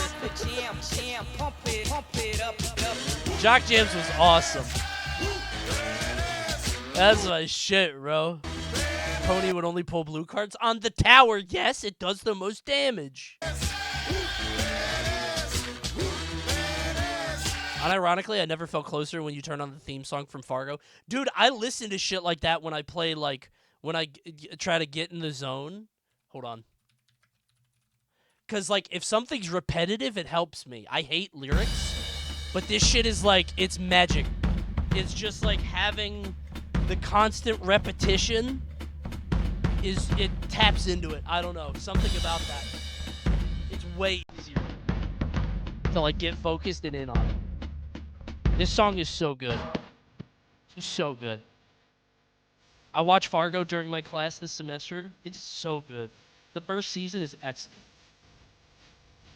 But this is the kind of shit I would listen to when competing in any game. Can't help it. I don't know how people listen to, like, K-pop and shit. That's crazy. That's way too stimulating. If you like repetitive music, you're gonna love this. Too stimulating. This is ass. I don't fuck with Robot Rock or this. Too stimulating. Too much noise. It takes me to get to the top. I can listen. K-pop is fine. Just when you're playing to it, when you're competing, I don't know. My brain can't take all that. One of these towers. Hey, Coney, look at this. Excuse me. Can I have your attention, please, for one more time? French version? Does he say that at the beginning of every remix? Can I have your attention one more time? Lou, this is the...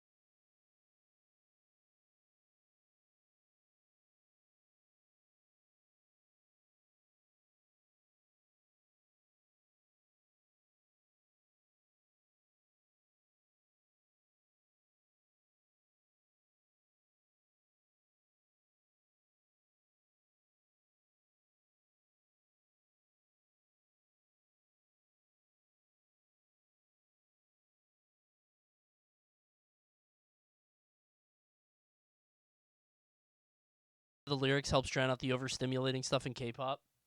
Actually, that kind of makes sense. A lot of people fuck with baby metal, right? That reminds me.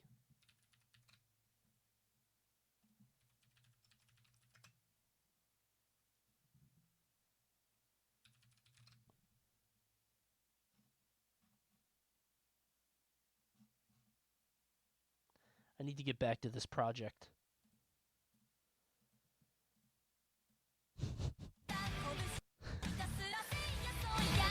This is a project I was working on that I dropped. This is good.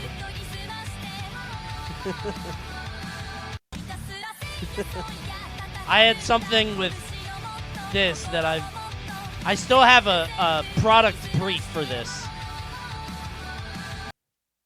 I'll make it one day.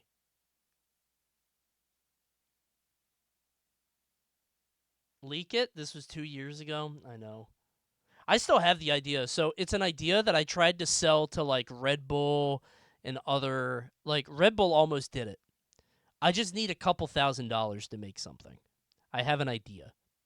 I have a Google Drive with a bunch of ideas and stuff. And this is one of them. And I need a little bit of money. But... just a couple thousand. Yeah, just a couple thousand. Bro, that's nothing to these companies, let me tell you that. Okay? We'll make it work. You got a couple thousand yesterday? Run it? No, that's not enough. I don't need you people money. I need brand money. It's not the same. You got 1 million last stream. I got 1 million last stream? Just pay for it yourself, Mr. Millionaire. No, I don't want to. You want to know why? Because it's something I would want to do again. And if it's something I want to do multiple times, I could just go the Sajam route and just do it myself like he did with Sajam Slam, the first one, because he was trying to shop it around.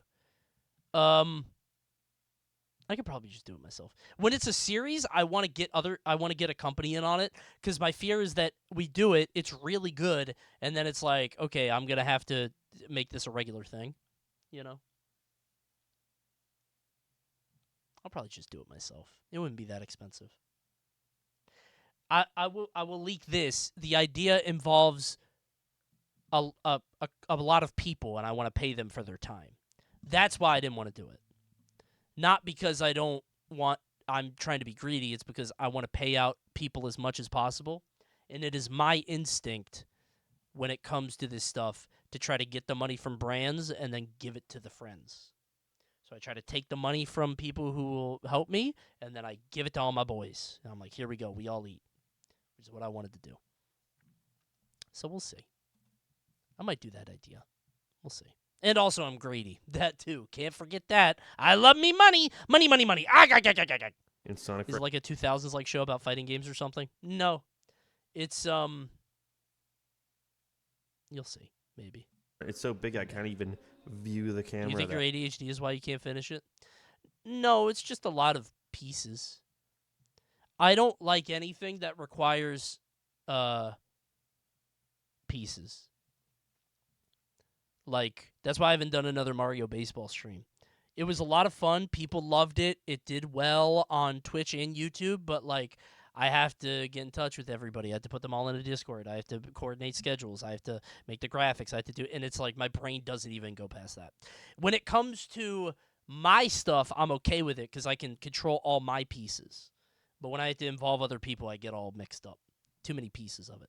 That high. You need a team? Yeah. I don't know how Sajim does it all for the slam. Well, he has help, right? Because he has, like, Emily and some other people helping him with that. I mean, Vince helps me, but, like, it's still a lot of work, I guess. Yeah. Hard to keep track of shit. Jump. Okay. Jump. Jump.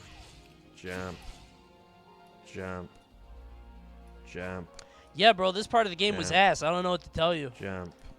This is what made me quit Sonic Frontiers. I got 13 hours in it, and I got here, and I may have fallen off the level, and I was like, wow, this sucks. Jump. Or I beat it, and I was like, that was not fun. I don't want to keep playing. I can't remember. Homing. This lasts Jump. a long time, too. Use that jump. I wasted it. Yeah, 5 minutes. Homing yeah, attack, it's long. Homing attack. Homing attack. Homing attack. Homing attack. Homing attack. Homing attack. You think it's over? It's not over. No, I'm here. It's like, was that fun? I don't know, a little, I guess. The move has become so simplified that it's no longer satisfying to use. Like, at least back then, you had to aim the thing in the direction you wanted to go, as well as being within some kind of close vicinity of your target. However, with time, the range in which you can perform the move is reached up. Irish people love saying "hi ever." A ludicrous degree. They love that shit. The downtime you're forced to span between attacks in order to ensure you're not spamming the move makes you feel like you're moving at a snail's pace. They've stopped the spamming issue altogether by no longer making it an option. And I think the most disheartening thing about it all is that this undeniably worked. I mean, think about it. Yeah. Pinpoint to me all the frustrating moments from playing as Sonic in the first few 3D It was way entries. better. My mind jumps to the shoddy hit detection in Skydeck, missing a reel in I Final liked Rush, Frontiers that way pumpkin better chain because in it actually Heroes. functioned. It's easy to assume that when watching someone play one of these games for the first time, they're going to have experienced at least. It's easy to assume that when watching someone play one Sonic emerging from behind the trash can with his legs. of these games for the first time, they're going to have experienced at least Something one about that death of these animation is so funny to me. However, Just Forces, legs kicking. Frontiers. I just can't think of any because half the time I feel like I'm on autopilot. And people love it. Because of this lack of frustration, Symbolism, because him of the coming out of the trash running. constant spectacle given to the players for basically just pressing a single button, it almost feels like the game is tricking the player into believing they've done more than they actually have. I don't think we need to worry about people being good at I think this level of competence or mastery about Sonic the Hedgehog is misguided. I don't care if I'm good at Super Mario Brothers. I don't care if I'm good at Super Mario Odyssey. The point is not to be good at something. Maybe in Sonic it is because he gives you a grade at the end and does a little dance. But, like, I don't think it matters if you're good at something or not. Is it fun? Alright, next time I game gross. I love it. I love this game. Great. But you would have more fun if you were good? I don't think that's true. I don't think I would like Mario Odyssey more if I was good at it. Maybe I'm wrong. I don't know.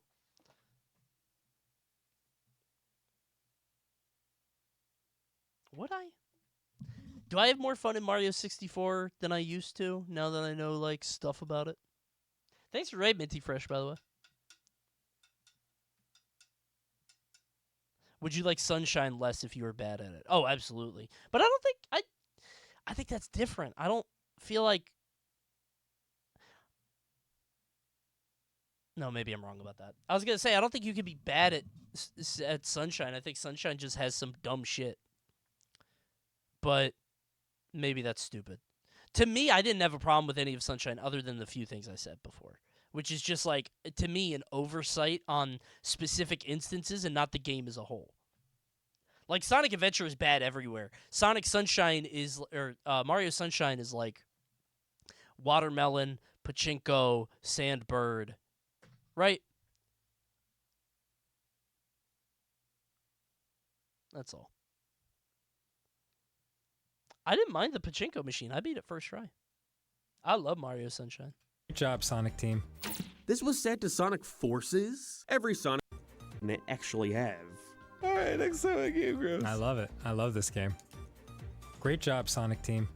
This was set to Sonic Forces. Every Sonic game that releases, no matter how polished, no matter how fun, just feels like you're doing the same series of actions you've been doing since Sonic Adventure. Only each subsequent time That was very sarcastic. gets more and more mindless. There's been no evolution. No matter how fun I think some of these games can be, it's hard not to deny that for the most part they've consisted of performing the same action over and over again for the past 25 years. Why? Because it's easy. Games like Unleashed or Generations, in my opinion, could get away with a simplification due to their high speeds, the fast reflexes they expect from the player. The challenge seen there primarily comes from more than just the platforming. But in an attempt to make the games as accessible as possible, I believe Sonic Team have taken the easy way out by actively leaning into this crutch, by not expecting more from their players, by catering to this lack of engagement. Yeah, they put themselves in a corner. It's not a fun game. Whether it be from the automation to the simplification of moves. It's just to not me, a fun... It all comes back to Oh my god, he the fell jump. down the tower. Oh, Something god. fun I like to do while playing through Shattered Generations no. is try and beat a stage while actively engaging with as little automation as possible. And it made me realize... I think Sonic needs a rewind button like Forza, and it will be good.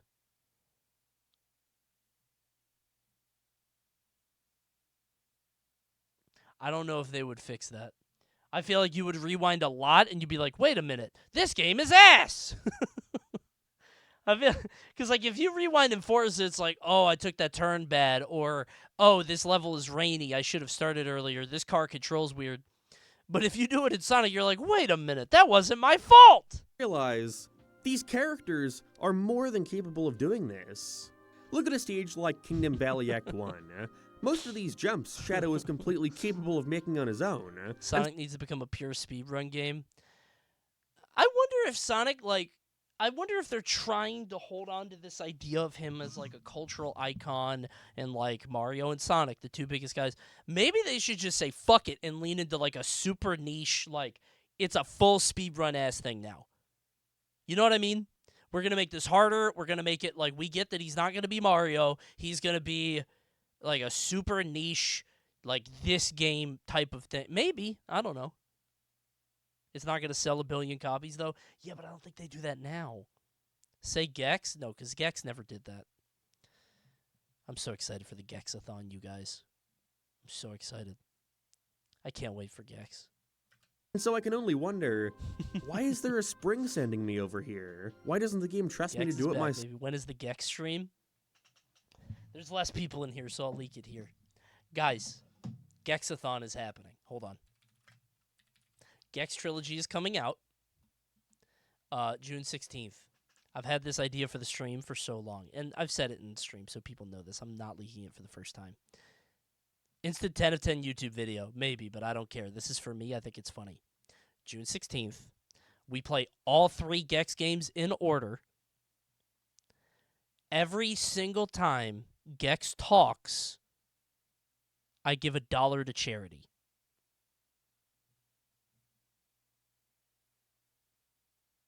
Every time he says anything. Now, that implores me to beat the game fast.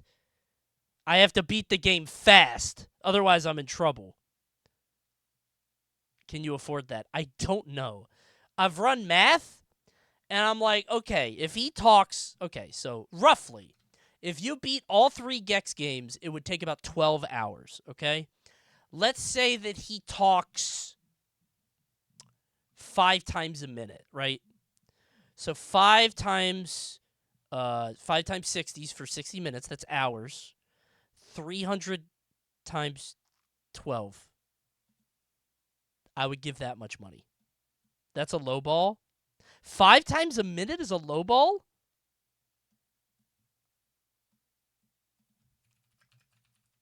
Are you sure?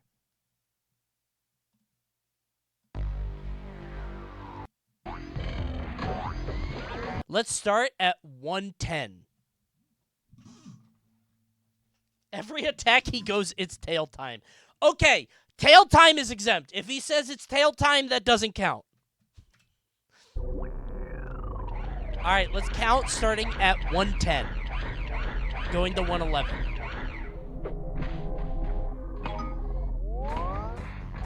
I don't think he talks 5 times a minute. How did I get in Bill Gates' head? That's $1. This isn't so bad.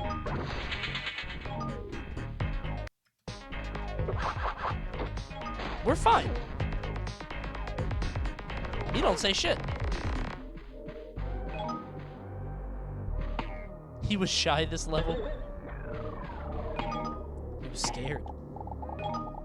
He doesn't talk The that only thing this place doesn't have is a baby gap. $2 now. It's not so bad. Coney, the stream is a terrible idea because everyone will realize you constantly steal Gex's jokes and that he's funnier than you. Every time Gex talks, chat's gonna be like, wait! It is like that! Wait! No baby cap, wait! That sounds like a very funny stream. It's like dinner at Jerry Garcia's. Wait! Gex +2. I genuinely think this stream is going to be so funny. I think it's going to be a very funny stream. I can't wait. I've had this idea for a stream for like 4 years. I can't wait. Slip of the tongue. 3. See, part of this is that it's contextual, so I might try to find ways to not, like, do those moves. Yeah, $1 every time he talks for the whole series, all 3 games. I can't wait. Are you gonna practice beforehand? Nope, I'm going in dry. I don't know how it's gonna work. I haven't picked a charity. I talked about this with the American Heart Association because they came into chat a little while ago, but it never came through, so maybe I'll do them, I don't know, we'll see. What about cutscenes? Okay, I'm not counting him talking in cutscenes. It has to be in-game. I don't know how long the cutscenes are. I'll get in trouble. I'm not doing that. He's going to start yelling over Gex. Yeah, every time Gex talks, I'm going to start yawning loudly. Just, oh! Oh, I've been playing for so long. Oh! Hello there, my secret friend. There's another $1. That had nothing to do with anything. I don't know why he said that. What if they double the amount of lines in Remake? Oh, shit, you might be right. They're going to update the lines. Make them about, like, PewDiePie, Kai Cenat, like, oh. I think Bubsy talked more in the new games. Not tail time. I don't want to ban tail time, but I think it would be very funny if, like, tail time is banned is in the rules. I think that'd be funny to say. Like, I don't really want to ban it, but I think it'd be very funny if, like, there's a full set of rules and at the bottom says no tail time.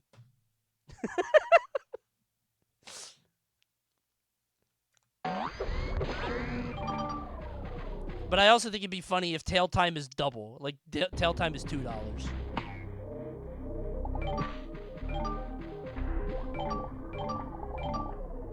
You are my secret friend. Talked about the secret friend again. Stop with the secret friend bit. I really want Vince to get Ducky to join this Gex stream, and every once in a while he will make a Gex-like joke so nobody will know whether or not that was from the game itself. That is kind of the I could get the Gex voice actor and be like, hey, I'll pay you $1,000, just sit in a Discord voice call and just randomly make quips. He's just mute and unmute throughout the day. That actually sounds kind of funny. I'm sure I could get the Gex voice actor on a call, right? I'll be like, wait, did he just make a Coney joke? Was that in the game? They don't know.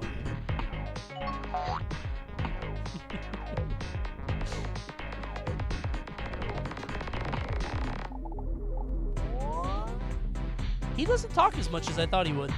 One for me and one for me. Maybe this won't be that expensive. What if it's 3 times a minute?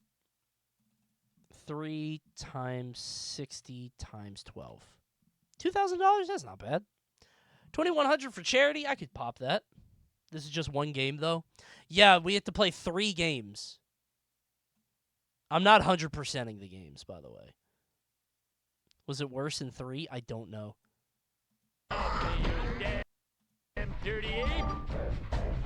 I think it'd be very funny if I beat Gex 1 and 2 and it's like normal and it's not that bad, and then Gex 3, he will not shut the fuck up. Like I lose my house on Gex 3. Gex, shut up!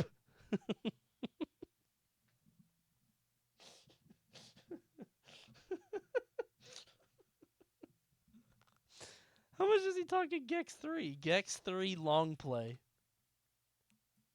Oh, it's longer too. All right, let's count a minute.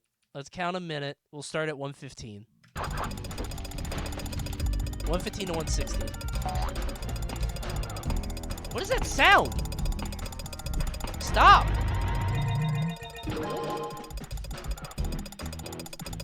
Uncle Owen, this R2 has a bad motivator. That's 1.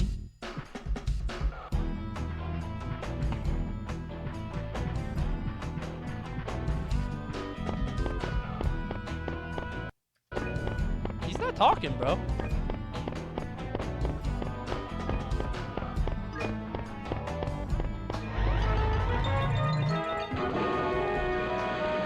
That's 21 lives.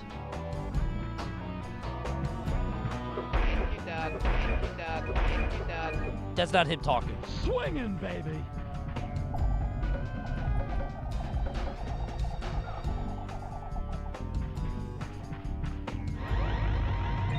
Yeah, he doesn't talk that much.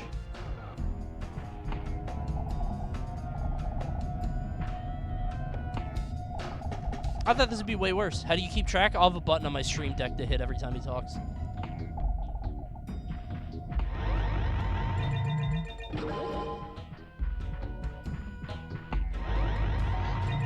He is not very chatty. I remember him talking so much more. I think Gex talking a lot is just like how people know the character, but maybe he doesn't actually talk that much.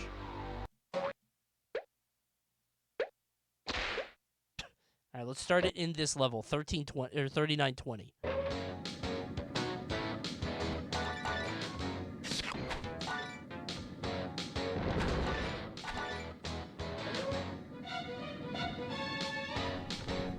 He doesn't talk. I mean, that's another way this charity stream could suck. What if I say this and then he doesn't speak for all of Gex 1? I would just look like such a piece of shit. Rocket Man. Okay, 1.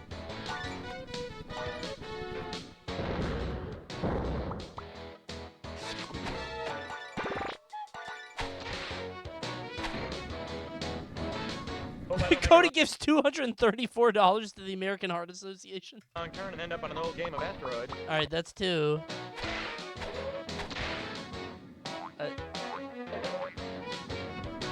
Remove the audio beforehand.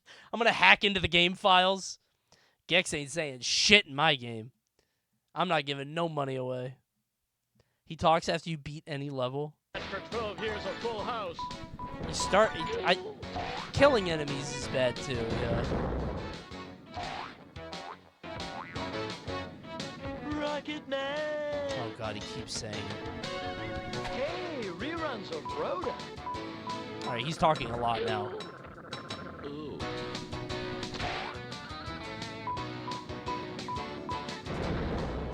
No, the grunt when he gets hit does not count. That's stupid. Luke, at that speed, will you be able to pull out in time? Okay. So he does talk a bit. Okay. Why don't they involve a different mechanic that results in the same outcome of using a spring, yet requires more from the player than just homing in on it? Why doesn't the game trust me to do it myself? I don't think this is intentional on Sonic Team's part. I just think they've focused on the wrong fundamentals of Sonic. It's not the springs or the dash pads or the boost. It's the satisfaction of knowing you used your abilities, as well as your surroundings, to get to where you wanted to go.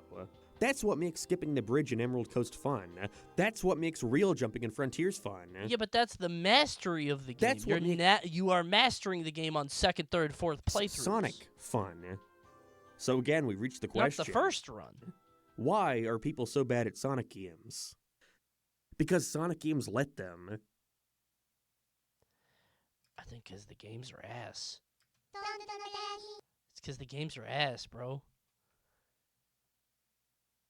I think the games are this special brand, this is why I want to watch this video. This special brand of like Sonic fan not psychosis, that's too strong. But like I am fascinated by this cuz it's a generational divide. And I say this as somebody who like genuinely comes into this stuff like trying to figure out like maybe I'm wrong. Maybe I don't understand. But it's like there is clearly a divide between the old way and the new way. And I don't know many other games like this. I don't know many other communities or games that have this schism or split. It's like a generational split. It's crazy, right? It's nuts.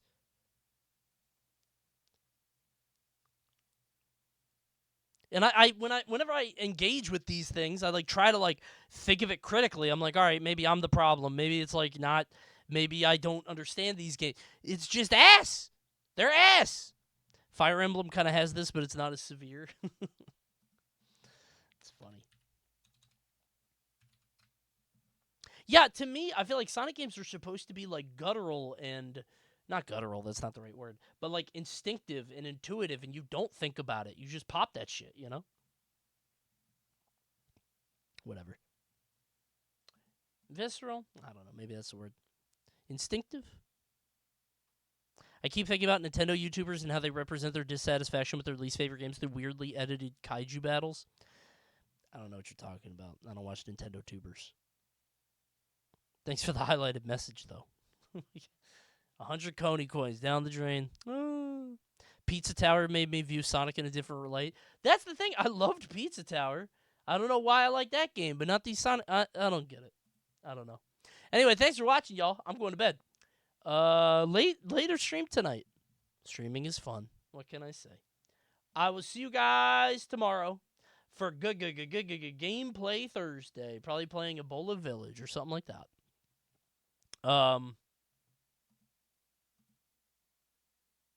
Tui? Shut up.